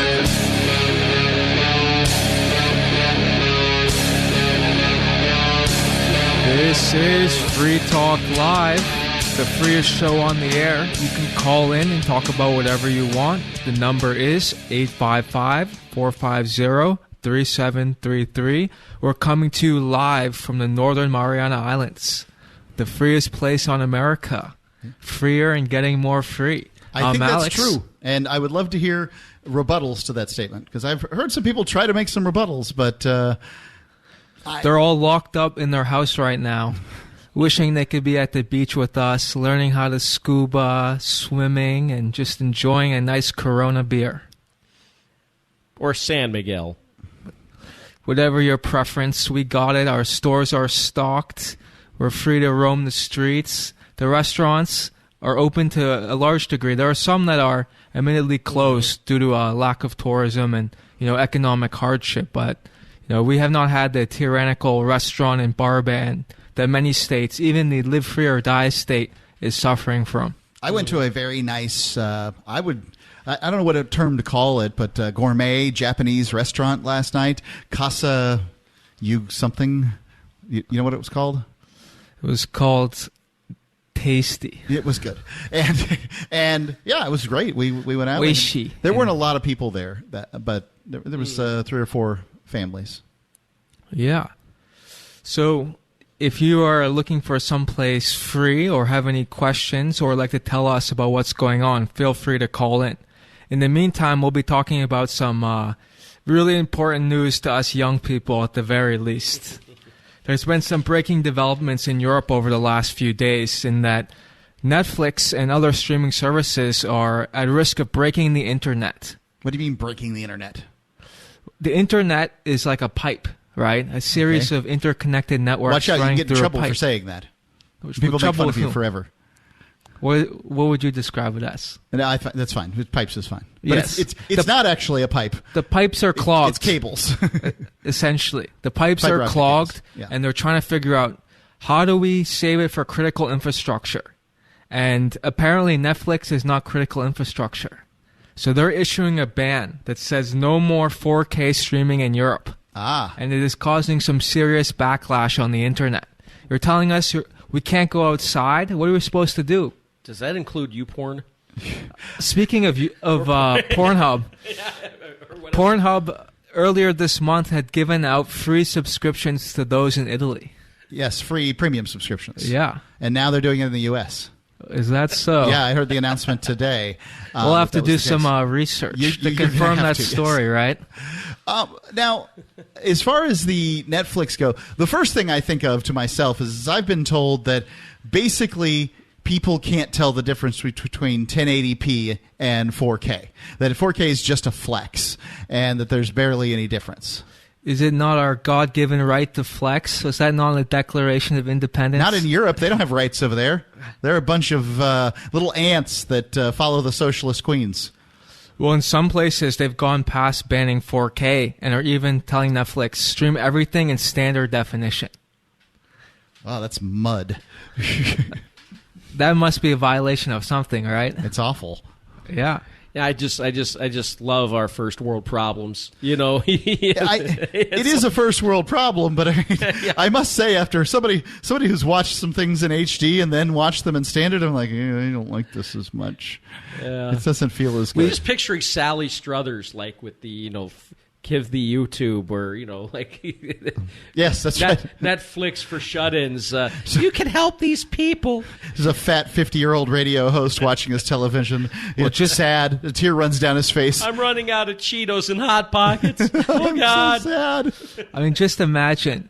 You have $1,000 in your bank account. You see on TV. You thought I was talking about you when I said the fat 50-year-old talk show host. I meant me. No, I'm 49.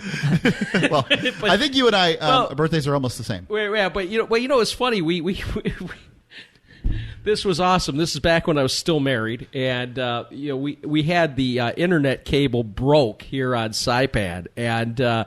My wife is sitting in bed with her phone, and I'm kind of just like trying to listen to a podcast or whatever, and then the internet goes up, and she looks at me and she says, Davey, what we do now? And I said, we can talk or have sex. And hey, it was a great couple of weeks, I'll tell you that. Okay.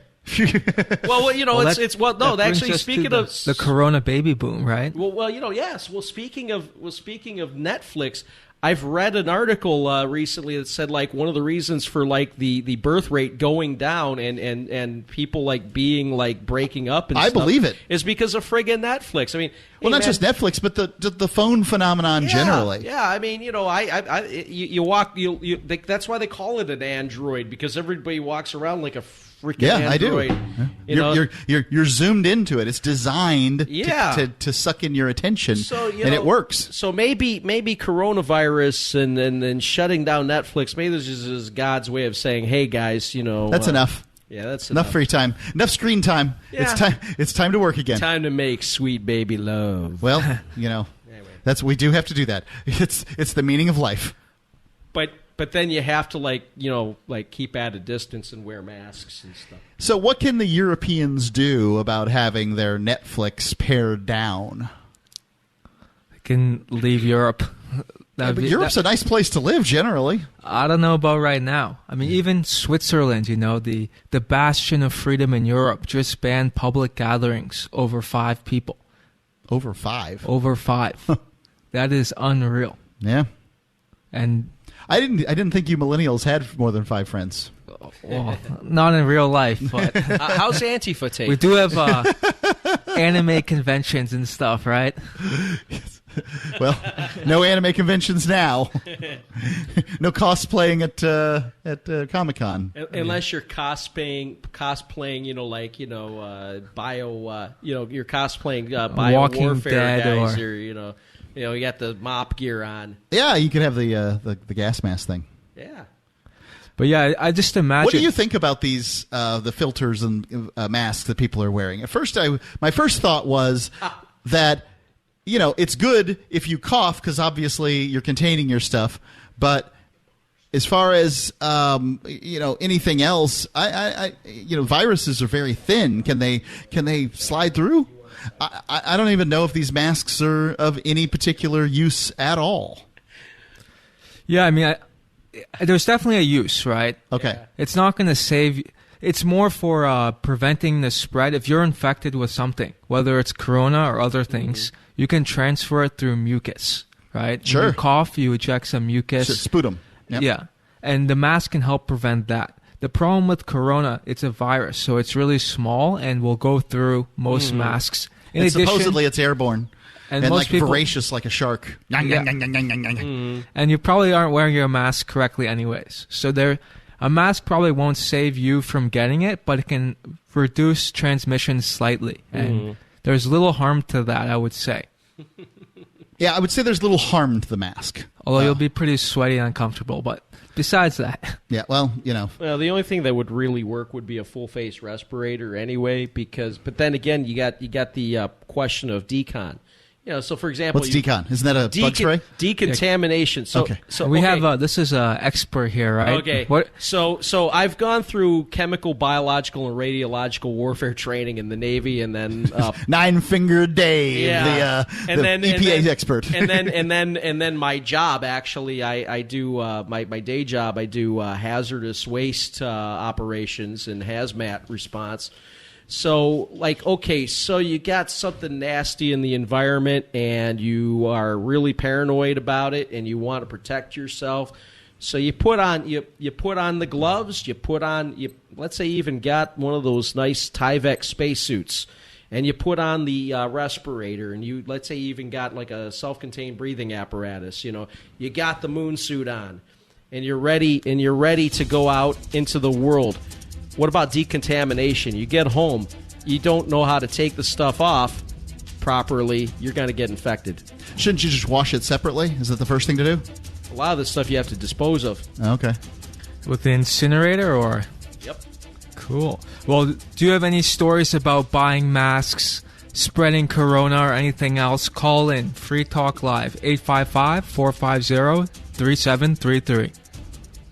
And not to mention the shedding, I would vacuum the carpet 3 times a week. Frodo was scratching all night long, bouncing on the side of the bed, keeping me awake the whole entire night from all the scratching and chewing. It kind of makes you neurotic. Does your dog itch, scratch, stink, or shed like crazy? Mounds and mounds of fur all over the place. Come to Dinovite for help. DINOVITE.com. If you want the dog to be healthy, you got to feed it something healthy. Dinovite is nutrition. The omega-3 fatty acids. Flaxseed, zinc, alfalfa. Our vitamins and enzymes replace the nutrients cooked out of most commercial dog foods. He gobbles it up. He's not up all night scratching. His shedding is minimal, and it is such a pleasure to have my calm, relaxed, non-shedding puppy back. And I have to thank Dinovite for that. Don't let your dog itch, scratch, stink, or shed like crazy. Come to Dinovite for help. 859-428-1000.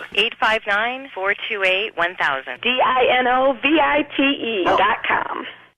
I want to tell you about my favorite cryptocurrency wallet, Edge Wallet, at edge.app. Edge is the wallet I use more than any other, and that was true long before Edge Wallet became a sponsor of Free Talk Live. Edge Wallet allows you to buy, sell, trade, and securely hold your cryptocurrencies, including Bitcoin, Ethereum, tokens, Monero, Ripple, Dash, Bitcoin Cash, and more. It's available for both Android and iOS, and you can download it via the Play or App Store or via Edge Wallet's website, edge.app. Secure your freedom with Edge Wallet.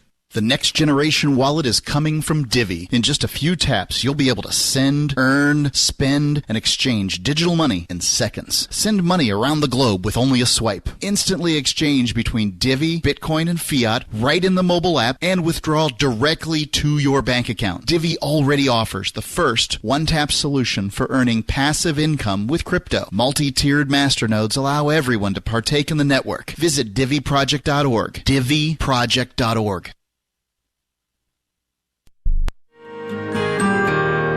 So the protection of life, liberty, and property is what the Free State Project is all about. But it's an effort to move 20,000 people who understand. It's about demonstrating to the entire country that, yeah, we can have a free market, a truly free market. Making it just a freer, great place to live.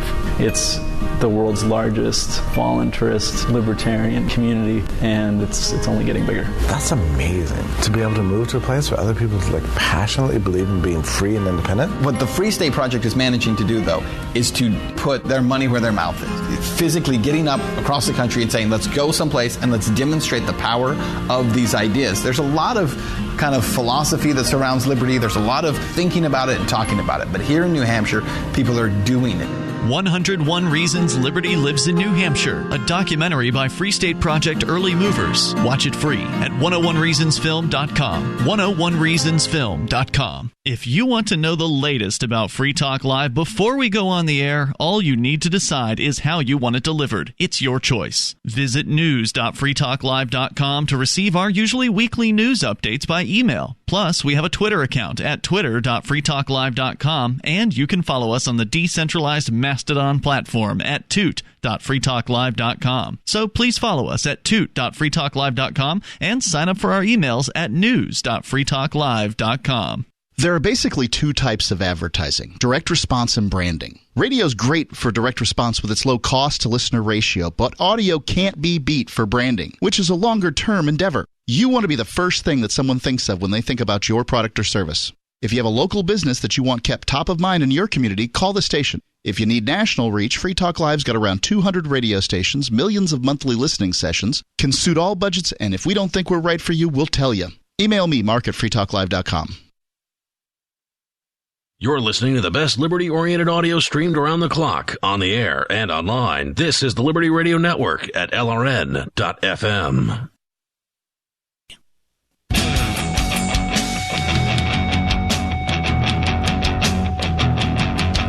This is Free Talk Live, the freest show on the air. You can call in, give us your thoughts. We've been talking about Corona, the Netflix ban, and much more. We're coming to you live from the U.S. Mariana Islands, perhaps the freest place in America. This is Alex speaking. And Dave. And Mark. And we have a caller on the line, but first we want to tell you about the Next Generation Wallet, which is coming from Divvy. In just a few taps, you'll be able to spend, earn, store, and exchange digital money in seconds.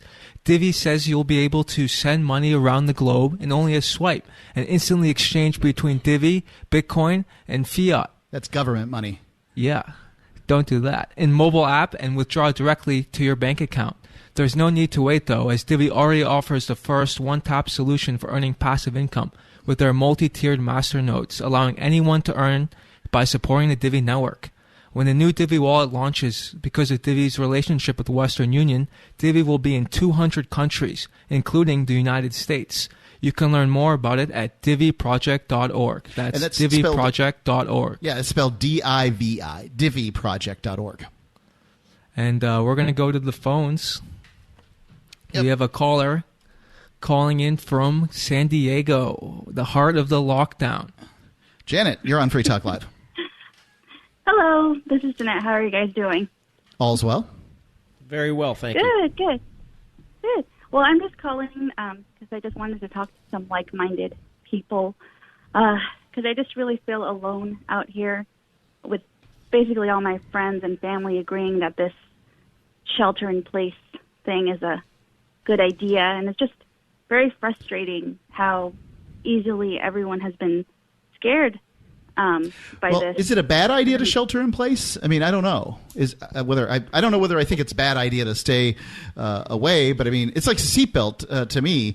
Although the government shouldn't mandate it, maybe it's a good idea to have it. But go ahead. What are your thoughts? Well, I'm just concerned about all the small businesses that are going to be affected. Right, they've destroyed small business. Yeah, exactly. And my husband works in a small business, and I mean, luckily we're in a good financial spot, but it's just, and then I hear stuff like, 10,000 people have died because of this. So you got to try to contain it. But if you think about it, there's 7.8 billion people on this earth. And I hear there's too many of them. So I hear. Yeah. The classic talking out of both sides of their mouth, right? Overpopulation, global warming, we need sustainable development, growth doesn't matter, and then they do this, right? It's like, isn't this what you wanted? This gets the conspiracy juices flowing. Yeah. But the thing about the thing about fear, though, is scared people can't make logical, rational choices. So I think the important thing to do is to try to remain calm and not be afraid. I understand, our livelihoods are being threatened, and we just got to stay out of that lower vibrational plane and just try to be as calm and rational about this as possible. Because I don't think right now, if thousands and thousands and tens of thousands of people are being forced to shelter in place, and then they've got rent checks due, I don't think that lawfully a landlord could evict people. They've canceled it. They said you cannot evict. Yeah. Mortgages don't count anymore. So everyone just can't do anything. There's no more consequences for actions. But what they don't realize is how long can they sustain this for? That's and I think that's what you're talking about, right? Is what is the cost of this and what is the benefit? Yeah. How many lives did we save from the corona prevention, and how many lives did we ruin? How many small business owners are now unemployed and lost their entire life's work, right? And that's the question that none of the politicians are asking. All they're thinking about is, what can I do to get reelected next year? And what they can do is just pretend like they're doing something, right? The more they go on TV with big announcements, $1 trillion here, $1,000 a month, bail this one out, do that, do this, lock everyone down. I took action. I'm in charge. Elect me again. I'll make you safe. And there's no counterfactual. And I think that's what the big push will be is other states. California's going to tell the neighboring states, you must do this as well. Because what if Nevada doesn't do it and they come out of this way ahead, right? That will make California look bad. So I think Reno's split right in half.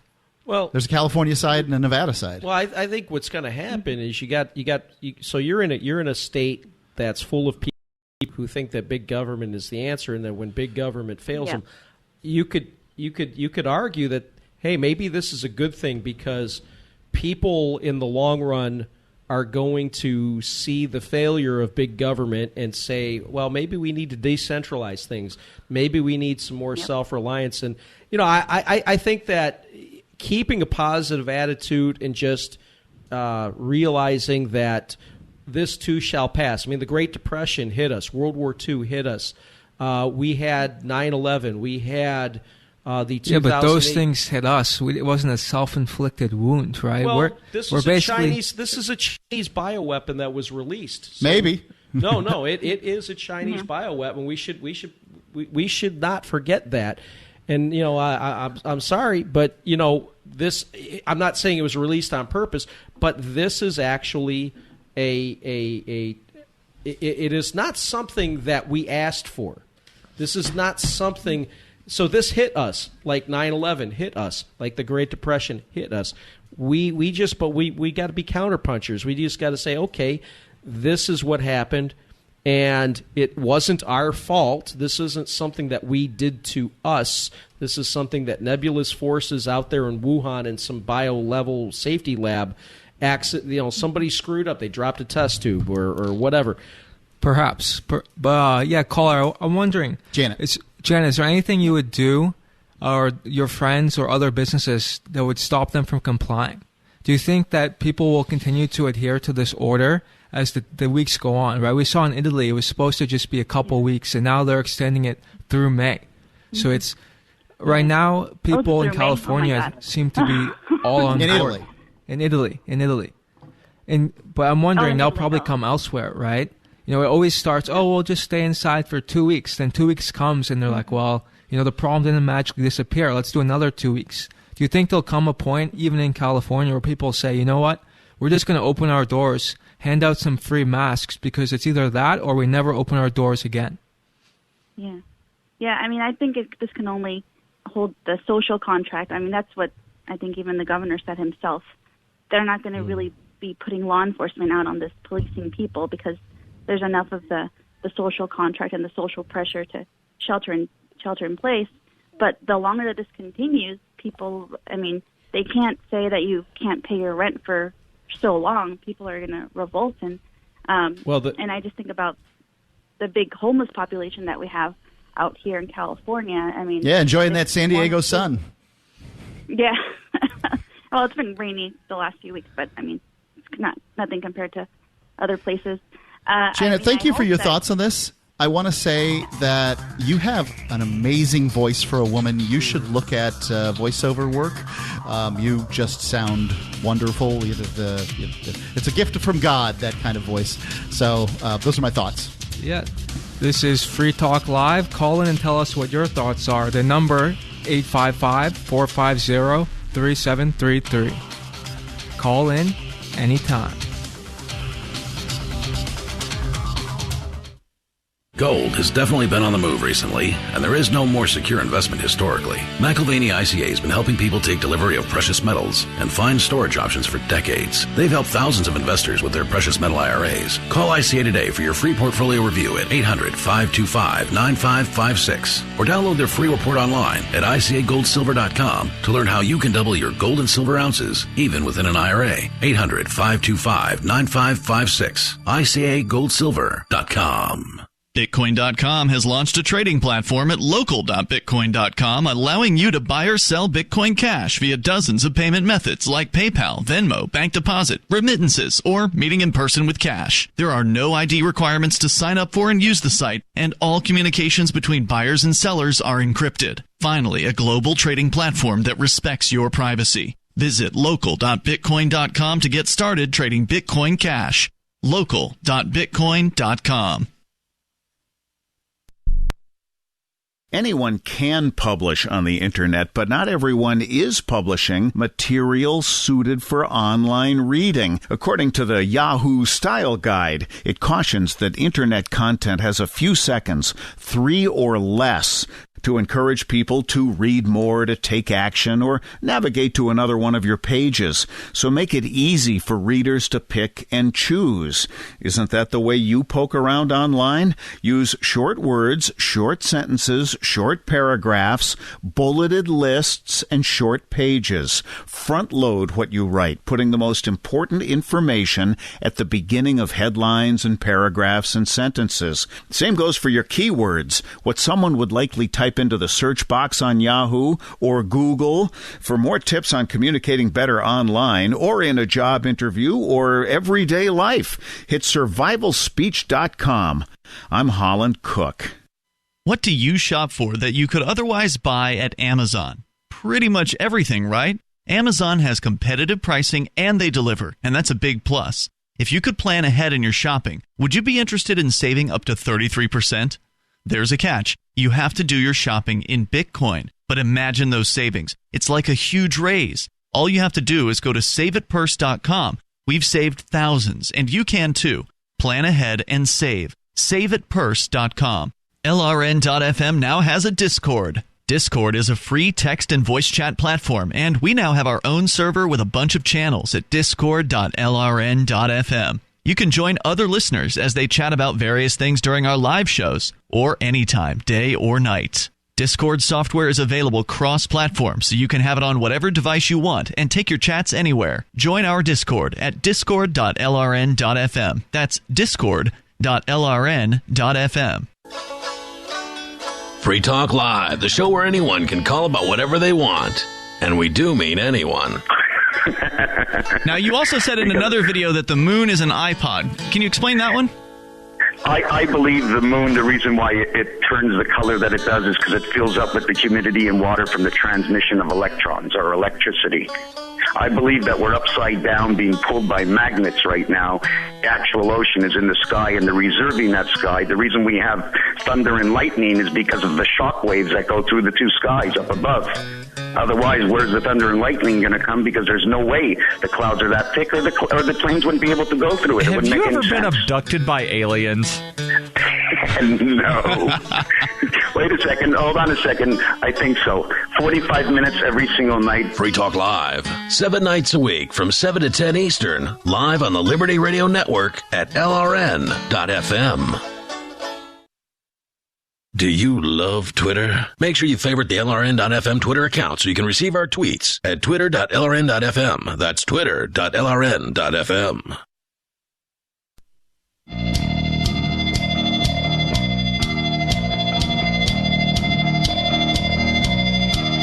This is Free Talk Live. Call in, talk about whatever you want. We're coming to you from the U.S. Mariana Islands. This is Alex. And Dave. And Mark. And, the number is 855-450-3733. We got callers on the line, but first, let me talk to you about Liberty.menu. Now, people have asked Free Talk Live for years to help them come up with a system that they can be able to do business with libertarians. Well, we did. There's a free advertising service called Liberty.menu. The only requirement for listing your business at Liberty.menu is that you adhere to the non-aggression principle. The non-aggression principle means you won't aggress against other people. It's that simple. Go to Liberty.menu, and if you are a libertarian and you have a business, list it there. If you are a libertarian and you want to do business with people who are in your area or around the world, check out Liberty.menu. Use coupon code FTL. You get a special badge when you go there. There's a little social networking aspect to it. It's Liberty.menu. Let's go to the phones. Got Steve calling in from Portsmouth, Arkansas. Steve, you're on Free Talk Live. Good evening, guys. How you doing? All's well. What's on your mind? Well, just, we hear all on the news about what's going on in New York and in California. And, it's pretty crazy that I live basically on the state line of Oklahoma and Arkansas. And the impact that this has had here has been tremendous. Last night was the last night that restaurants could be open. And so I went to one of my local, it's not really a pizza joint, it's kind of a sports bar. And we went with some friends, and, of course, all the wine that was open, they were selling for $1 a glass because it wasn't going to keep. Right, not going to keep. Right. So we had a little going away party for our friend's establishment. We don't know how long this is going to last. We don't know. Right. It may really be going away. Yeah, might be the final goodbye, the last supper.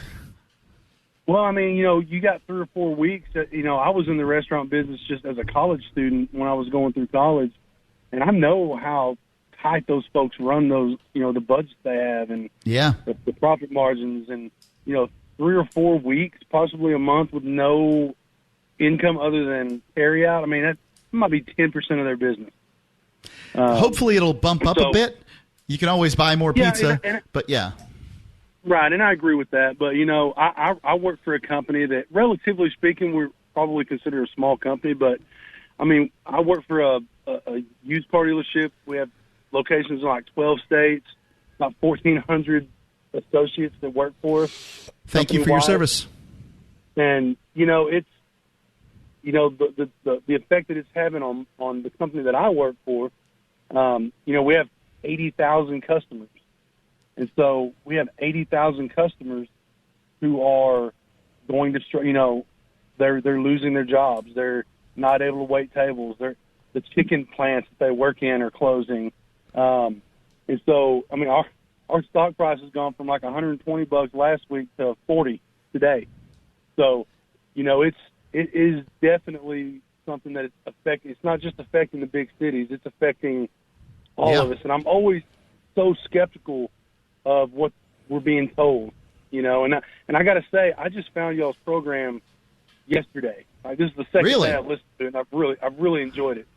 Well, it changes every day of the week. So we have different hosts on at different times. And check us out throughout the week. And, please call in. I listened to you two guys last night. Now, the night before, I heard some other guys, and it was a little out there. But, but I can't speak for those Keen guys. Yeah. We got an island vibe anyway, coming over here. A lot more relaxed and high energy. Right. Well, and I was raised in a pretty unique environment. My grandparents came from Lebanon, like before my great grandparents, before my grandma was born. She was born. Are they Christian? They were Maronite. Yes. Okay. And so we've always been taught to don't believe everything you hear. Don't. Just because the government's telling you something doesn't mean that's what's going on, or the media is telling you something. That doesn't mean that's what's going on. And so, I was talking to my wife, and I was like, who has coronavirus? And she's like, who? And I said, the people that they've told they have it. Because guess what? It's the same symptoms that I have when I have the flu or a cold or my allergies. And so people, every time someone coughs or sneezes, they're like, oh, they've got the coronavirus. Well, no, it's just got allergies. That happens to me, too. I had a little tickle in my throat yesterday. I made him ride in his own car. He said he had a tickle in his throat. I, for one, believe I had it, like, in January. Well, I agree with you. Somebody say that today. I agree with you. In January, I got the flu. I was convinced I had the flu. I went to the doctor's office. I went to a walk-in clinic. It was a 4-hour wait because everyone in town was sick. So they called other clinics, in every clinic in town. And we live... I live in Arkansas, but this is the second largest city in the state. We have 80,000 people in this city. Every clinic in town was a 3 to 4 hour wait, and my test came back negative for strep, negative for flu. My wife's test, negative for strep, negative for flu. My kids, I have 2 teenagers. They were both sick, but we were all sick for like 2 weeks. Yeah. None of us had the flu. Well, let me ask you this. So we talked with the last caller about the effect this is having on small businesses. You work for a business. What do you think about the idea of people ignoring the order? You think it's possible that after a couple of weeks, people will realize, we're getting destroyed. No matter how many people die by this disease, more people are going to die by millions of people being unemployed, a rise in opioid use, people starving, severe economic consequences, people committing suicide out of despair. Do you think there'll be a point in your area where businesses just say, I'm opening, you can arrest me, but I got to survive. I got to put food on the table. Well, and that's the thing. And we're talking about giving these struggling people $1,000 or $2,000 when many times they're, especially in my area, they're just going to go buy drugs, or they're not going to use that money for what now, my company, I can say, has made the announcement that if we are forced to close, we are going to pay. Everybody gets drugs. No, my company, they're going to pay their employees if they have to shut down. So, but how long can that last? Yeah, exactly. There's a limit, right? Exactly. Okay, a week, 2 weeks, but what if it's 3 months, right? How many companies have enough money to pay their employees for 3 months to do anything? Very, very few in America. Well, I can tell you they're not going to be doing advertising's probably going to take a kick in the teeth too. Even venues like Free Talk Live, for instance, where we can continue to provide our service to people because we don't have to touch them to do it. And God bless all the people out there who are doing their businesses. But it's at some point or another, people aren't going to be advertising. Go ahead. I'm very conservative by nature, and I'm always like, what about the people that are going to be double dipping? What about the people that's going to happen. Getting paid for being off work, but then they get a check from the government too? Or, my company is going to pay their employees to be off for an extended period of time, but then I believe in this bill, there's some sort of help for businesses so that they can pay so they're going to get some of that money back if this all goes through. But like I was talking to some of my associates today, and you're going to get paid while you're off, and you're going to get this check, if it goes through. So are you just going to go buy a TV? And I think part of that is to kind of stimulate the economy, so people will go out and buy some stuff. But, I think that's the idea. I don't think it's going to stimulate anything. If you have $1,000 in most of the country, you're lucky if that pays your rent, right? If you're in a coastal city, which a huge percent... If they suspend mortgage payments like they're talking, you just have to pay interest for 3 months and then revisit it when all this goes away. It's just so... I don't know how they're going to regulate it. And I think like anything else. Steve, thank you for the call. This might be a way of domesticating people, too. What was that? Domestication of people. Oh, well, yeah, we are a domesticated ape at this point. And further domestication, that's the scary part. Strong evidence at this point. Call in 855-450-3733. This is Free Talk Live.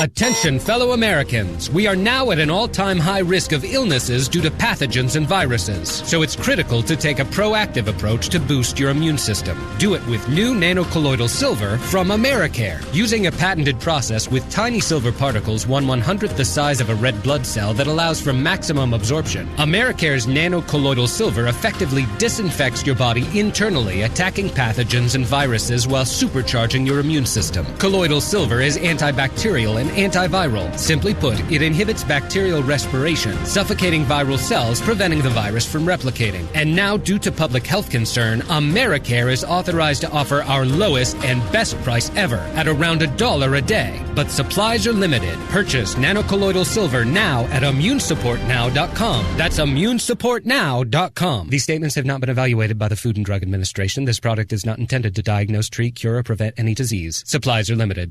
Attention all radio listeners who still need food supplies. If you've thought about the implication of food-related supply chain disruptions and are concerned about the coming quarantines, this will be the most important message you will ever hear. Here's why. In the next few days, all Americans will face extremely hard choices. If we've learned anything from China and Italy, it's that quarantines and enforced lockdowns are just a few days away here in the U.S. Listen, while dehydrated food is becoming scarce, you can still get enough open pollinated heirloom seeds to grow a 1-acre crisis garden. The truth is, growing nutrient-dense vegetables in the days ahead may actually be the single most important thing you do. Go to survivalseedbank.com and watch the new video to understand the nature of the threat. This could be life-saving. Lockdowns can last from 6 to 8 weeks. Get free bonus seeds, special quarantine reports too. Go to survivalseedbank.com. That's survivalseedbank.com. The political world is a maddening cesspool of corruption and lies. Nobody tells the truth. Nobody keeps campaign promises. Nobody obeys the Constitution. Nobody puts the people first. How can we ever escape this web of tyranny? Vote for nobody. Hi. My name is Nobody. I'm running for governor of New Hampshire because nobody knows how to live your life better than you do, and nobody deserves that kind of power. I want to put you back in control of your money, your lifestyle, your work, your body, and your life. Nobody should rule you but you. New Hampshire convicts many people of so-called crimes that should never have been prosecuted. If elected, I will pardon every victimless crime in New Hampshire history. This includes drug, gambling, prostitution, gun, and driving offenses. Nobody should have a criminal record when they have not harmed anybody. Wouldn't it be nice to have nobody telling you what to do? Learn more at electnobody.com. electnobody.com. The LRN.FM social media channels have been revamped. We've eliminated Facebook and focused on other platforms like Twitter and Mastodon, the decentralized alternative to Twitter. On our accounts, you'll find posts from multiple LRN.FM show hosts together in one place. Follow us on Twitter at twitter.lrn.fm, or better yet, move to the decentralized Mastodon social media platform at toot.lrn.fm, toot.lrn.fm. I think you'll like it. Looking for a great real estate investment? Consider New Hampshire, which is ground zero for the Liberty Movement. Your first call should be to Mark Worden from Porcupine Real Estate. He's more than just a real estate agent. He's your New Hampshire concierge. Where are the best places to live? Do you want farm, city, the burbs, or forest? Do you want a duplex or multifamily building so that renters pay your mortgage? There are homes in all price ranges in New Hampshire, and Mark can help with financing too. Invest in Liberty and property. Mark Worden can help. PorcupineRealEstate.com. You can put the Liberty Radio Network on the air in your area. Visit broadcast.lrn.fm to learn how. Broadcast.lrn.fm.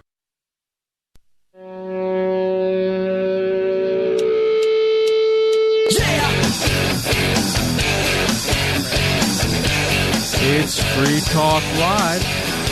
Call in, talk about whatever you want. This is Alex. And Dave. And Mark. And we're in the Mariana Islands. If you want to call in, the number is 855-450-3733. That's 855-450-FREE.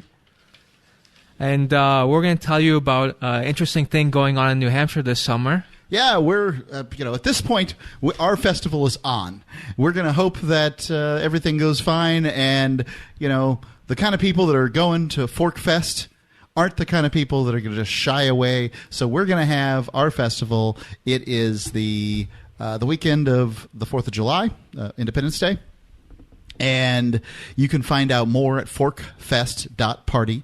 Now, if you've listened for any period of time, you've heard us talk about the Porcupine Freedom Festival. Fork Fest is a fork of Pork Fest. But there's no agenda at Fork Fest. If you want to vend food. If you want to give classes on how to build an AR, give classes. If you want to do speeches on how to make the world a better place, do speeches. It's whatever you want to do at forkfest.party. One thing I can say for certain is Free Talk Live will be there. If we have it, I guess. If Forkfest exists, Free Talk Live will be there. Forkfest.party. And we'll go straight to the phones. I'll get over here in just a second, dragging the cursor around so I can get Gene, the Christian anarchist. Gene, you're on Free Talk Live. Yes. I love a good conspiracy, and I'm a bit of a conspiracy theorist myself. But I came up with a conspiracy before the CCP did, the Chinese Communist Party. And that is early on during this coronavirus, I was looking at the countries that were worst hit by this coronavirus was China, and Iran. And I'm going, wow, what a coincidence.